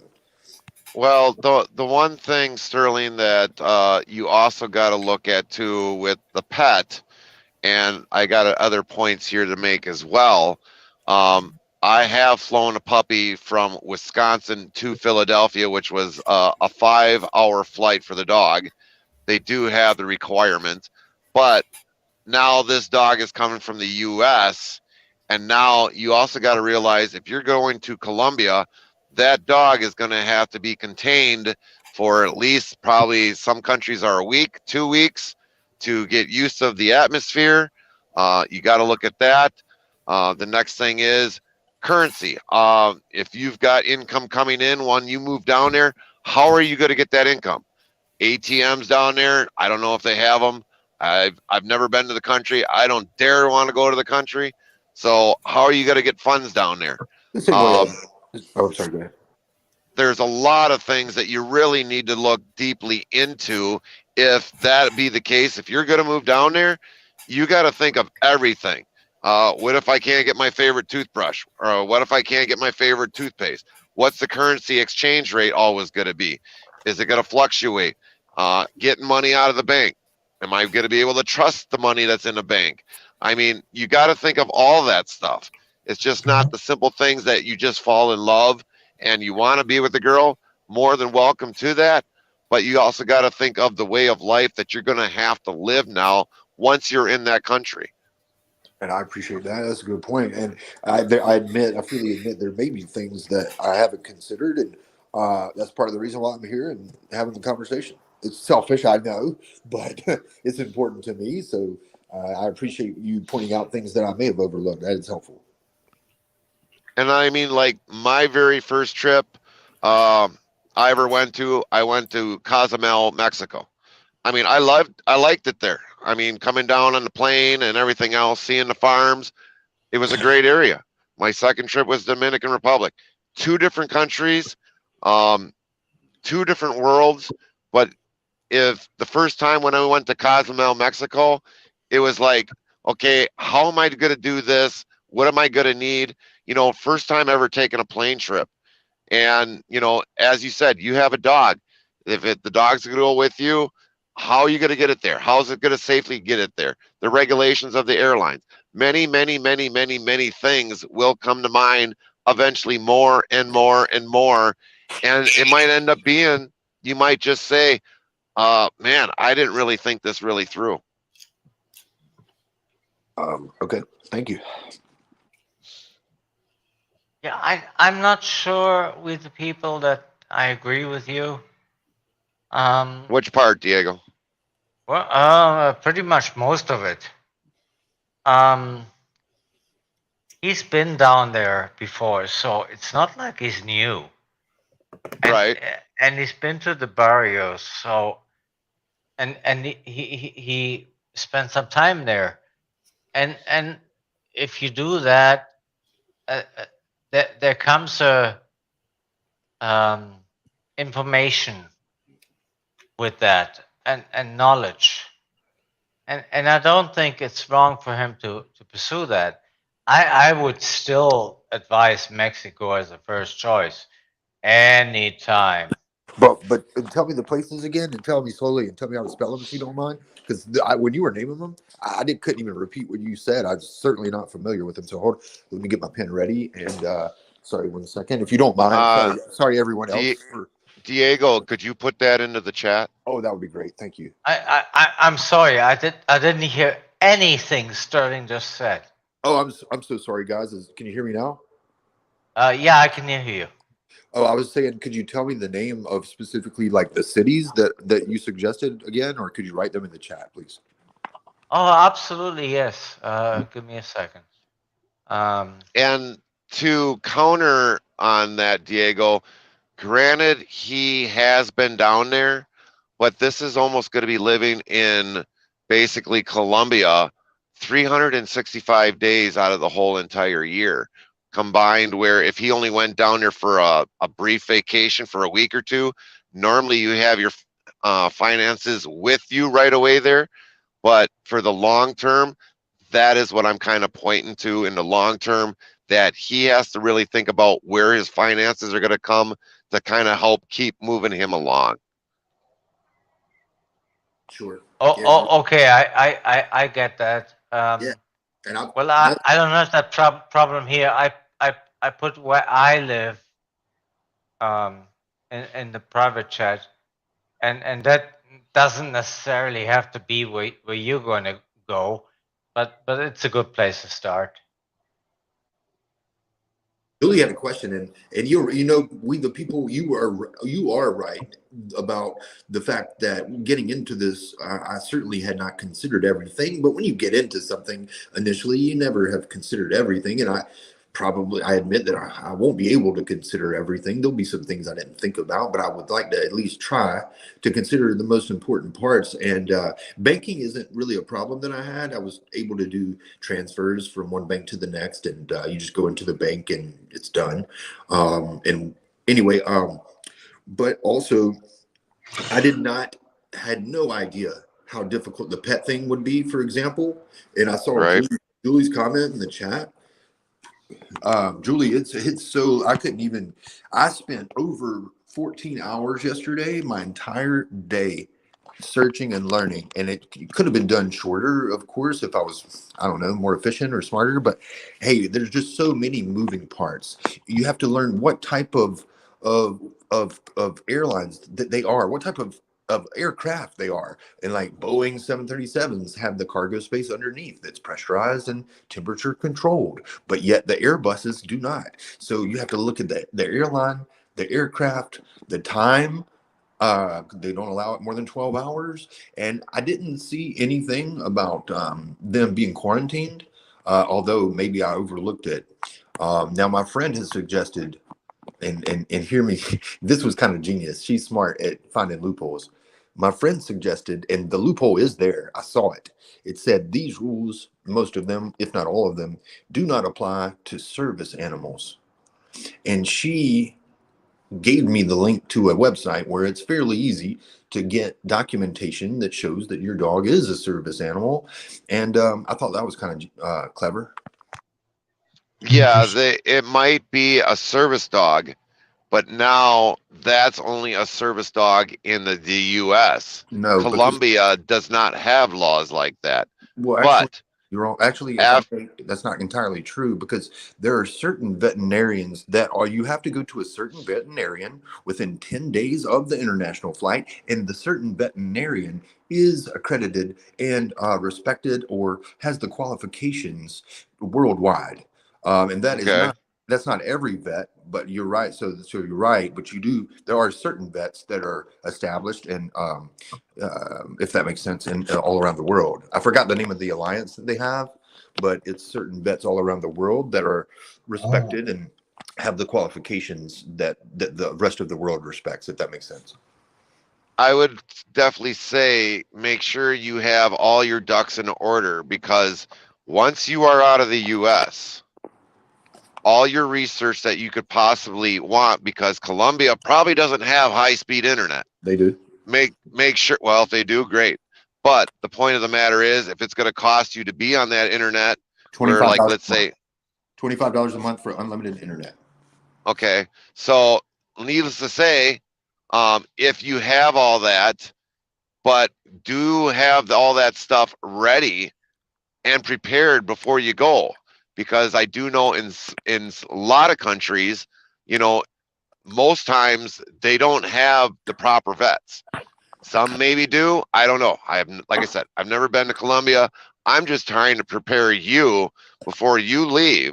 Oh no, that's and good. Thank you. You may hear one thing and it might be good for us to hear, but once you get down to Colombia, those rules are thrown off as soon as you get off that airplane. That could be the case. I appreciate you brainstorming it with me. I did ask for it, and I do appreciate it. And but I think that's probably enough for me. I don't want to hog all this time, and I would like to defer or suggest that perhaps somebody wants to change the conversation. Sorry, guys, but thank you. Actually, I have a question for you, Sterling. Okay. I kind of forgot, and I know you said where you're from, but I forgot. South Carolina. Can you drive to Mexico? Yeah. Okay, well, there's your first hurdle, and it wouldn't be a problem. You have a dog in your car, nobody would bother you. I know, you're right. It might be a lot easier, but the girl lives there, and it would just be easier for both of us to be in Colombia as opposed to Mexico. No, I get that. Yeah. I think you missed my point. Okay. I think it would be a much easier hurdle from Mexico to Colombia because the rules will be different. Yeah, with the airlines though, what I found is that into Colombia, they use smaller planes. You know how sometimes you'll make a connection, you'll get off a really big plane and get onto maybe a smaller one, or vice versa.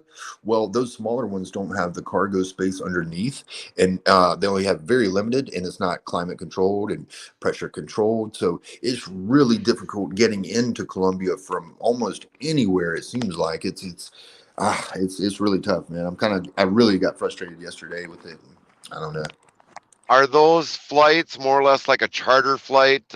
Like maybe 8 people on a plane? Because I mean, normally if it is, those planes don't go that high anyways.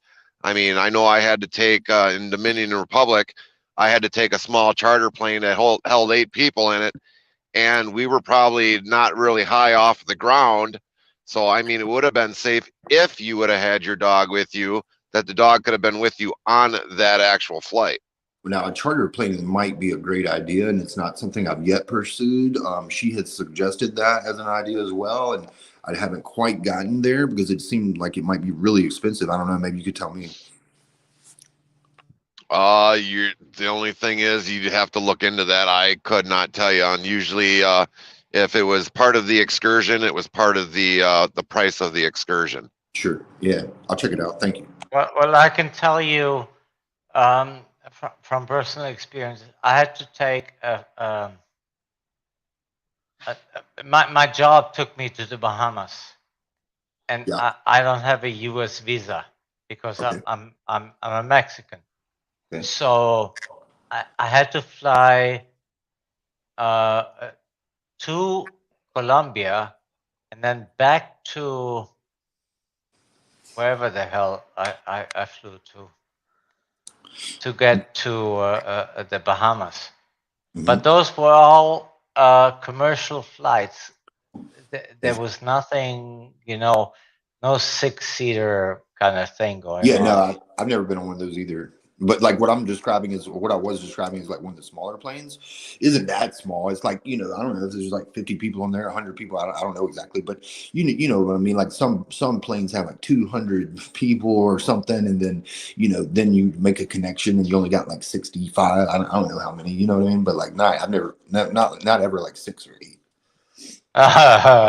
Well, I because of my job, I went somewhere else, and I had to be on a plane with my wife, who is semi-claustrophobic, with 12 people on the plane.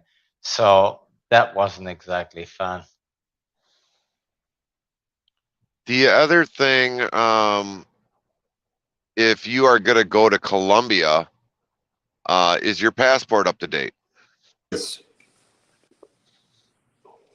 That's one thing. If you ever come back to the U.S., make Ooh. sure that your passport doesn't expire because No, that's brilliant.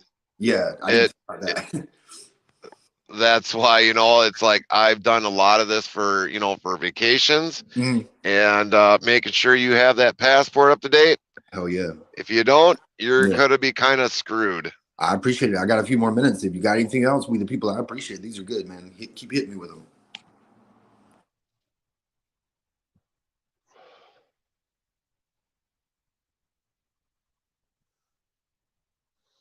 Diego, you got anything else? Well, Colombia is a really hard subject for me because I don't know anything about it. I understand. I really don't. Let me ask you want this. to you want to talk about Mexico? Yes. Let's go for it. But Yeah. Let's do it. So let me ask you. And I haven't looked at the screenshotted the cities you sent on the private chat or whatever. But like in one of those, for example, could someone live comfortably in a high-rise apartment on the beach in a somewhat safe neighborhood? And I assume the ones you sent me are. But could they live there for let's say $1,000 a month? yes, you could easily. You wouldn't struggle, or when you say easily, it's like you would. That would be, I don't want to struggle. Is what I'm getting at. I've struggled Well, before. okay, so if you purchased a place, and I'm assuming you're saying you got a condo or something. I was actually absolutely yes. But then let's talk really briefly, if the panel doesn't mind, let's talk really briefly about why you say owning versus renting in Mexico, because I hadn't considered that. Sorry, man, I didn't really hear you. Can you repeat? Oh, I'm sorry. And if this continues, I will plug in my headphones. I should probably be locating them right now. No, I was asking.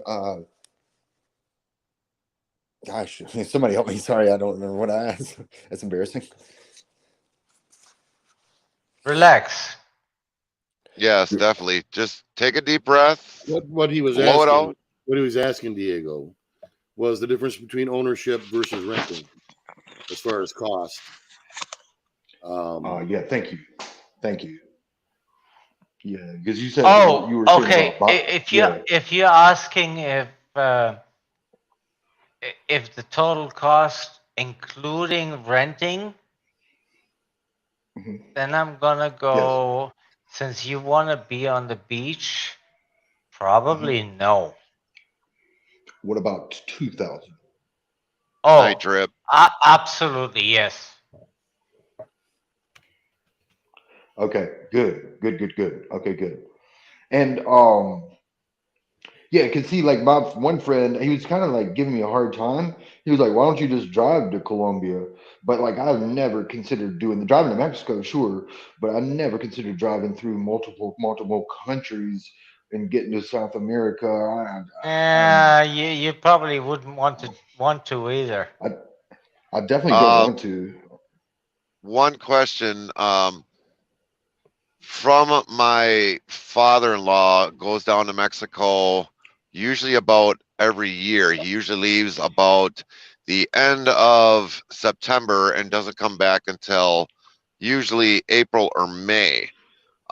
When he goes down there in his vehicle, he's got to get a permit if he's going to be end up staying in Mexico. I think it's a temporary resident. He does have to have that before he can get into Mexico. And when he gets down at the border there, if you've got luggage or anything, normally he has to go through the Mexico border side and get everything inspected before he's released. Now, if you're taking like goods down in there, like let's say cookware, miscellaneous stuff, it's usually got to stay in the package. It cannot be opened up or anything. But if you got clothes, sometimes they usually check that before you cross down into the border. Okay, I got you. I got you. Just really quickly, I see Julie, and Julie's been quite helpful. She's in the chat. She says, "What about a pet transport company?" A quick Google search brought up Latham Pet Transport. I'll look more deeply into that. Julie, thank you. I do recognize the word Latham, if I'm not mistaken, as one of the airlines that flies into Colombia and all throughout Colombia.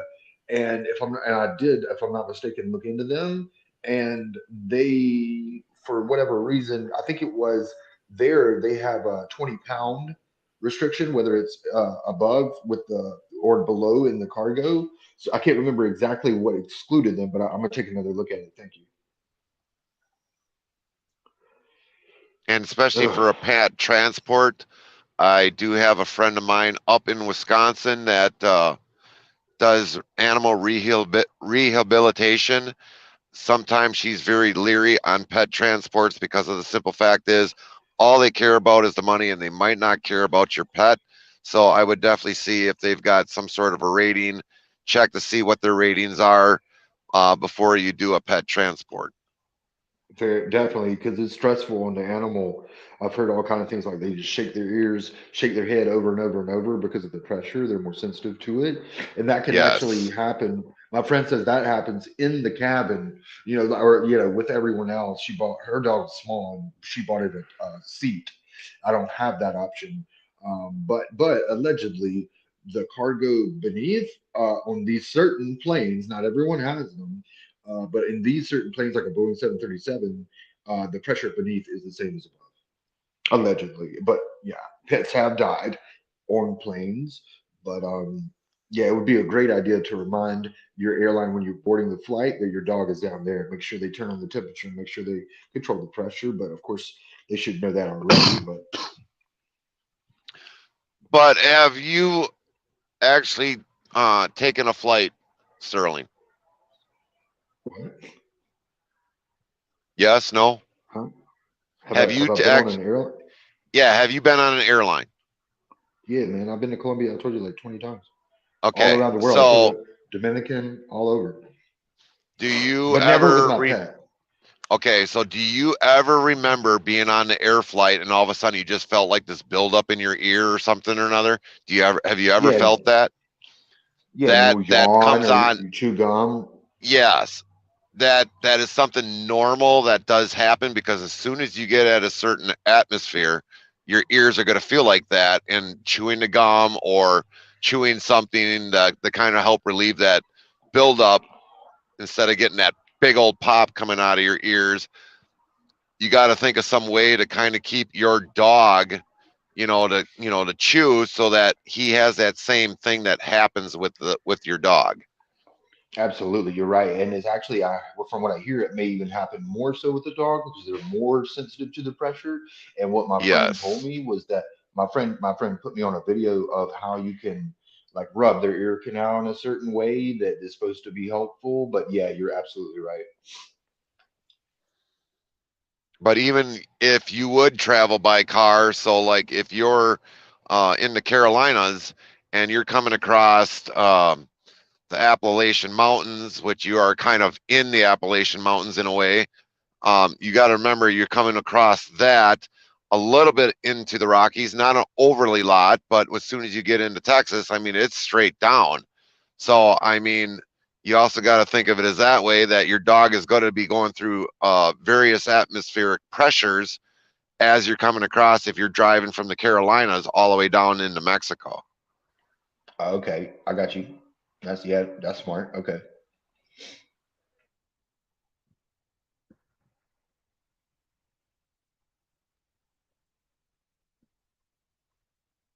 Hey, and I want to hang out. I would like to very much now change the subject, and I don't want it to come across as I came in here for myself, but I heard of y'all talking about other countries, and I thought I would jump in. Is there? I got about 5 or 10 minutes, and I was wondering what you guys were thinking about. Oh, anything and everything.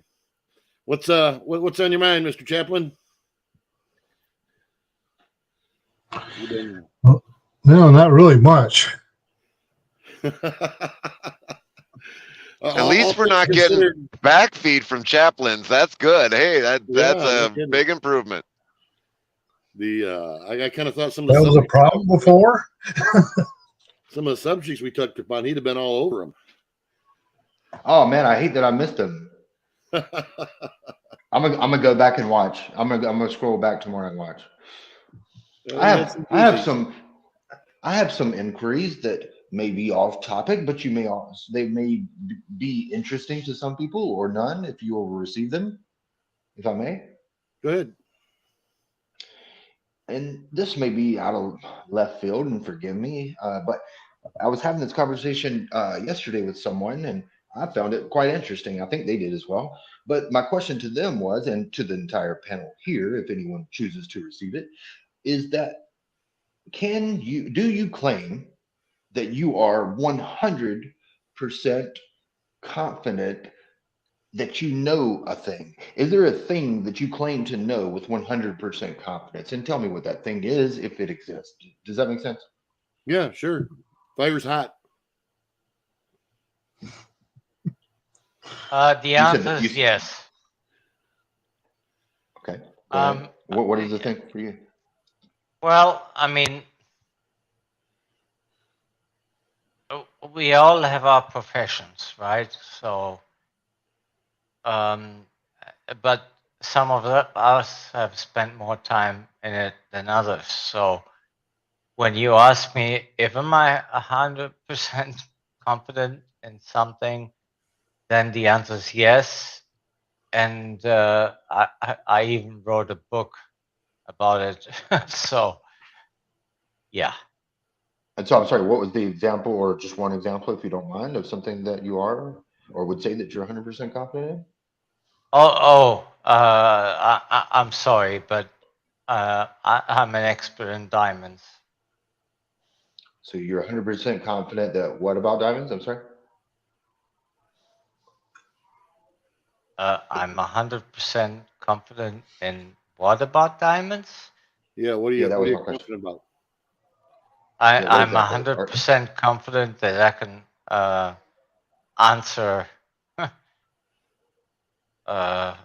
any question about it and defend. Wow. or I'm not quite sure what the question is. My question was, is there something more specific than I know a lot about diamonds and but maybe that is a good example. Anyone else?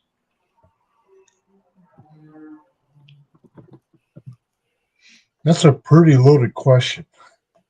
Which one? Yes, absolutely. Because you can answer that in many different ways. I think there would be almost like a billion or 3-4 billion ways to answer that. That doesn't make it a loaded question, with all due respect. A loaded question is one that is framed in such a way that it kind of shows your perception of it, and it kind of taints the well, because a loaded question has things that aren't necessarily we all agree with within them, and it slides them in there so that you know that it's less of a question and more of a statement. But mine is a question, an open-ended question. Is there anything specifically you claim to? Well, that's what I mean. It is open-ended. Oh, well, that's different from loaded, right? Yeah, definitely. It's definitely open-ended. There's no doubt about it. Maybe poor choice of words saying loaded question, but it is rather an open one. Well, I guess that the without context, Sterling, like my answer being fire is hot. I'm confident in that. Now, will it always burn you? No. Because you can have fire at different temperatures. But it would still be relatively hot compared to its content. That was actually a pretty good example. Is there any way that you could think of, and let's say you were trying to be a rascal, is there any way that someone who was a rascal could say, oh, but there's a 0.001 chance that fire is not hot, because I couldn't really, I'm not clever enough to think of one, but I just wonder what someone would say. Well, let's put it this way. I'll give you for example. Is boiling water hot? I would say that boiling water is anything that exists over a certain temperature, and I would consider that hot, in my opinion. But I Okay, don't. if you put water in a vacuum, it will boil at below zero. Okay. Oh, wait. Hold on. Run that by me again. That might be interesting. If Tell you me put again. water in a vacuum, Hmm. it will boil at below zero. Wow, my brain is struggling to comprehend that. But it sounds Because pressure dictates its boiling point. The higher you go up the mountains, the lower the boiling point. The lower the pressure, the lower the boiling point. You can literally take a pot on the top of a mountain, light a fire, boil water, throw potatoes in, and they will never cook because the water doesn't get hot enough to cook them, even though it's boiling. Because a lot of the other thing is too, with atmospheric pressure, there's less oxygen up in the higher elevations, Yeah, but and oxygen definitely. isn't part of that. It's pressure, strictly pressure. But the so. other Are you? thing Let is me. too, for Sorry. pressure cooking, they do have for regulated elevations where to pressure cook items or food to prepare for cooking. So with pressure or even vacuum, it does make a difference on atmospheric pressure. For sure. Okay, so pressure is involved, and yeah, I'll grant you that, even though I wasn't necessarily clear on it before. So thank you. But is that an example of when fire is perhaps not hot? I just want to make sure I understand. Different chemical reactions.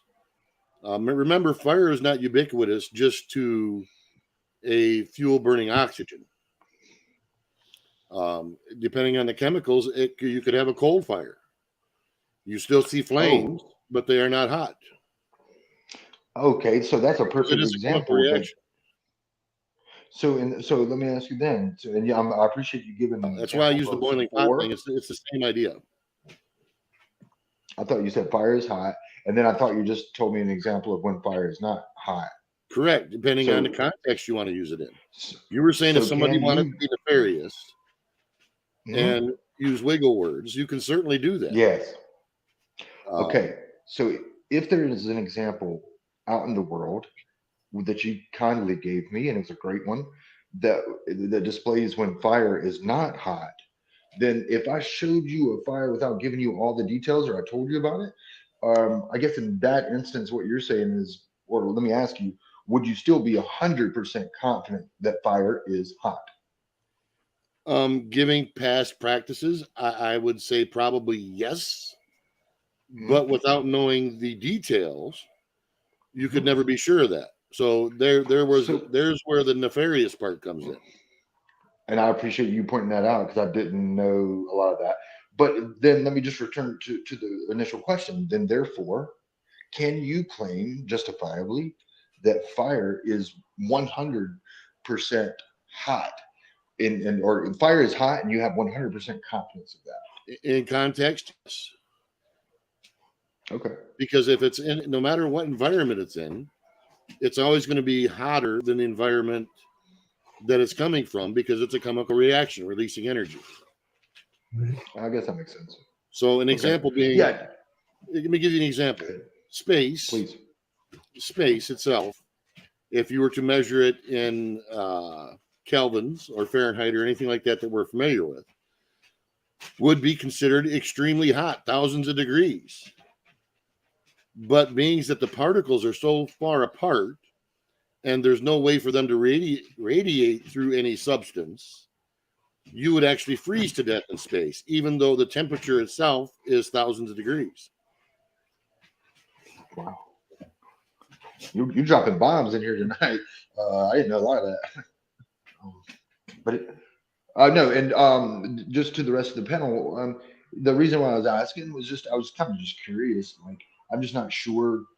I'm not trying to make a play on words here. I was just curious whether or not that anyone could be justifiable in claiming that they're 100% confident in a thing.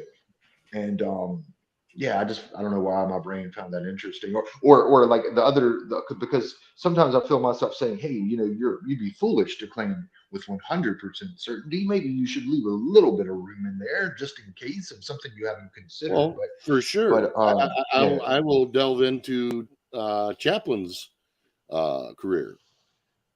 There's no way for anybody to say with 100% certainty whether he's correct or incorrect, well, because it and delves Chaplain, I into, don't. well, hold on, because it delves into a matter of belief then, and belief Yes. is each person's individual ideas.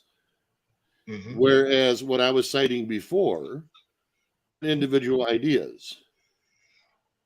So you're talking a philosophy or a teaching versus a physical object. But So isn't it possible?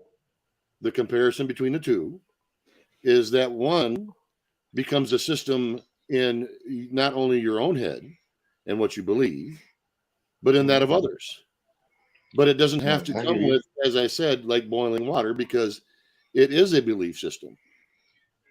I have talked Uh, to many religious people, theists of different religions, who will tell you, not all, but some, will tell you that they are sure of their holy book or their God or their religion or their salvation. But I hear you, and I agree that beliefs, if it's a belief by nature, we shouldn't be 100% confident, in my opinion. well, But I no, would no, love no, to no, hear no. what. You're missing my point. Hold on, you're missing my I'm point. sorry. I'm sorry. I'm It's sorry. not a matter of being 100% confident in any of that. It's a belief. There is no confidence level when it comes to a belief. You Right, but have what to I'm telling separate you, the and you have to separate the two when it comes to that, because I one you're implying empirical, the other you're applying religion. I didn't mean to And imply, but what I'm I was just saying is saying that the talked to two, religious people who claim to know it. They claim to know it. And yeah. then there are some that claim to believe it. I'm not talking about that. And I'd love to hear what the chaplain thinks. Well, it's just like I've always said. It took someone to introduce me to the gospel. It took someone to show me what Jesus Christ will do for you. And the confidence I have in that is simply that why would a man strap himself and allow himself to be basically murdered on a cross for the benefit of being able to cause remission of sins? Now, the confidence I get in that is why would he do it? Because he loved us just as we are and gave us that chance to believe in him. Does that make sense to you? I think so. Let me just make sure I heard you. But I want to clarify with a question. Are you saying that well, let me ask you, are you 100% confident that Jesus allowed himself to be nailed to the cross the way you described it and die for our sins? I only am confident in what I read from the scriptures from the men who were there that witnessed it. So would you say that in those things that you read from the witnesses that you're 100% confident in what you read? Yes, absolutely, Okay, so unequivocally. it's so it's not necessarily, and I don't want to put words in your mouth, but it's not necessarily a belief at that point. You claim to know it, yes or no? I want to make sure. I know it by what I read and what I Okay. understand of what the Bible is telling me. And if I'm going to witness to other people about Christ, I got to be 100% sure of what it's saying in God's word before I express it to another soul. I appreciate that. Absolutely. I appreciate. I appreciate that. But let me ask you, Chaplain, and we've never met. Nice to meet you. And also, and I'm sorry, we the people, I've never met you. I'm not sure, but nice to talk to you again too.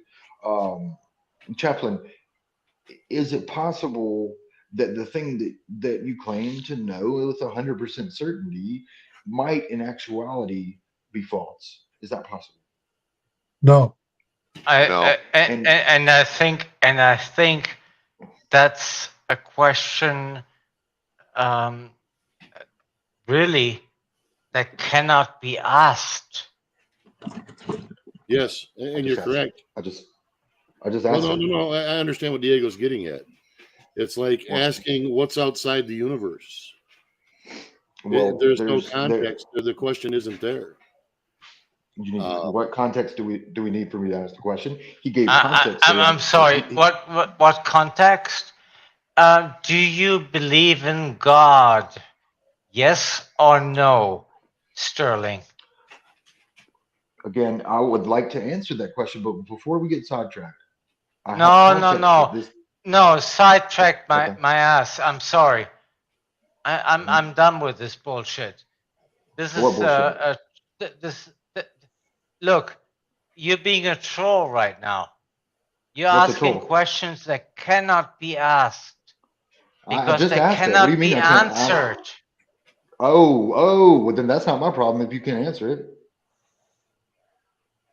No, Sterling, the question that Diego asked you, do you believe in a God? Simple question, yes or I, no? I lack a belief in a God. So what would you consider yourself, like an atheist? An agnostic atheist, yes. So I'll ask the same question to you like I've asked Chaplain and another pastor and another pastor. If you don't believe in a God, how would you be considered really an atheist?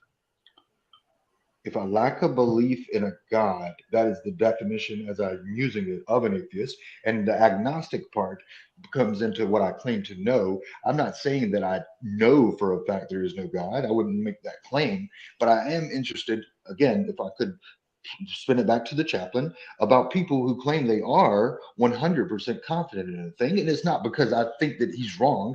I'm just curious, genuinely. It's not a troll. And I don't necessarily appreciate that, but it's okay. I'm not hurt by it or triggered. I'm just simply asking the chaplain, how did you come to that 100% certainty? Is it falsifiable? And is it possible that you're wrong? Which he already answered no. And so, yeah, I hope I can continue. One thing there, Sterling, you didn't really finish actually answering the question. Which part? Even though you said, being an atheist, you didn't really say yes or no. If you don't believe in but are you really considered an atheist if you don't believe in a God in any way, shape, form? No matter how you no matter how you verbally word atheist as you have prescribed, it doesn't matter. Are you really an atheist if you don't believe in a God? Yes. What are you talking I about, would bro? That's the say definition I'm giving. what I'm Well, trying to ask you, let me Sterling. answer that. We had this discussion about 2 weeks ago on another program, and it turned into a very ugly argument, which it should never have done. When I explain what the definition of an atheist is, it's a person that believes that God does not exist. And it's the actual true definition. That's an anti-theist. Right. That's a Gnostic atheist. I said I was an agnostic atheist means anti. Meaning, no God. No, anti-theist means anti. Atheist, if you look it up, also includes the definition that I'm using, that I freely gave, that I simply lack a belief. And I directly told you, I get that. to know that there is not one. I simply lack the belief. And I'm not here to, if you're interested in what I believe, that's fine. But I am interested in how the chaplain came to know that he is 100% confident of a thing. How did you discern that? Is it falsifiable? And could you convince me of a thing that's 100% true? It seems as though you could, but perhaps no. To the chaplain. To the men that were there that witnessed it, to the prophets that wrote about the coming of Jesus. Who was there that witnessed it? People witnessing him dying on the cross and rising on the third day and ascending into heaven. All that is written in the scriptures. And so when you read all that, you study there for as long as I have studied it. There's absolutely no doubt in my mind that these men were not falsifying a thing. What men are you referring to? Over and over again. What men are you referring to? I'm talking about the men who wrote the Bible. Who are they? The men who were there, witnessed everything that took place. Who are from they? the very beginning of time Huh? until the present day. I have no idea what you're talking about.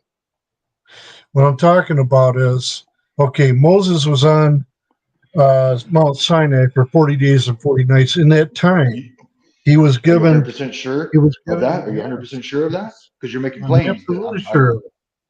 are I'm you okay? absolutely So sure. so let's just stick with that one. Moses was on Mount Sinai for 40 days, is what I think you said, and you said you're 100% sure of it. I'm asking you how. Because of what is Sterling, written, let what's me written ask in the you word. this. You're interrupting. I mean, we got something good going here. I mean, I'm sorry, it's not my channel, but like, Okay, can I just? let me explain it this way. When he was on the mountain, he was going up there to get the Ten Commandments from God. That's another claim. No, that's what he went up there for. No, that's a In claim. that 40 days and 40 nights he was up there, he was getting the history of the world for the first 5 books of the Bible. Yeah. The first 5 books of the Pentateuch. Right. Just pile on a bunch of He more was claims he, to prove he was that they're getting the history of 100% the world sure. from the beginning when Adam and Eve came on the earth, and he Claim. told about Noah and all the things that Claim. happened before he came to be. Claims. Before Exodus even was written. Claims. Well, not You just make claims. your Written. no, they're No. claims until you Written word. demonstrate them.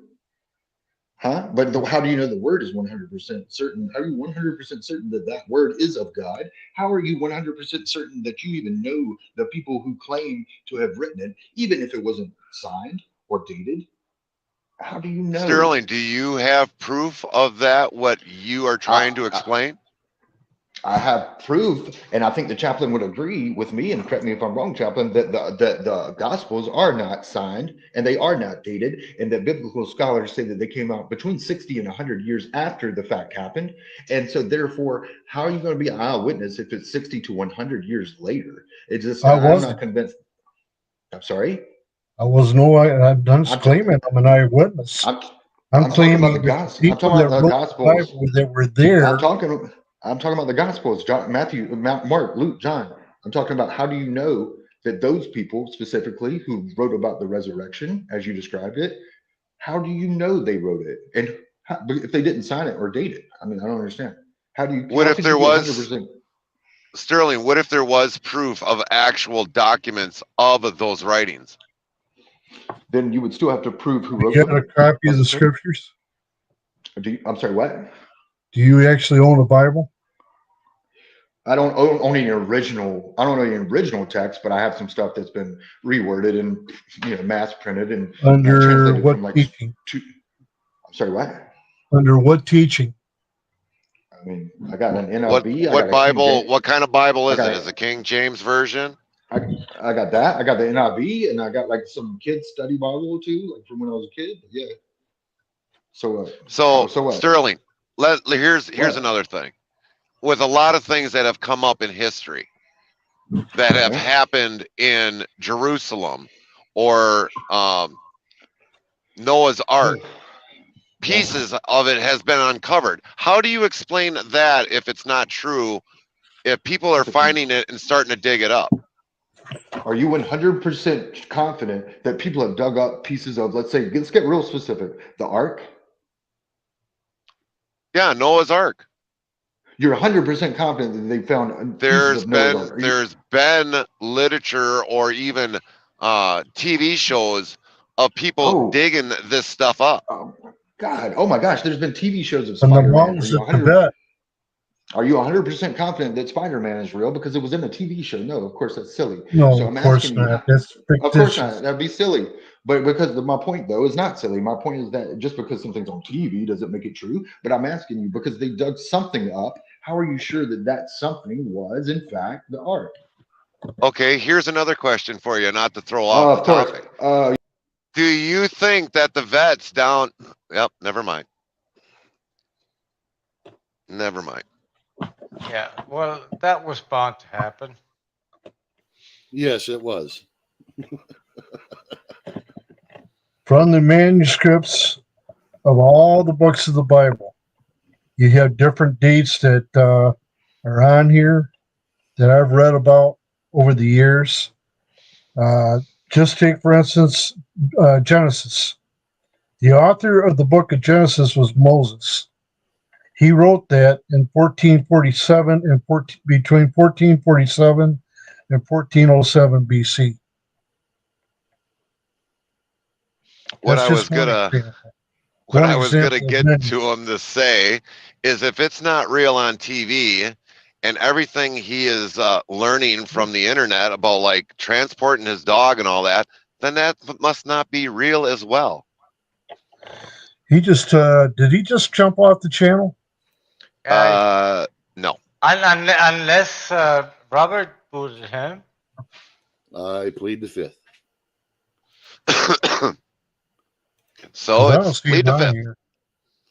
I do too. I never touched the thing. My finger might have slipped. Your fingers just might have saying- slipped. You I'm just got the saying that KY jelly out again? I'm just saying what he's telling me. He's not giving me any specifics on how he knows what he knows. He's not giving you any specifics on anything because he doesn't have any.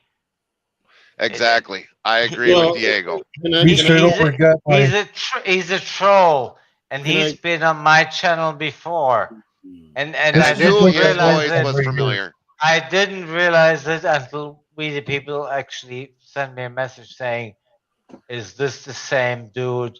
And yes, it was. Can I interject here Now, one second? Chaplain, I want to make this point. It's important to me.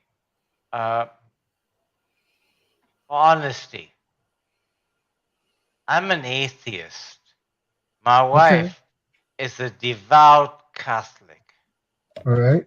And every day she gets up. I'm not a morning person. She is. So she gets up in the morning and she has her cup of coffee and she has a Bible there and she actually writes down things on a notepad. And this is the funny thing. I mean, we've been married now for 22 years, but this is after a couple of years. I'm going, okay, I know what you're doing. And she said, what? I said, you're trying to figure out how you deserve the bad husband like me. And she laughed, of course. And this joke has been going on ever since. But she is really devout. I don't understand it, Chaplain. I don't. Someday you might, Diego. Someday you might. Robert, I know you wanted to say a comment in here. Well, I'm gonna let Chaplain reply to that first. I'd be impolite to. All right, Chaplain. In order to be a good witness to somebody that may not believe or have no belief at all, is to live by example. And if that means reading the Bible in front of you, if that means writing down notes, whatever it takes. It's not that we're playing any tricks on anybody. We're just simply following our belief in Christ. No, but I think, Chaplain, you're missing the point. I'm not a bad person. No, and you're not. I don't need to get my morals from a book. And my wife knows this. And my wife is highly religious. Why should I listen to anybody telling me that I should follow anything? I guess it's wherever your mindset happens to be. How I got introduced to Christ, I was just walking this earth, existing, thinking if I didn't hurt anybody or didn't do anything wrong, and I just did whatever the heck I wanted to do, as long as I'm hurting nobody, I'm cool. But then somebody made me realize by quoting the scripture to me how wrong I really was. and believing that I'm not a sinner. I mean, I said I'm not a sinner, but he says according to the Bible, everyone is. And I had to have him explain it to me over and over again until I finally understood that when Christ died on the cross, I understood then as I understand now. And even on the cross, he said, Father, forgive them, for they know not what they do. And at that point in time is when I believed that Christ actually did die on the cross for my sins. And he came down to earth in the form of man, as the Bible talks about in Matthew very clearly. So it's all in what you want to believe in and what you trust in as to whether or not you're going to believe it or not.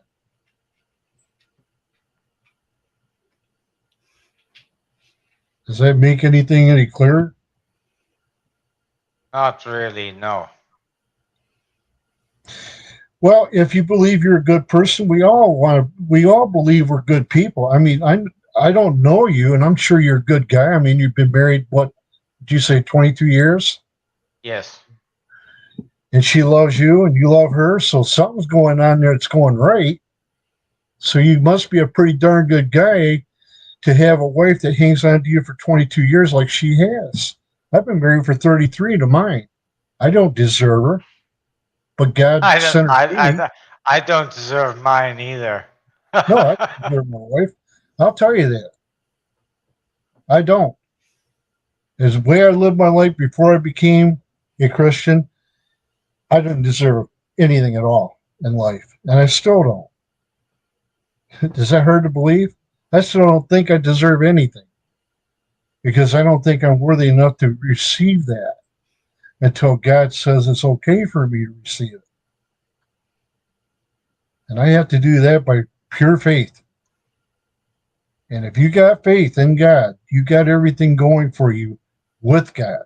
Without him, you're pretty much on your own.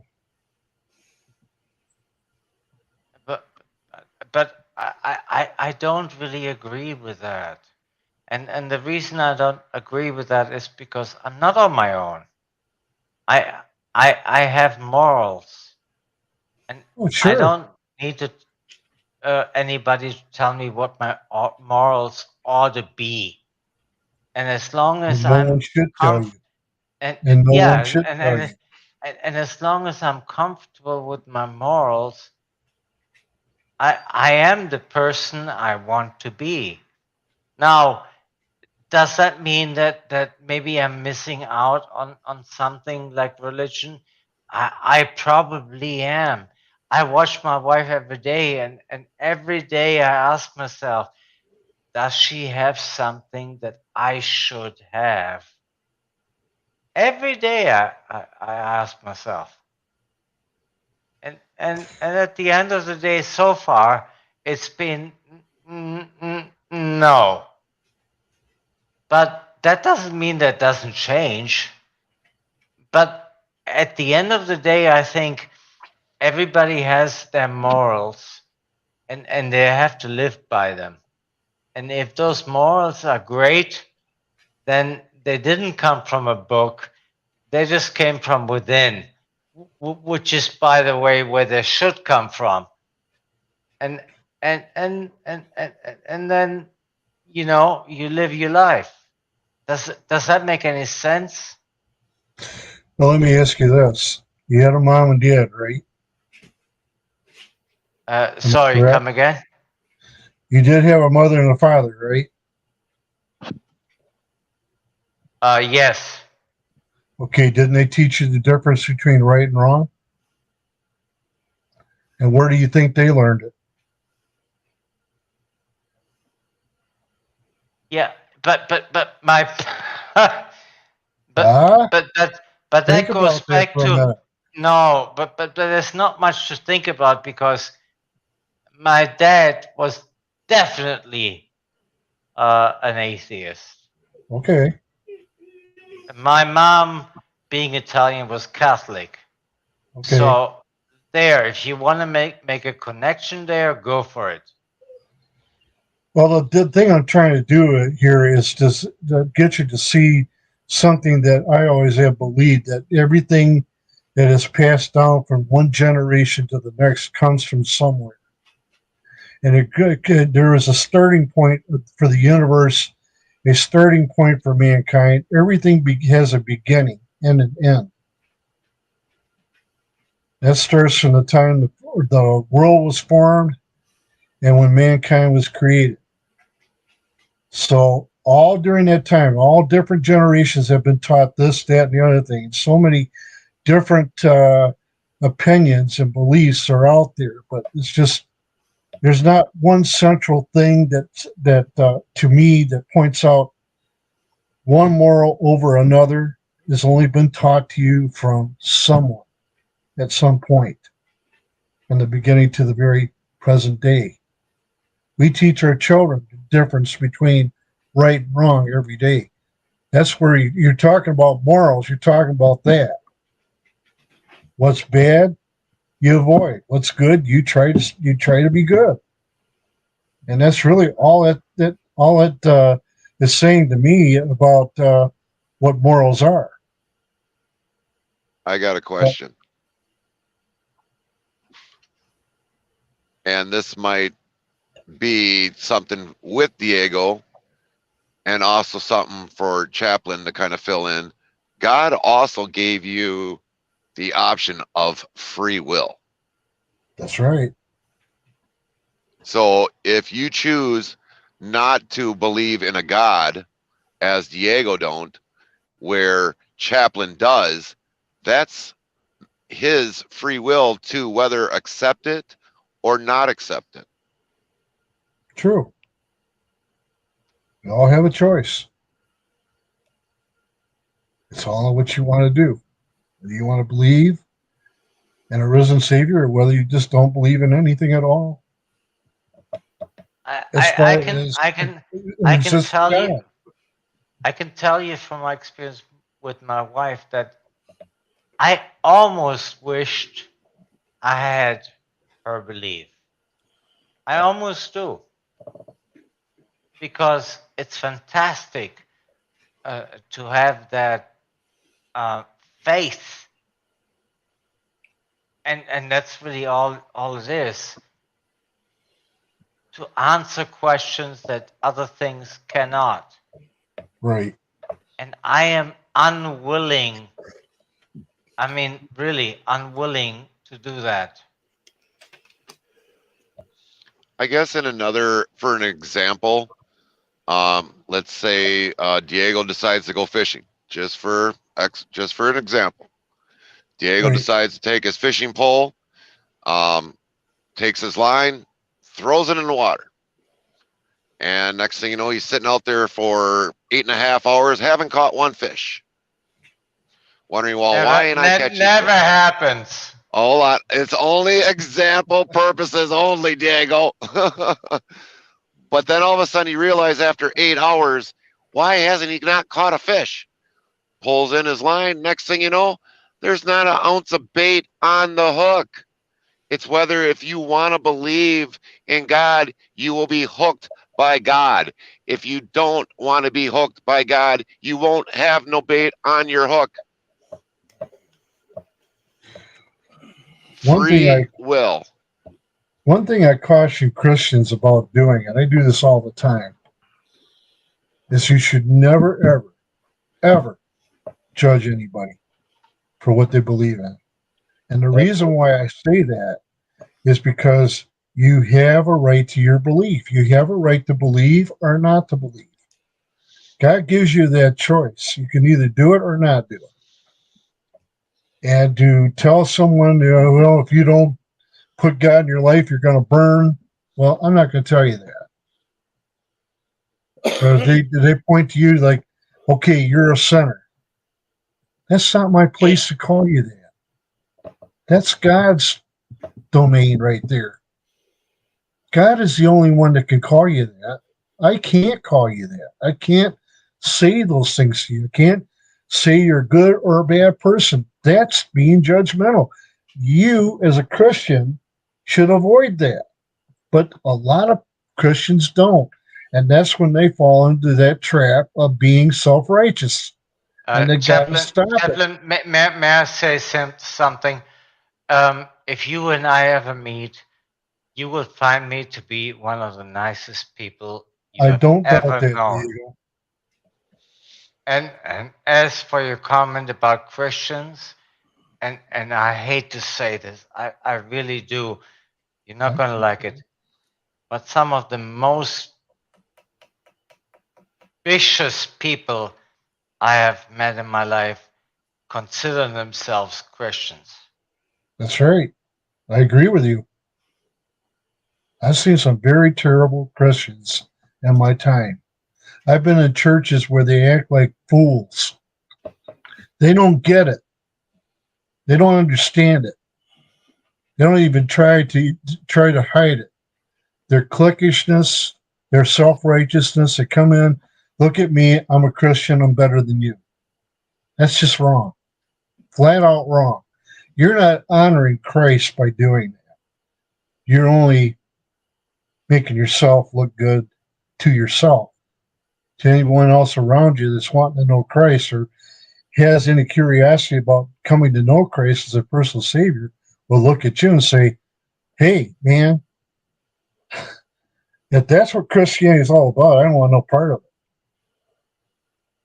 Christians are going to be held to account for what they've done on this earth. And if they have pushed people away because of how they have approached someone about Christ, then they're going to have to be held accountable for that, like everybody else. One thing I would like to say is I don't care if people are an atheist or don't believe in a God. Me too. I've been to a Lutheran church. I've been to a Baptist. I've been to a Protestant. I've been definitely to a Catholic church. I've been to them all. Yeah.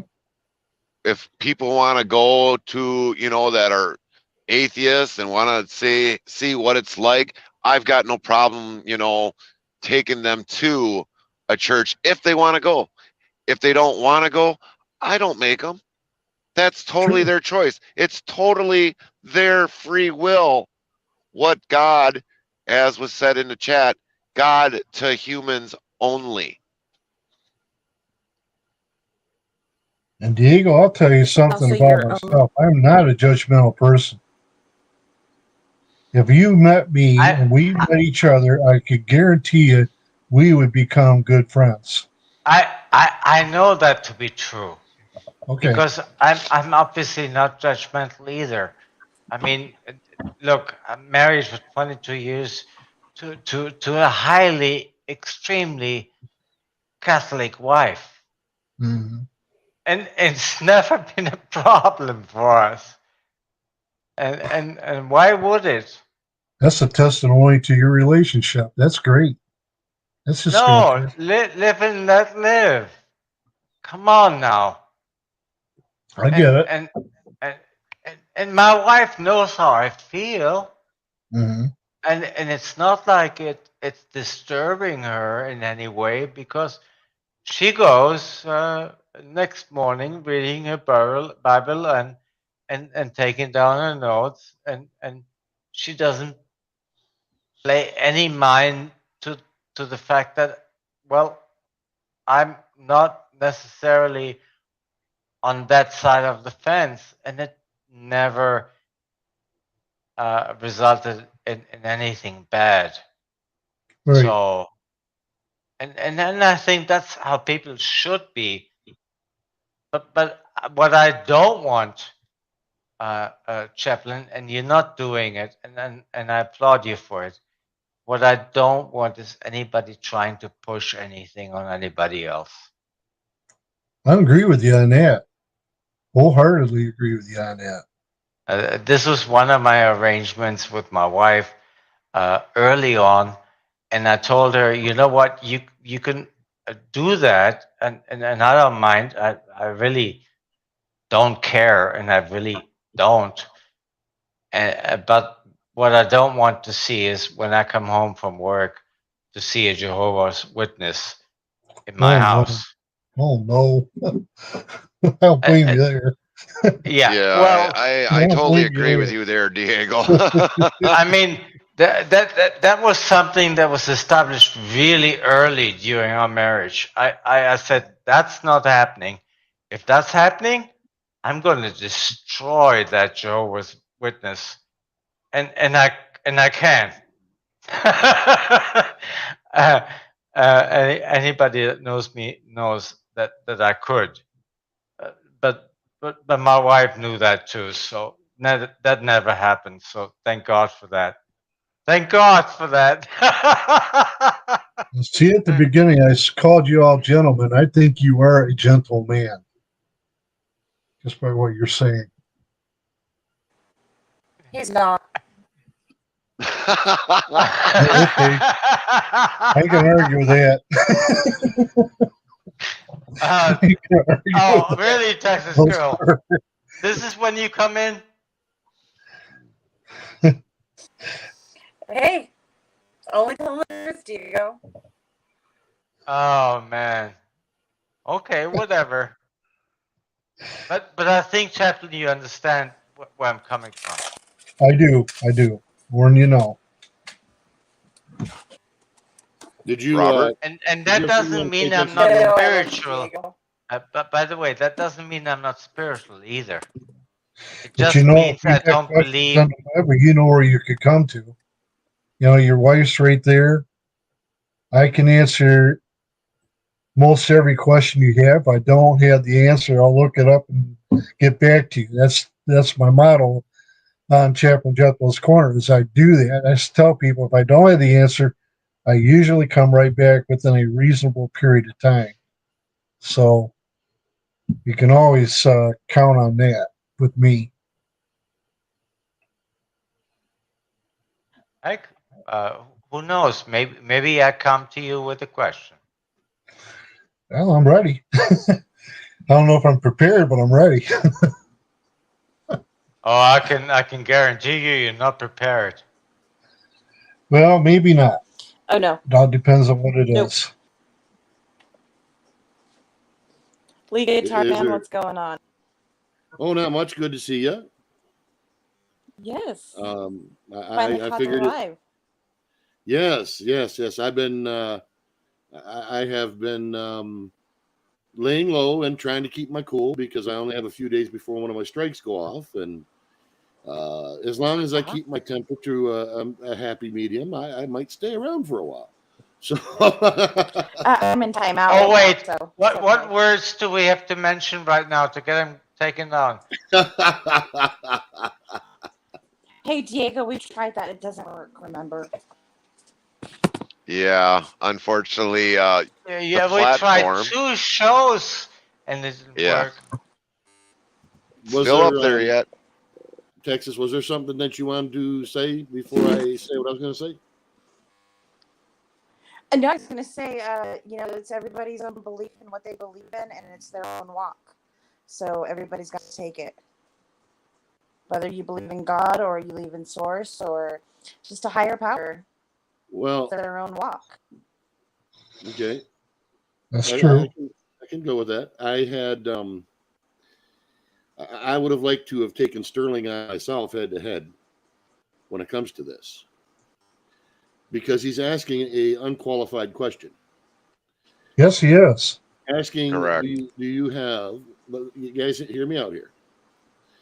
Asking, do you believe in God? Which is like asking me, do I know where the end of the universe is? There is no conceptual way as a human being for me to know that.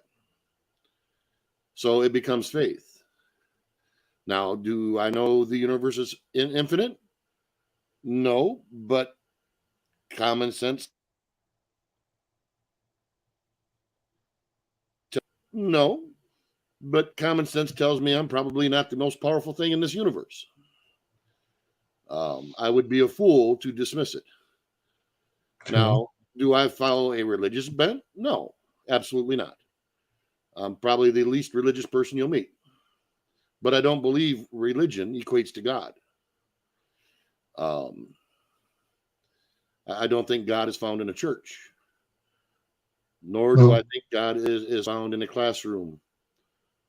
God will be found in yourself when you or he wants to find you.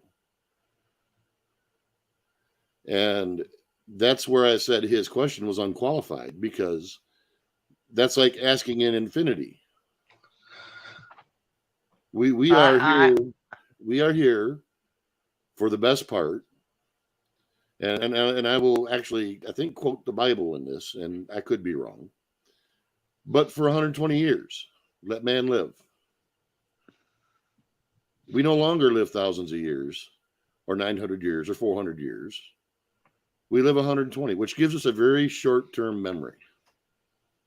Not just personally, but culturally. So to claim that there is anything when it comes to God is like asking me, is there an end to the universe? It's an unqualified question. There's another thing that goes with that, and that is people have always asked what happens when you die, right? And there's this concept of, well, nothing, but there is no concept of nothing. Correct. Nobody can explain what nothing is. Well, if you have a belief in quantum physics, there is no such thing as nothing.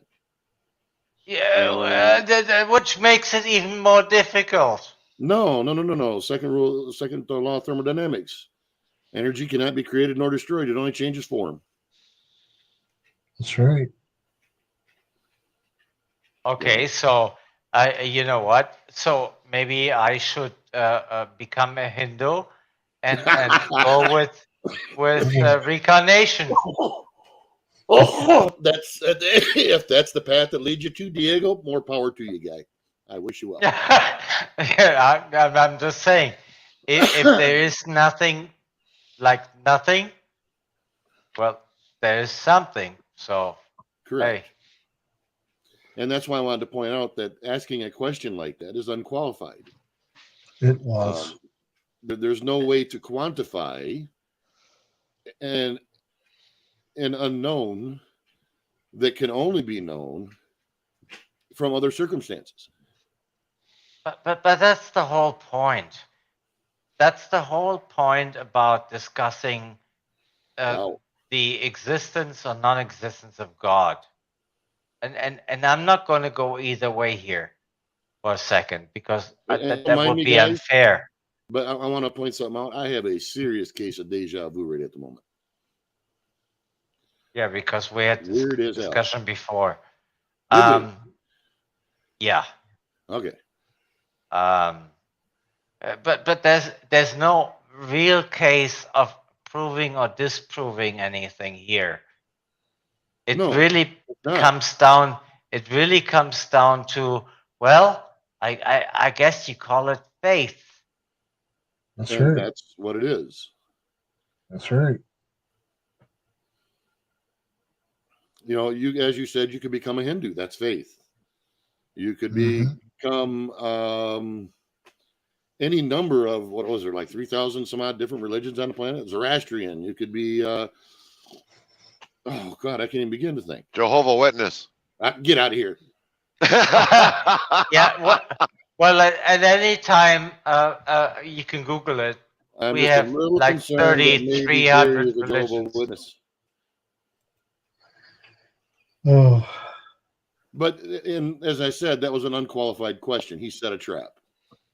And that is not, just when he asked me, I knew what he was going to do.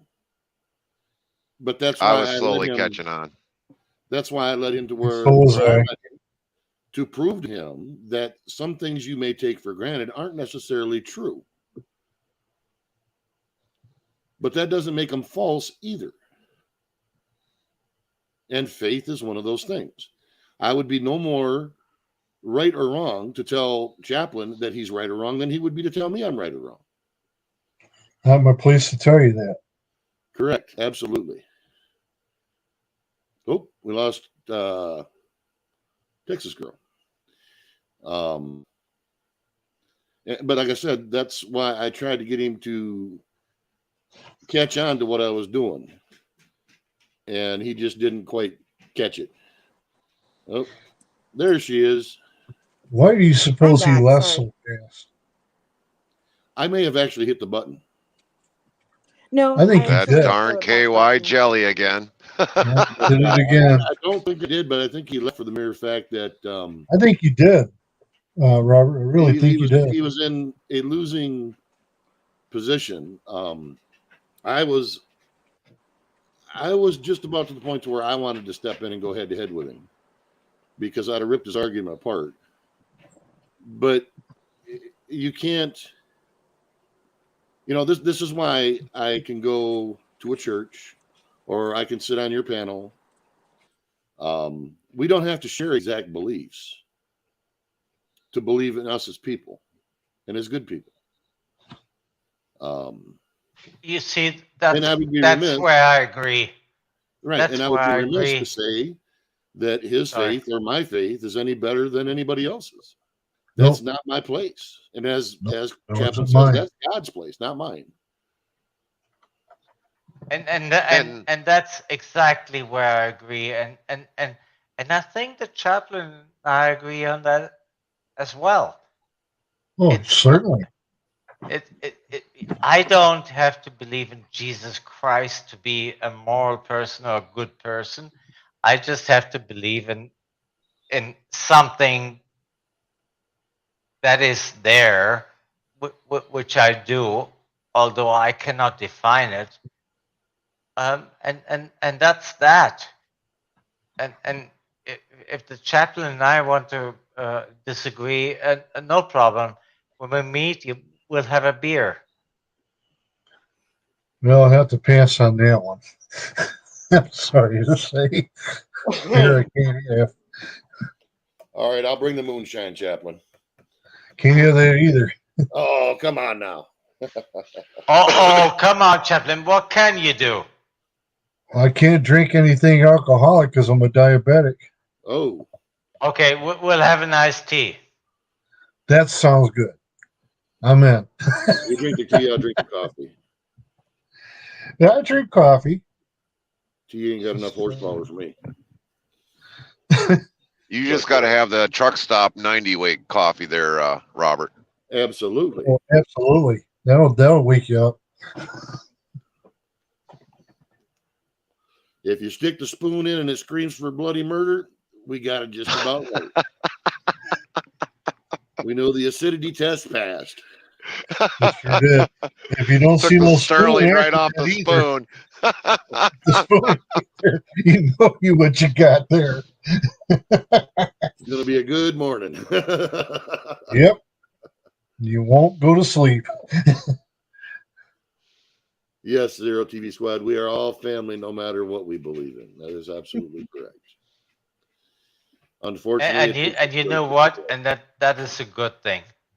When you connect conversations like this, I'm having a conversation with a chaplain, for crying out loud, and I'm telling him, sorry. It's okay. It's okay. Yeah. Why not? Why not have these conversations? Well, my next question is, if it weren't for those questions being posed that, in my opinion, are unanswerable, then those questions would not be put out there. I'd rather ask questions to become more of an understanding of the person I'm talking to, versus them trying to explain to me something that's unexplainable. Well, when he started out with an open-ended question. I probably used the wrong term, loaded, but open-ended. Yeah, so I you knew can where he was answer gonna it so many different ways.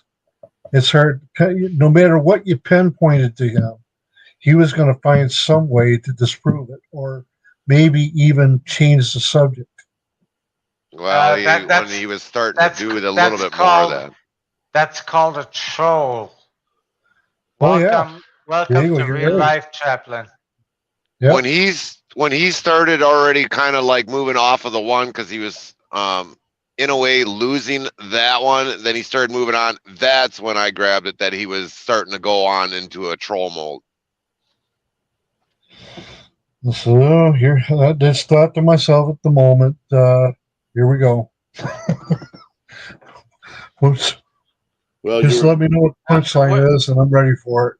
No, you're in a good we place. all tend to give them some room, and I did give him Oh, some room absolutely. too. I gave him a lot of room, and then I realized, uh-oh.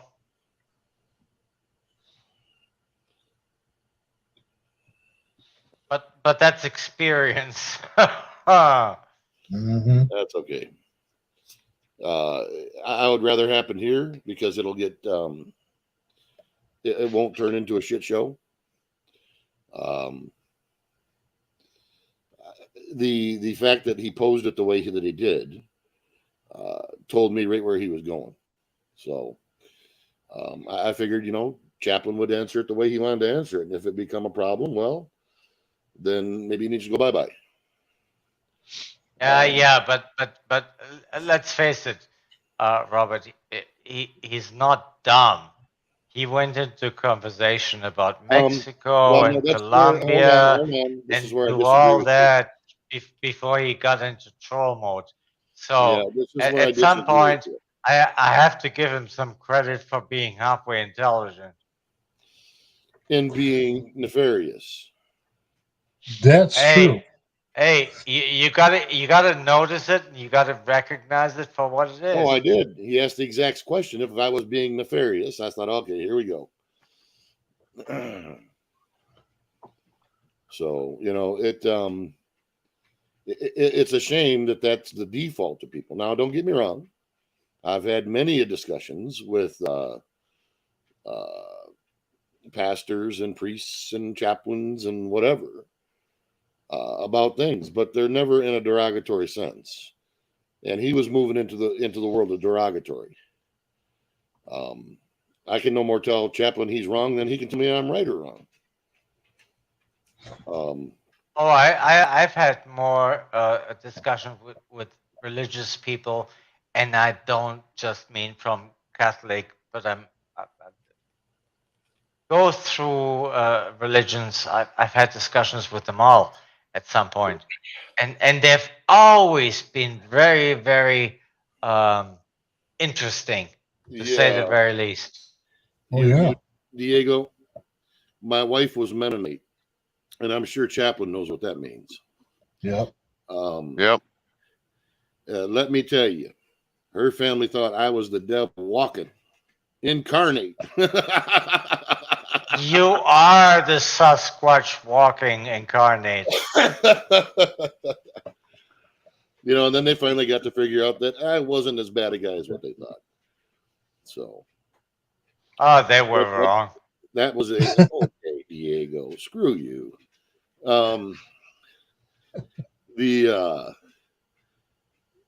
But dealing with a religion in that aspect there, which is arguably one of the more stricter ones. I mean, you're not Amish, but you're damn sure not too far away from it. Not too far. No, not too far at all. It taught me a lot about religion and people's belief systems. It also taught me that there's a lot of hypocrites. Mm-hmm. And it also taught me that there's many people who firmly are well grounded in their belief. No, hypocrites? They exist? No, not them. So, it comes down to, if you're going to have a discussion, you should have a discussion that's productive. That discussion was not going to be productive at all. No, that was going nowhere. But in the same token, it led to this discussion. So, yep, it did actually end up being productive. So, it's a hell of a panel tonight. The topic's been discussed. Oh, everything from socialism to politics to religion. Damn. So, how do you guys feel about the robots when they take over? I'll be going with that time.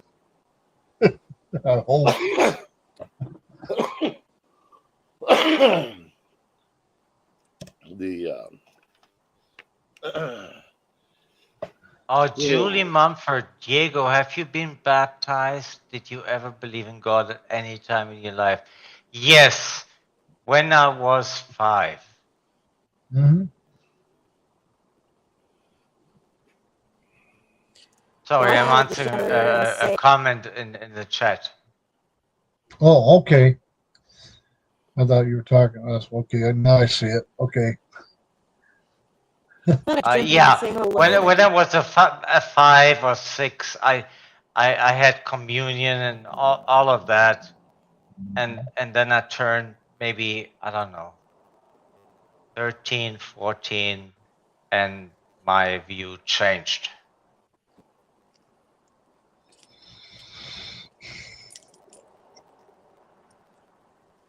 Does that sound like something you would hear often, Chaplain? So, yeah, I hear that a lot. I think that ought to be something of concern, but not of concern.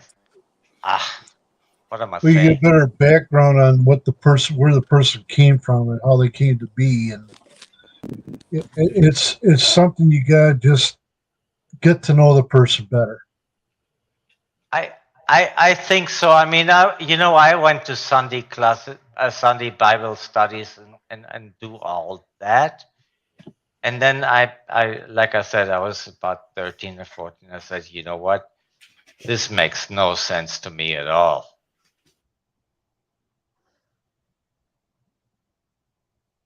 Eh, So, just for what it's worth. Mm-hmm. Well, I get where you're coming from.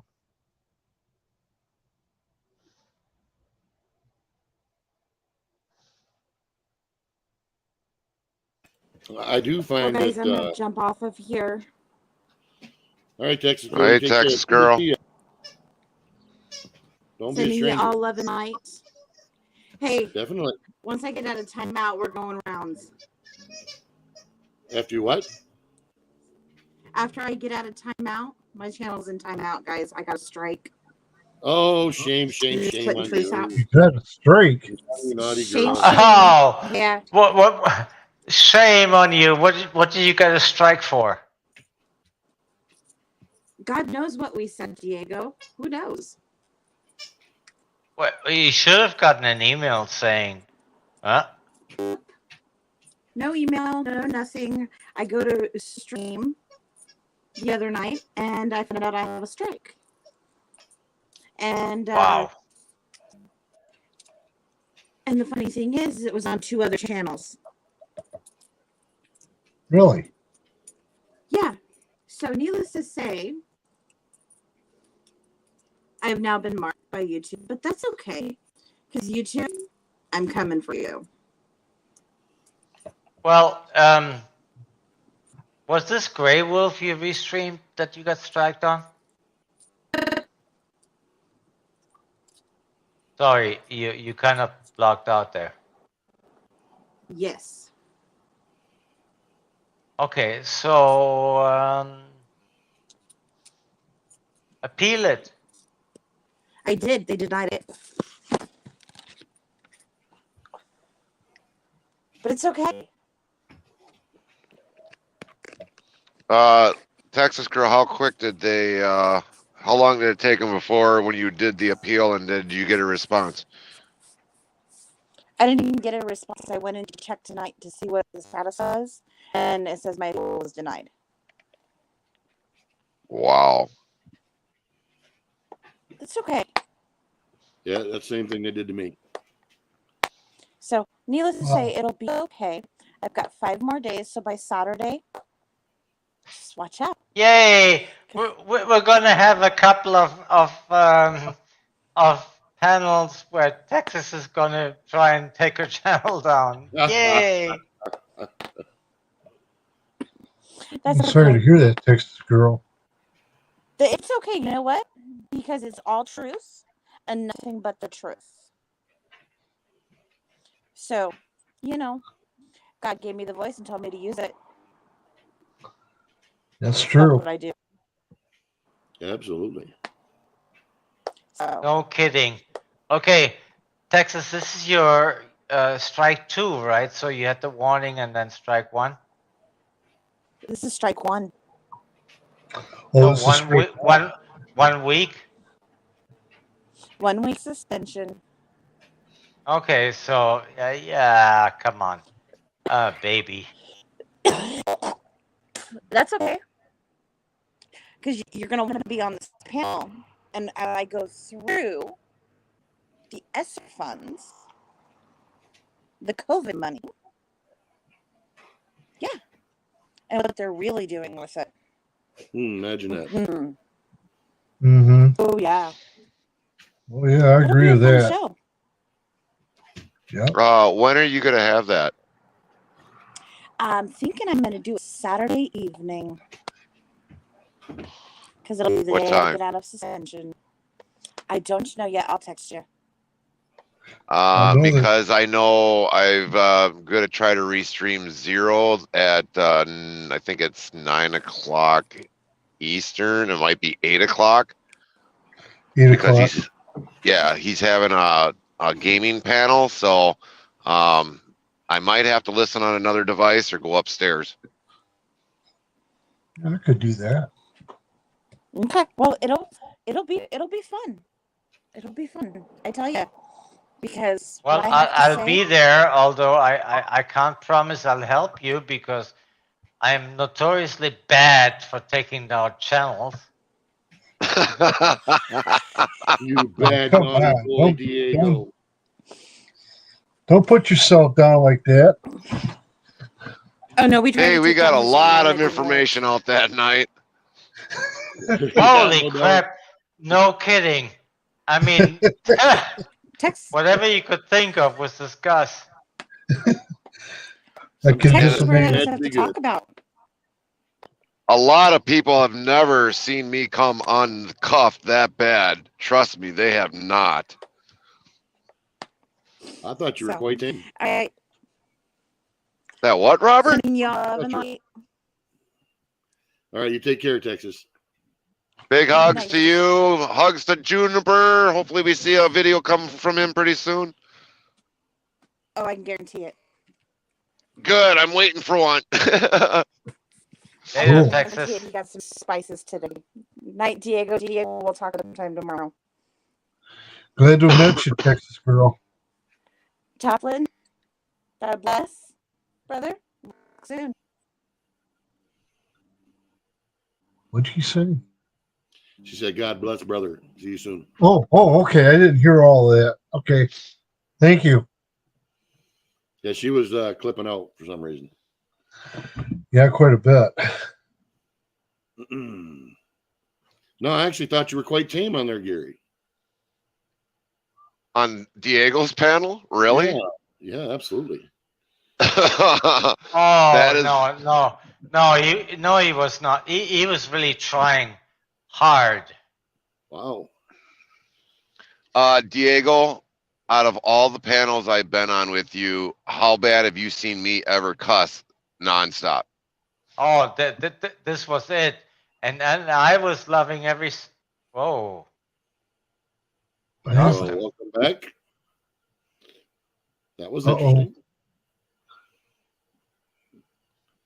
Did we lose you there, Gary? Oh, no, I'm still here. All right. Okay, you can still hear us? Yeah, I can still hear you. Okay, good. No, I was saying no. That was actually really great, and I loved every second of it. It didn't work though. Right. You're you're useless, just as I am. Well, I helped try, Diego. That's all I can do. I think Chaplin has absolutely no idea what we're talking about. I think he does. He's seen the video of me. Because I definitely let a lot of people in my channel know that if you want to see me uncuffed, this is your only chance to see it. So hopefully it got you some more views, Diego. I spicy a meatball. Well, I subscribed to your channel, so you know. Oh, Yeah, okay. So I wasn't sure, Chaplin, if you knew what this was all about, but yeah, uh, I do. To a point, I do. Yeah, okay. not all So of it. But and most. and Chaplin has never seen me ever this uncuffed in that panel discussion ever. You can and ask and him. and we had two Um, of those. I mean, I couldn't even get it done the first time round, and then we had a second one, and the second one, wow, was even Yeah. worse than. I mean, but by far, you want to talk about pissing YouTube off? We did everything to do that.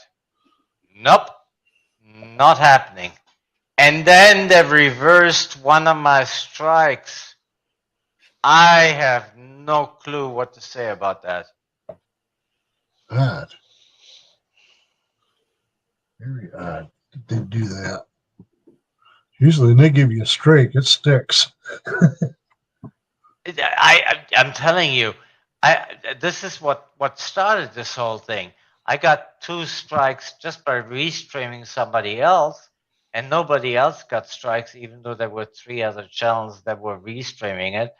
And I got so pissed off that I said, okay, fine. YouTube, you want to take me down? Fine, but it's going to be on my terms. And I told everybody I'm going to have a stream. Everything goes. You can say whatever you want. This is to take this channel down. And nothing.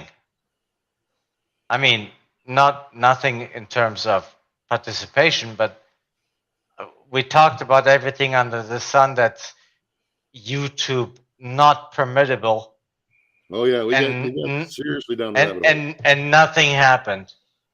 And I was trying to get Robert awake, but somehow he didn't get my text. He must have been falling asleep with his teddy bear. Jealous? Teddy No. And anyway, we went really far with this, and under normal circumstances, that stream would have taken down midstream. Yep. Forget about the end of the stream. But nothing happened. And then I went, okay, fine. You know what? We're going to do that again. And I named my next stream, let's try this again. And that was 2.5 hours. And that was completely off the rockers. I Yep, I was mean, on that one. man, there was nothing we didn't talk about that YouTube hates. Nothing. Wow. And it's still up. And then after that, when I got the 2 strikes for just restreaming somebody, I actually appealed the 2 strikes, and one of them got removed. Doesn't hurt to appeal.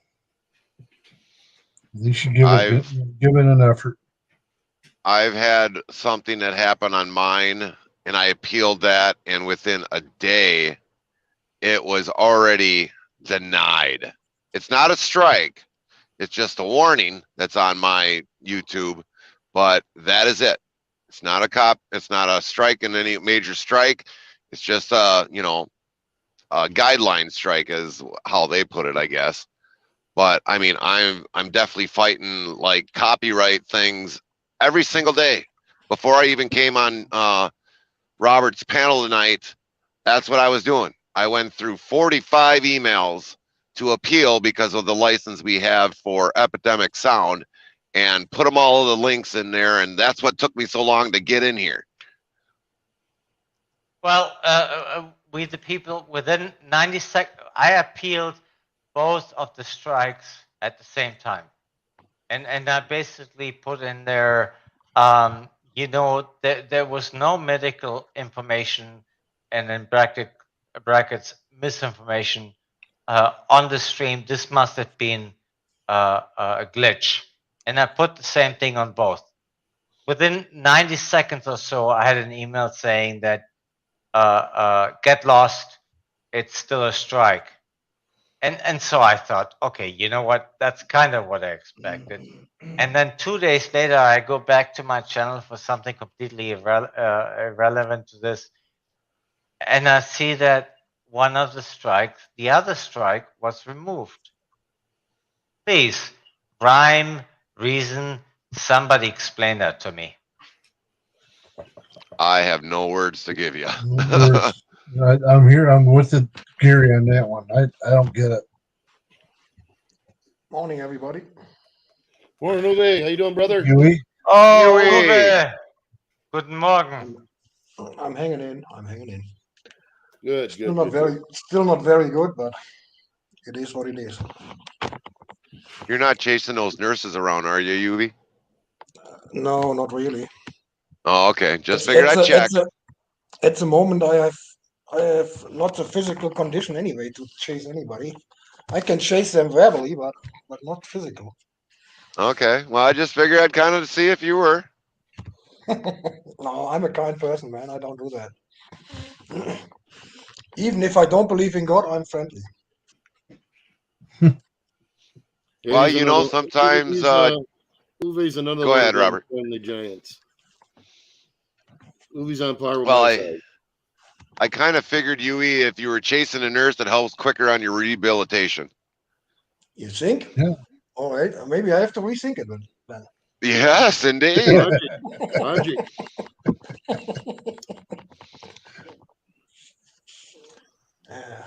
So, Robert, did I read it wrong, or did you try it yourself before the rehabilitation is going off?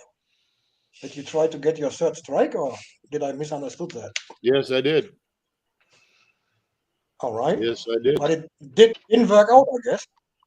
Not at the moment, it didn't. But one comes off the 5th, which would be tomorrow. So, but the thing of it is I haven't been censoring any of my panels to the extent I was before, and I've been leaving them up. And tonight we've hit some pretty tough subjects. Nothing rightly controversial, but we were definitely in the politics range. We were definitely in a lot of things. So You seriously think after the last two panels I had, this is gonna come down? Seriously? I don't think they're treating them all equal, Diego. I think they're just kind of haphazarding. I guess Robert is right on that. Because just a little example, 2 days ago, Art Manda was playing I think 10 minutes video from any Australian mainstream channel, and the last 2 minutes of that was something about medical stuff, and dang, black screen. Imagine was 8 that. minutes going, 8 minutes going, and then on the last 2 minutes, back, black screen. So I don't know. I think there is a strategy behind all that stuff. Who they pick, what they pick. I don't know. It's strange. They don't want the truth getting a foothold. Yeah, but it comes out more and more and more and more truth. Yeah. Even that on even if it's not the mainstream big channels, but smaller channels bringing stuff up, and they still do the same shit. That's why I say we're winning, whether people realize it or not. We are winning.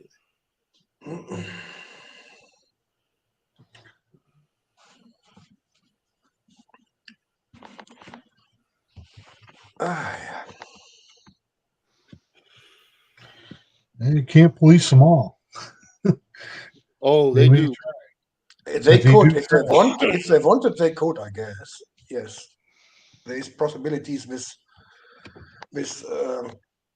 bots who can pick everything up. I guess that could be easy for them, but it looks like they don't want to hit everybody anymore. Well, I think they're kind of tempering it down in places to maybe make it look like they're not being as Gestapo-ish. But they're not fooling anybody, or at least none of us anyway. No.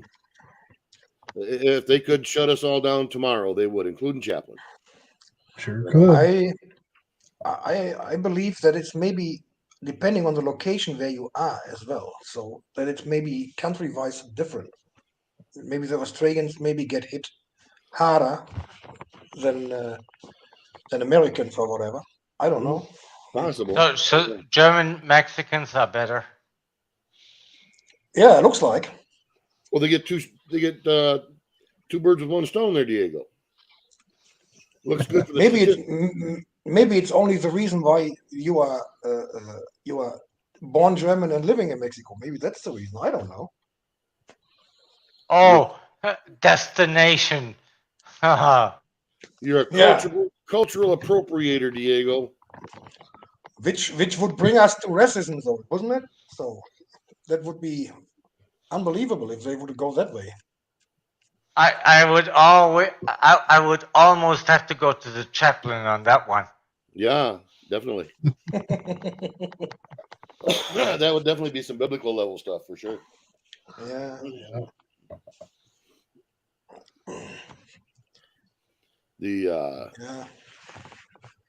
You know what floors me, Uwe, is a lot of the things that have come out and these studies that have come out of Germany.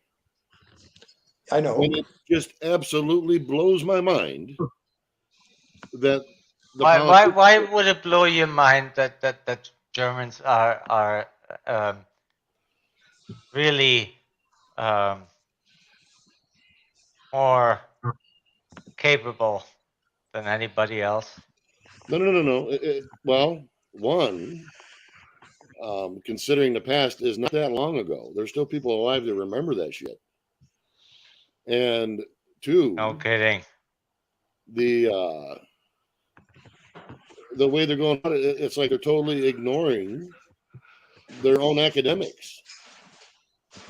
They're literally ignoring their own scientists. Politicians have become science there.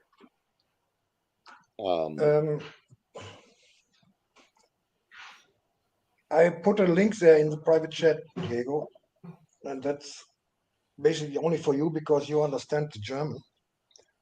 That guy is an Austrian scientist, doctor, epidemiologic and microbiologic and whatsoever. He has been part of like I say an organization or council. They started early in 2020, investigate all this stuff, the COVID and all that stuff. He made three let's say 90 minutes documentations for Service TV, which is a private Austrian channel owned by Red Bull, I think. And that guy had made 10-minute videos last couple of days, making a review of all the 3 years. And that's, I think you just need to these 3 videos to get, even if you are not out of the medical system or whatsoever, to get very good explanation what is going on and what happened. Would be interesting if you watch that. What do you think? Martin Hardage, I got it. Yes, I'll look at it later. He used to work in Germany as well on a university, on a big university. They knocked him off when he started the investigation stuff. Imagine that. So yeah, he's not the only one though. Anyway, there was many professions who got fired or laid down, whatever you want to call it.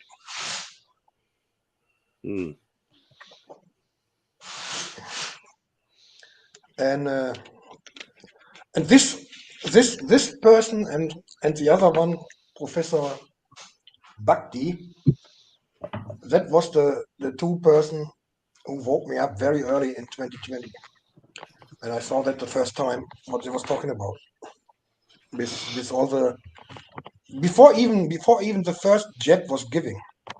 They was talking about what happens if they use this mRNA stuff with the blood clots and all that stuff. They were talking about that in April 2020.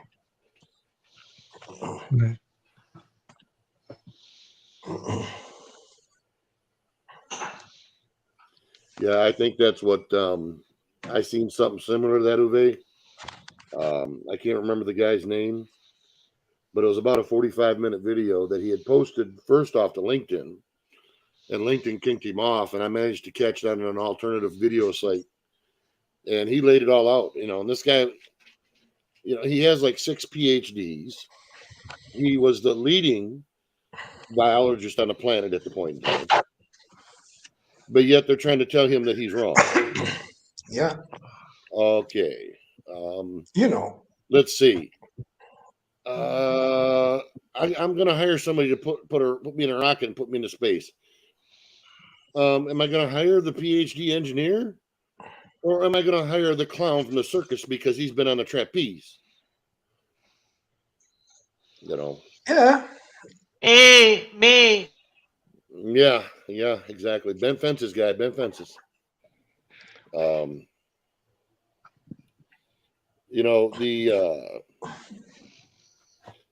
thing that disgusts me the most is that they're continuing on with this, and you have politicians in parliaments and congresses all over the planet calling for the end of this shit, and none of these other politicians even have the balls to show up and listen to what these people have to say. And get this now, one of the hardest hardliners in the lockdown and COVID stuff here, Professor Dr. Drosten, who is part of the WHO, and he's at the Charité in Berlin. He was always pushing it hard as possible. Even he said 2 or 3 weeks ago, the pandemic is over, and now our very smart healthcare minister said, no, by far not over. We can't lay all the mask mandates down. We can't lay this down and all that shit. They beat themselves, but they don't even realize it. They lose out of their narrative team. They lose people pushing it forward, and they don't even realize. They go ahead, and they don't realize that they built their own trap. That's true. And the thing that scares me the most, Uwe, is I could go get a couple people right now from other panels that will vehemently back everything the governments have been doing. Yeah. And if you try to show them anything that tells them otherwise, they will literally scream bloody murder, call you a liar, or attack the person, wherever. They will never, ever look at what you're showing them. Exactly, because it doesn't come from the mainstream media. That's why. Not stupid people. Yeah. And I even asked this one guy, I says, you have kids, right? Well, yeah. What's that got to do? I says, what are you going to tell your kids if you're wrong?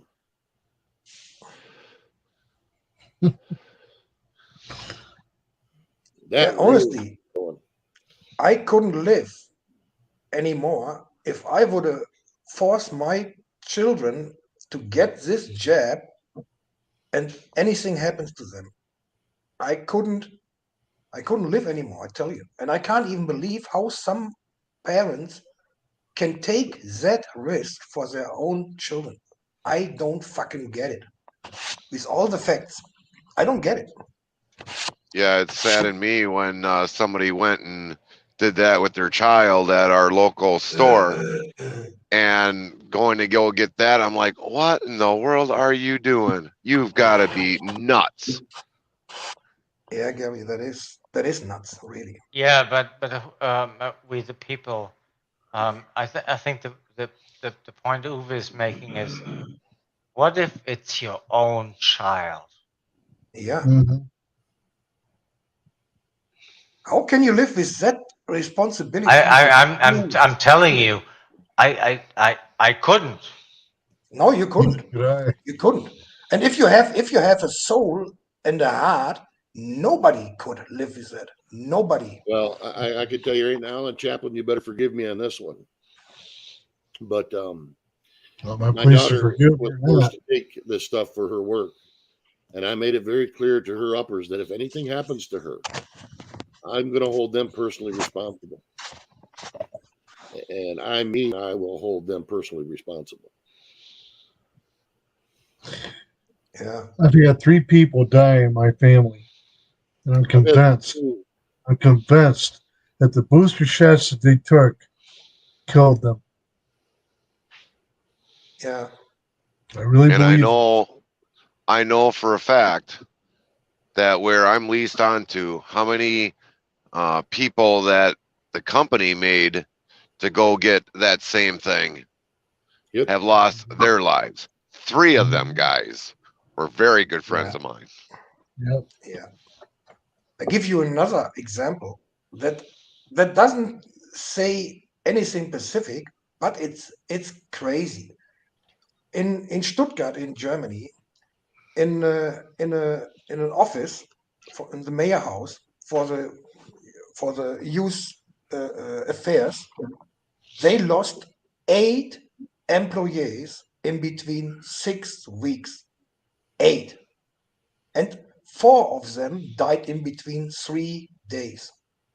They were all in between 45 and 59 or 58 years old. That means nothing. That can happen.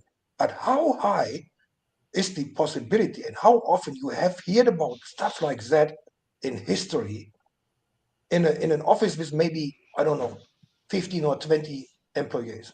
You You don't. gotta be kidding me. Taking collapsing airplane pilots, taking sports stars who just collapse on the sports field or whatsoever. Sure, you have heard it in history, but not several times a month. I just wondered if that guy that fell and collapsed on the field the other night in the Buffalo uh, Bills and Bengals game, if he had taken any booster shots. Well, everybody's going to be asking that question. Yeah. Oh, Everybody. that Tells me that happened. Chaplain, that's something on my mind. I've been an NFL fan for a long time, and I'm not willing to make that guess right now because I'm not a doctor. So what do I know? And I've listened to a couple of doctors. There are YouTube videos out there that say this is possible and it's a freak thing.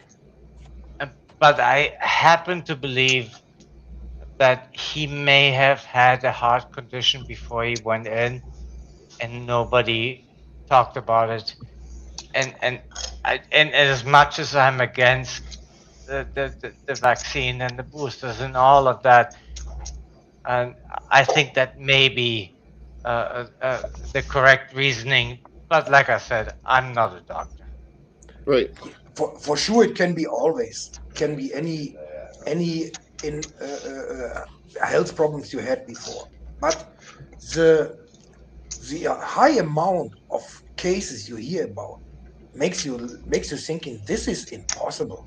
Like take the World Cup in Qatar. I think 3 journalists died in that 3 weeks of the World Cup, or 4 weeks, whatever it was, on the grandstand or whatsoever while they're doing their job. 3 journalists died. Whenever you had that before, last Olympics, I think 2 or 3 or 4 reporters of several countries just passed out. Yeah, but Uwe, this is different. This is an NFL player. He made a regular, what I would consider, and I think most people would, a regular tackle. And he got up, and then he had a heart attack. This is not normal. This is the first time.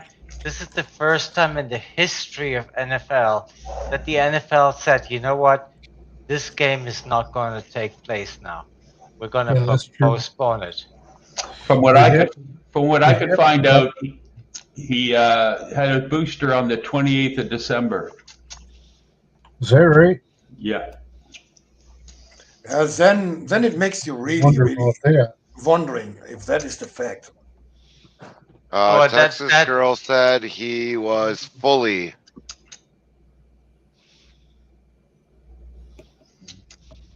Yeah, last booster was on the 28th of December. This Texas girl's in the chat. That really makes you think. Well, of course it does. But like I said, I'm not a doctor. I'm not here to you know. But wow. I think you're right, girl. So I thought it was mandatory for all the NFL players to get vaxxed. I'm not Miss sure T if all of them did it. says, Go Miss ahead. T says, I saw that, and the doctor that did it said he was in perfect health. Yeah, and he would cooperate with the NFL. And it shows a little bit of what many scientists say as well. The more mRNA shots you get, the higher is the risk of very, very hard side effects or even death. Well, here's something I just grabbed off the Canadian government website. Let me just.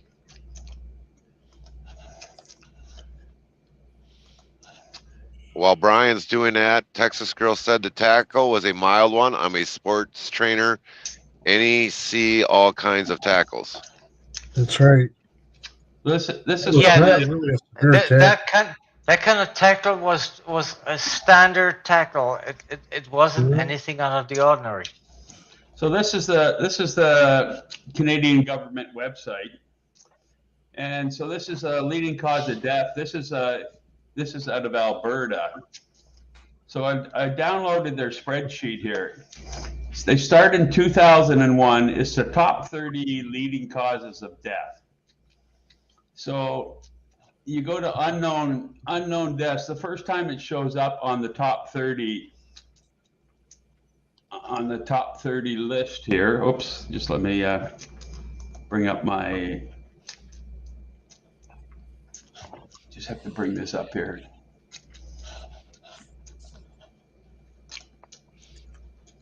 So the first time it shows up on the top, in the top 30 list of causes of death is in 2020. It jumps to number 4 out of nowhere with 1,464 deaths. At 2021, it becomes the leading cause of death. Yeah, that's crazy. Unknown causes. Unknown causes. And that's not only in Canada. That is everywhere in the high rating vax countries. Mm-hmm. So we have the same statistics here from Germany as well. So between 2019 and 2020, there was a 280% increase in unknown causes of death. And from 2019 to 21, there's a 644% increase in unknown causes of death in Alberta. That's fucking insane.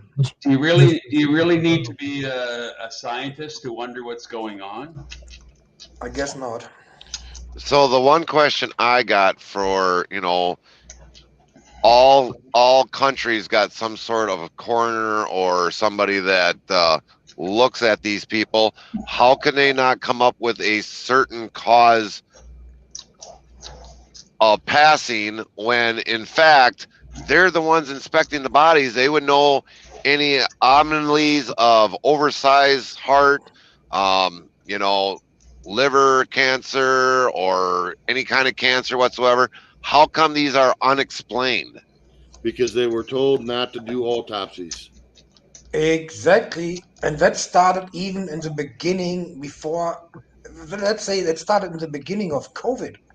They were forbidden to make pathologic investigation on dead bodies. And we had a doctor in Germany, in Hamburg. He just worked against that, and I think he cut off, I think about 20 or 25 bodies that died on COVID, and I think he could prove it only on 3 or 4 people that COVID was the reason of death. And with the investigation after the Jabroni They were just an independent doctors group, pathologics. They made that on their own costs. This people, I think it was, I don't know, about 20 people as well. I'm not 100% sure. And they proved on, I think on just one person, they couldn't prove that it's the jab what killed them, but all the others, it was proved. Texas girl made 3 comments in the chat. I am not going to read them aloud. No, and she's correct. I've been following them, and what she's saying, is it beyond the realm of possibility? No, none of us can say that. Does it leave suspicion, and should this shit be looked into? Absolutely, 1,000% yes. Yes. In the county where I live at, it was mandatory. Mandatory. Every hospital in the county had to report every death as a COVID death in order to receive the money from the government. Yep. Now, on top of that, they also made it mandatory that each person had to be cremated. Yeah. Why is that? Nothing suspicious there. Why is that, Chaplin? Why is that? Exactly. Get rid of the evidence. Because they can't get rid of the evidence. That's why. Exactly. They can't determine the cause of death that way. Because I know there were some people. Go ahead, Chaplain. And it's COVID death, and that's it. And that's the way they looked at it. And a lot of people were, after the passing, immediately cremated without the family's consent or the wishes of the one that passed, if they wanted to be cremated or whatever else. They just did it anyways, and that was it. Well, I'm going to have to. The Department of the Health, Department of Health in this state where I live at, came right from there. I'm going to have to disagree with Texas Girl here, because I watched this a couple of times now, and yes, the tackle was against the chest. That doesn't mean that nothing nefarious is going on. It only means that we have to look at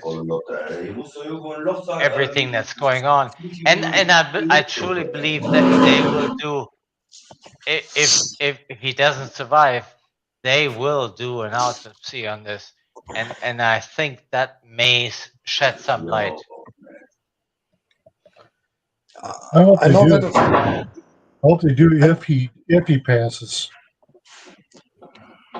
I don't know. I think that's going to be one of those things that they're going to try to sweep underneath the rug as much as possible, or they're just going to come up with another analysis.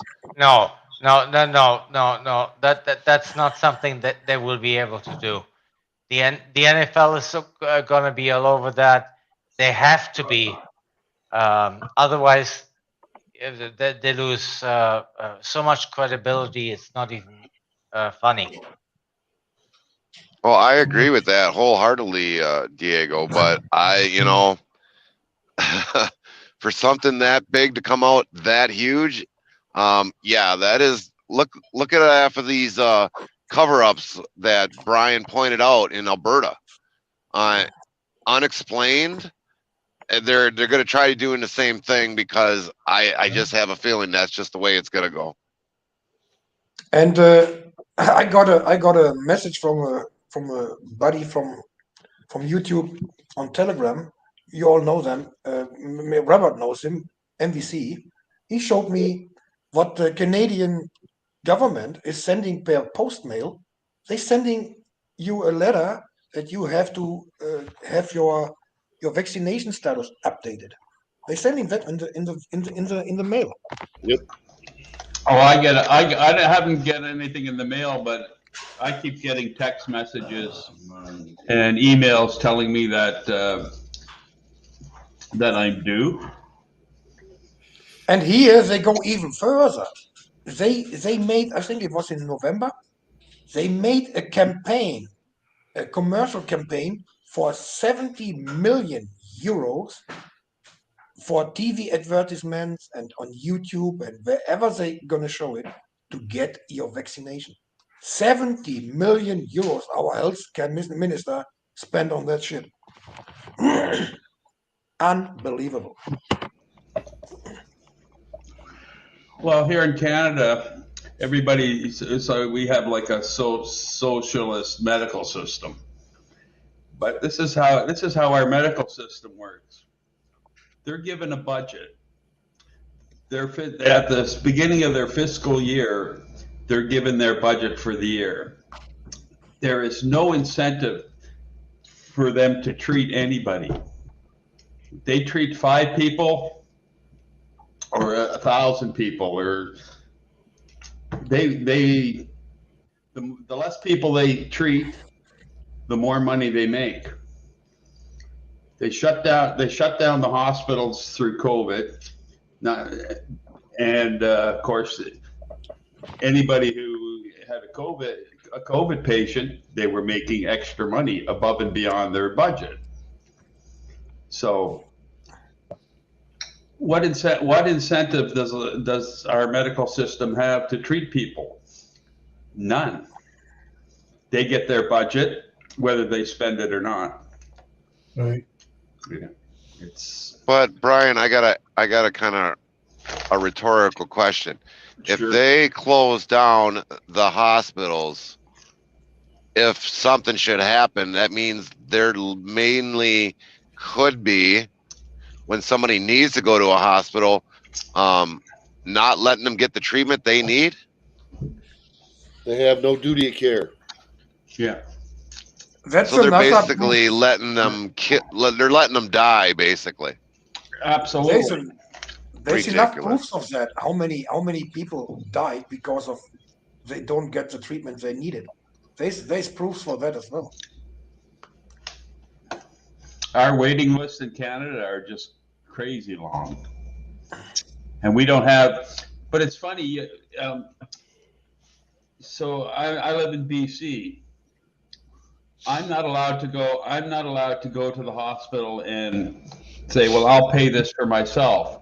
But somebody from another province can come in to BC and pay in our hospitals like it's a private hospital. As a BC resident, I don't have that option to do that in BC. Somebody in Alberta and the rest of the provinces can come in and pay for their own medical services in BC. And you, as a BC citizen, are not allowed to have private medical treatment? No. You gotta be kidding me. What the fuck is that? That makes no sense at all. Unfortunately, yeah, that absolutely makes no sense. Absolutely. What in the fuck, man? You call that social medicine? Yeah, I was about ready to say that same thing. You call that social medicine? I don't call it social medicine at all. You gotta be kidding me. That's the perception of the world, though, of Canada as a free medical system. Is that only in BC or is it in other provinces as well? I can't speak to whether I can go to another province and pay for private services through their healthcare system, but I know that's the way it works in BC. Somebody from another province can come in and not have to go through the medical system. Let's go a step further. If you have an additional health insurance which makes you like a private insurance, so you pay whatever $200-300 a month extra to have a private health insurance, then it's still the same fact. You can't get in a private treatment. Well, we don't have in BC. There is one private hospital, and the only way they were able to do that is for people like government workers, veterans can for some reason they're exempt from using a public hospital. They can go to this private hospital and pay and pay at this private hospital in BC. But me as myself as a citizen, not a federal worker, federal government worker, or an MP or an elected official, I don't have that option to go to that hospital and pay. Brian, I would probably check into that if you go to a different province, and I don't know how far you are from the nearest province. You probably might want to check into that and see if they offer, if you go to a different province, if you've got that option. Unfortunately, you'd have to travel, to get to that province, but that'd be something I would definitely be curious about. Well, luckily, I'm not in need of any medical services at the moment, so. Well, I understand, but Yeah. for just to prove the point, Yeah. It'd be fine if you'd have to go to another province that you can get the care you need, because obviously where you're at now, you can't. Oh, it's just crazy. It's just And absolute. But it's much more than this. Canada is supposed to have healthcare for all. What happened to Right. that? Right. Good point. That's a good point, and that's when you're living in Canada, it doesn't seem that way. That's that's what everybody thinks. Canada's got such a great healthcare system. Somebody from the States can come up and into BC and pay for medical service. But you're not supposed to pay for medical service. And from what I've heard with a lot of people that tried to get medical service in Canada, they're put on a wait list for 3, 6, 9, year and a half. And then they got to go to the U.S. to go have the procedure done because they're not going to wait around. No. Or Mexico. Or Mexico. Yeah. Interesting. And BC is about to lose a whole bunch more medical professionals. They just came out with the Bill 36. The College of Physicians and College of Nurses and Chiropractors. Well, we have 16 different colleges that license the licensed healthcare workers, right down to naturopaths and chiropractors. And they've now combined them into 6 colleges. And one of the mandates for the colleges was to make sure that everybody in the healthcare is up to date. And so we're going to see another exodus of healthcare workers leaving BC. So it just means more people coming to Mexico. There you go. Canada says that he can't get medical care in BC. He can't get medical care in BC. Yeah, he can, but only the public. Our public medical system. I can't use a private medical system in BC. Somebody from another province can come in, pay money into our public medical service and get whatever they need. But here's the key of what you said: pay money when it's supposed to be free. Doctors. Yeah, I think Diego, free means like the basically treatment, whatever. But you can have, like here, you can have private insurance as well, and you get let's say priority treatments and stuff. So, I mean, here you are just, if you're on welfare, you have free medical treatment. But if you work, you know that you pay your health insurance with every paycheck you get, And I think that's different in Canada. In Canada, you don't pay. No, that's wrong. I pay a medical insurance plan for basic medical. But that goes into like the big pot for everyone, correct, Brian? That's right. Because I make over a certain amount of money, I have to pay a premium for my basic medical, and then I have an extended medical through work. So it's not free. No, it's not free at all. No, I'm paying mine. Yeah. So much for Canada having the best healthcare system in America. Whoever told you that was lying.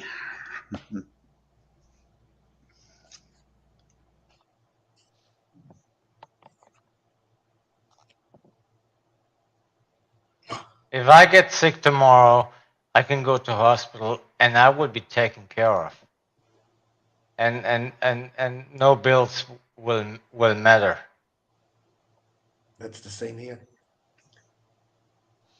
But let's say, do I trust every doctor anymore? No. Well, The thing is, I'm sorry, Uwe. If you want to pick your own doctor, then you pay the price. yeah, I know. We do. But I Diego, just say, go ahead, Yui. Go ahead. I just say it is hard for anybody with let's say with an open mind to trust blind any doctor you go to these days. You know, with all the shit they got involved with the jabberoonies and all that stuff, and that's not the only thing. I mean, you go to 10 doctors for a diagnostic, and you get home with 11 opinions. You know, they all study the same, but why they all come up with different solutions and with different diagnostics? Why? Well, maybe the system here in Mexico is a little different. They have to go. All the doctors have to go through public service, meaning they have to service in hospitals. And some of the doctors you will meet here in hospitals are well, I could say probably some of the best doctors in the world, and not all of them, but some of them. So you're gonna have to take your chances. The one thing I want to ask Diego, because I know we deal with this, me and my wife deal with this with my father-in-law down in Mexico. If you want the best care, the money talks. And if you're supposed to get free insurance or free medical down there, normally he don't in the area he's at. So how much of that is actually true and how much of that is actually false? Well, if you don't have health insurance down here, which he wouldn't have, yeah, you're gonna have to pay for it. Sorry, but he would still get really good care. That I'm sure of. Okay. The thing is, that's what I do, and many people do who are traveling. It doesn't matter if it's just for 2 or 3 weeks vacation or going on a van life, whatever, half a year, whatsoever. You can make even if you go in whatever overseas, whatever, you have the possibility for healthcare insurance, and depending on your age, it's not even so expensive to have that. So I know, in fact, if I have to like a travel healthcare insurance for just going 2 or 3 weeks to Spain, Italy, or whatever, USA, it cost me for the year, I would say maximum 50 or 60 euros. It's way more if you go for a longer trip, yeah, and you pay probably 60 or 80 euros a month. But that covers all the costs. Even back transport, if it's necessary that you have to get transport back to your own country or whatever.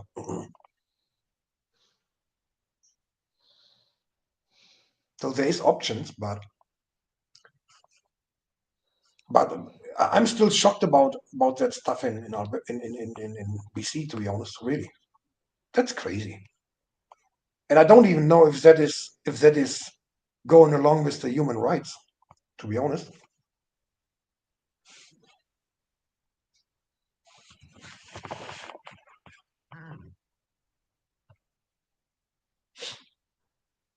Yeah, I Anybody? don't think that has anything to do with human rights. We the people, what kind of health coverage does he have? I couldn't honestly tell you. He comes, like I said, he comes up here during the summer months. He's got the United States insurance up here, but when he goes down there, I have no idea what he's got.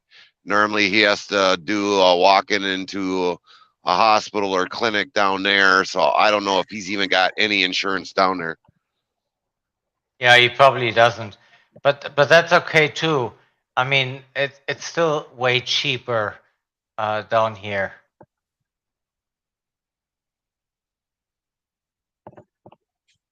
And Is it depending? And don't make a mistake, huh?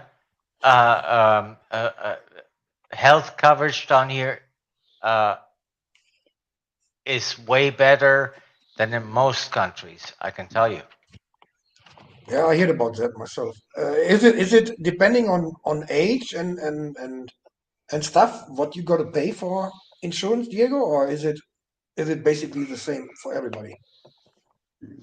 Well, if you have insurance, then you have insurance. If you don't, then you pay for it, and that's equal pretty much for everybody, I think. Okay. But the coverage is good.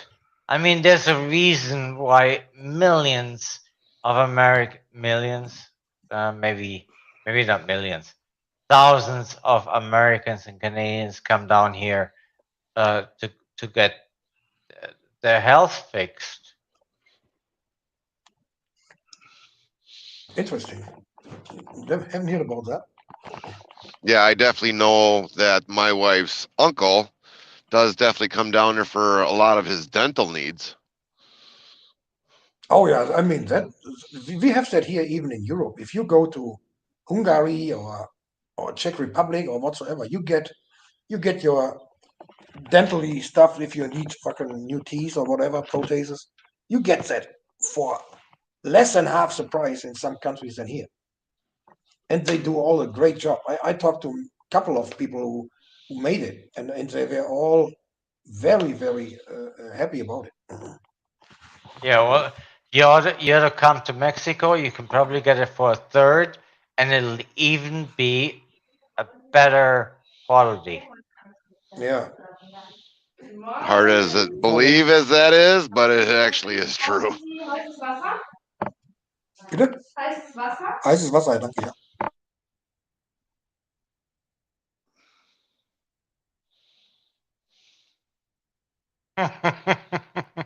Hot water? Yeah, I take only hot water and take my own coffee because this water you can't drink, trust me. I've been in several hospitals in my life, and this is the worst coffee I ever had in any hospital. Absolute insane. So that's why I got my own coffee and make my own, just hot water, and that's it. Yeah, because normally, like for us, I don't drink the coffee at home. My oldest son, he does definitely drink coffee, but they don't even get it out of the tap. They just basically bottle water, throw it in the coffee maker, away they go. This coffee here, seriously, Gary, that's disgusting. I've never I had wouldn't coffee doubt like it's that. disgusting.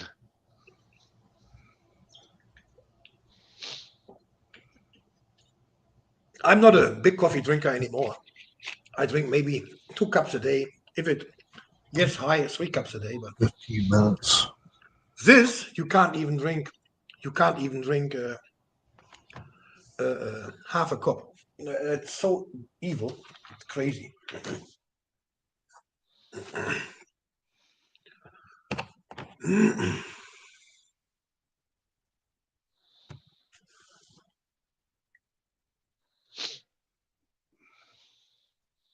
I think we rocked Robert to sleep.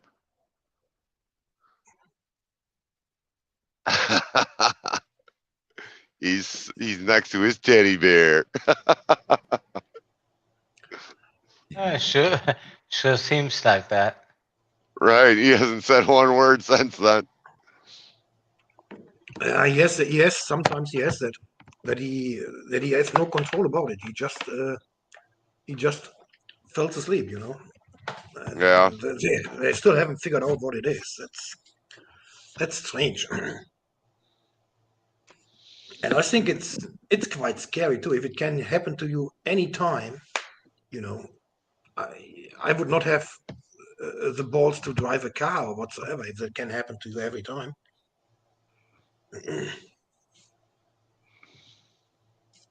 And nobody knows what it's causing it. That's crazy.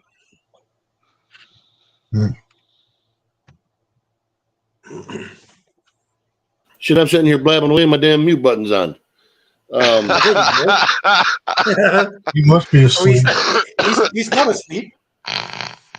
The I don't know if you guys are aware why I took a week break or so off this.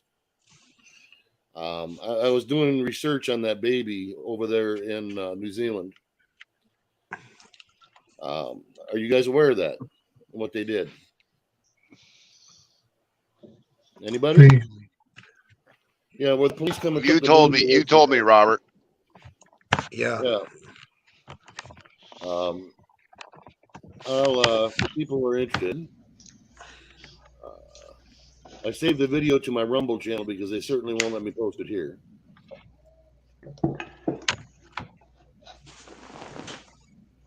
Is that to do with the blood transfusion? Yes. Good. Oh, yes. There's a video to when the police come and took her baby, and they told her, oh, it'll be okay. It's all right. Nothing will happen. It's all good, right?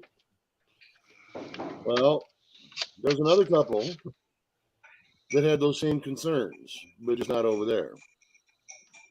Okay? And they had actually made arrangements to have the baby have blood there accessible that hadn't been from vaccinated people. Well, on the day that was supposed to happen, they conveniently couldn't find it.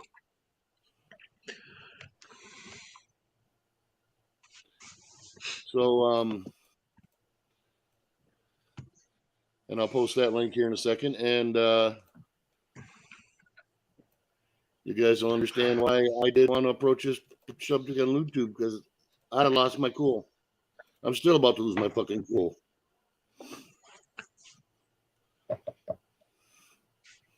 Well, if you are, I would probably go offline first. Oh, no, I'll tell you right now, Diego, Gary, Brian, Uwe, Chaplin, if that was my baby, I'd kill them motherfuckers. I completely get that, Robert. This is got to a level, man. There's not even any words anymore that you can say about that shit,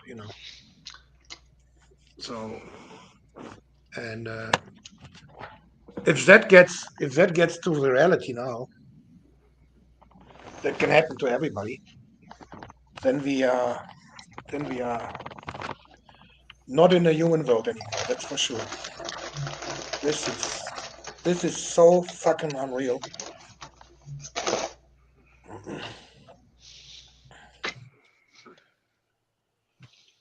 You know, and they straight up lied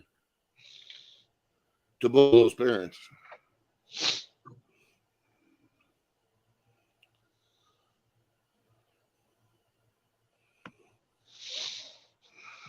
I'm gonna mute for a minute, guys. All right.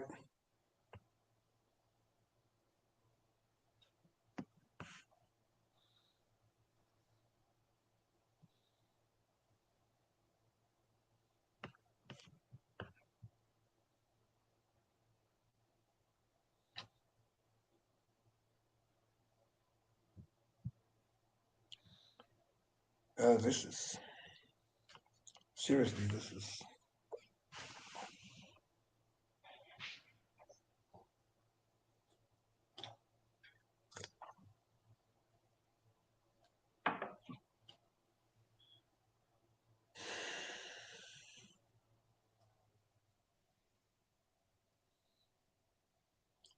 I think the main question behind all that shit is how was it possible to get it so fine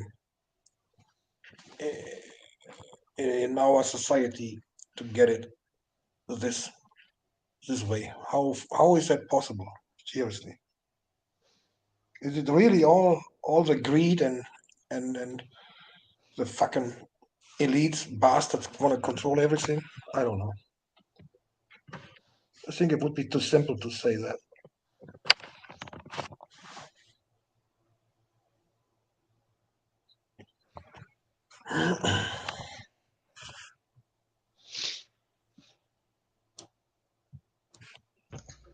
Yeah, one doesn't like to think that way.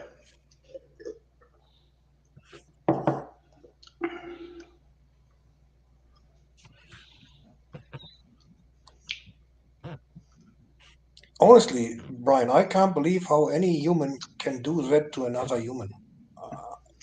Really, I don't get it.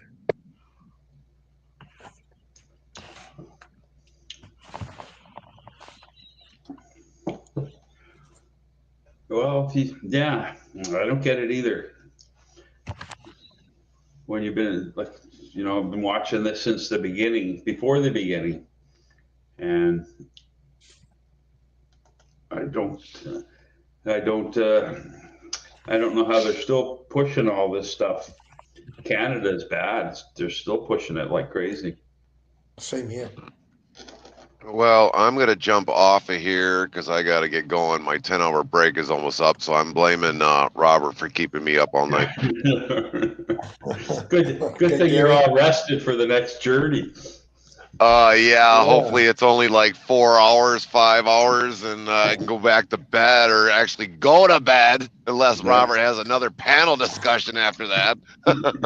I don't think that was behind the rule that you have to have a rest after 10 hours drive, but well, that was the only thing I could do today. So I mean, it was like, but good to see everybody. You as well. We'll catch you guys all later. Travel safe, Gary. Hey, Gary, I'm gonna be heading out myself. Travel safe. All right. Yeah, we will. Like I said, long day. Thanks, Robert. And I don't need a teddy bear. Take care, everybody. We'll talk at you later. Good night, everyone. Glad to meet y'all. Glad to meet y'all. Chaplain, I want to kind of throw that last question to you. If you heard it. What question?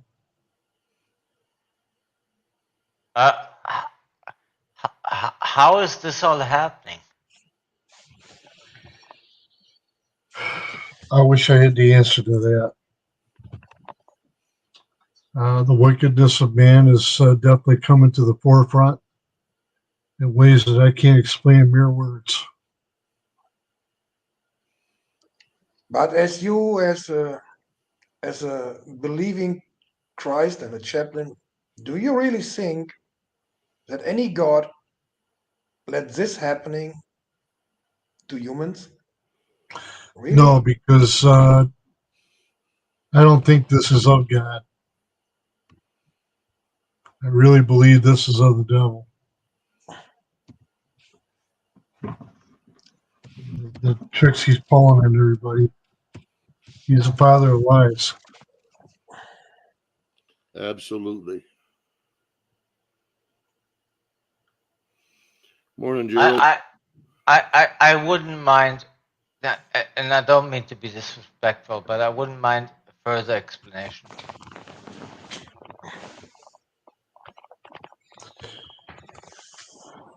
Well, every good and every perfect gift comes from the Father of lights. He's not wishing that not one soul to perish, but the devil is out to gather as many souls as he can in the amount of time he's got left on this earth. So the devil's just ramping it up. Now I'm confused. I thought that the Christ or the Catholics don't believe in any devil. Well, he's definitely real.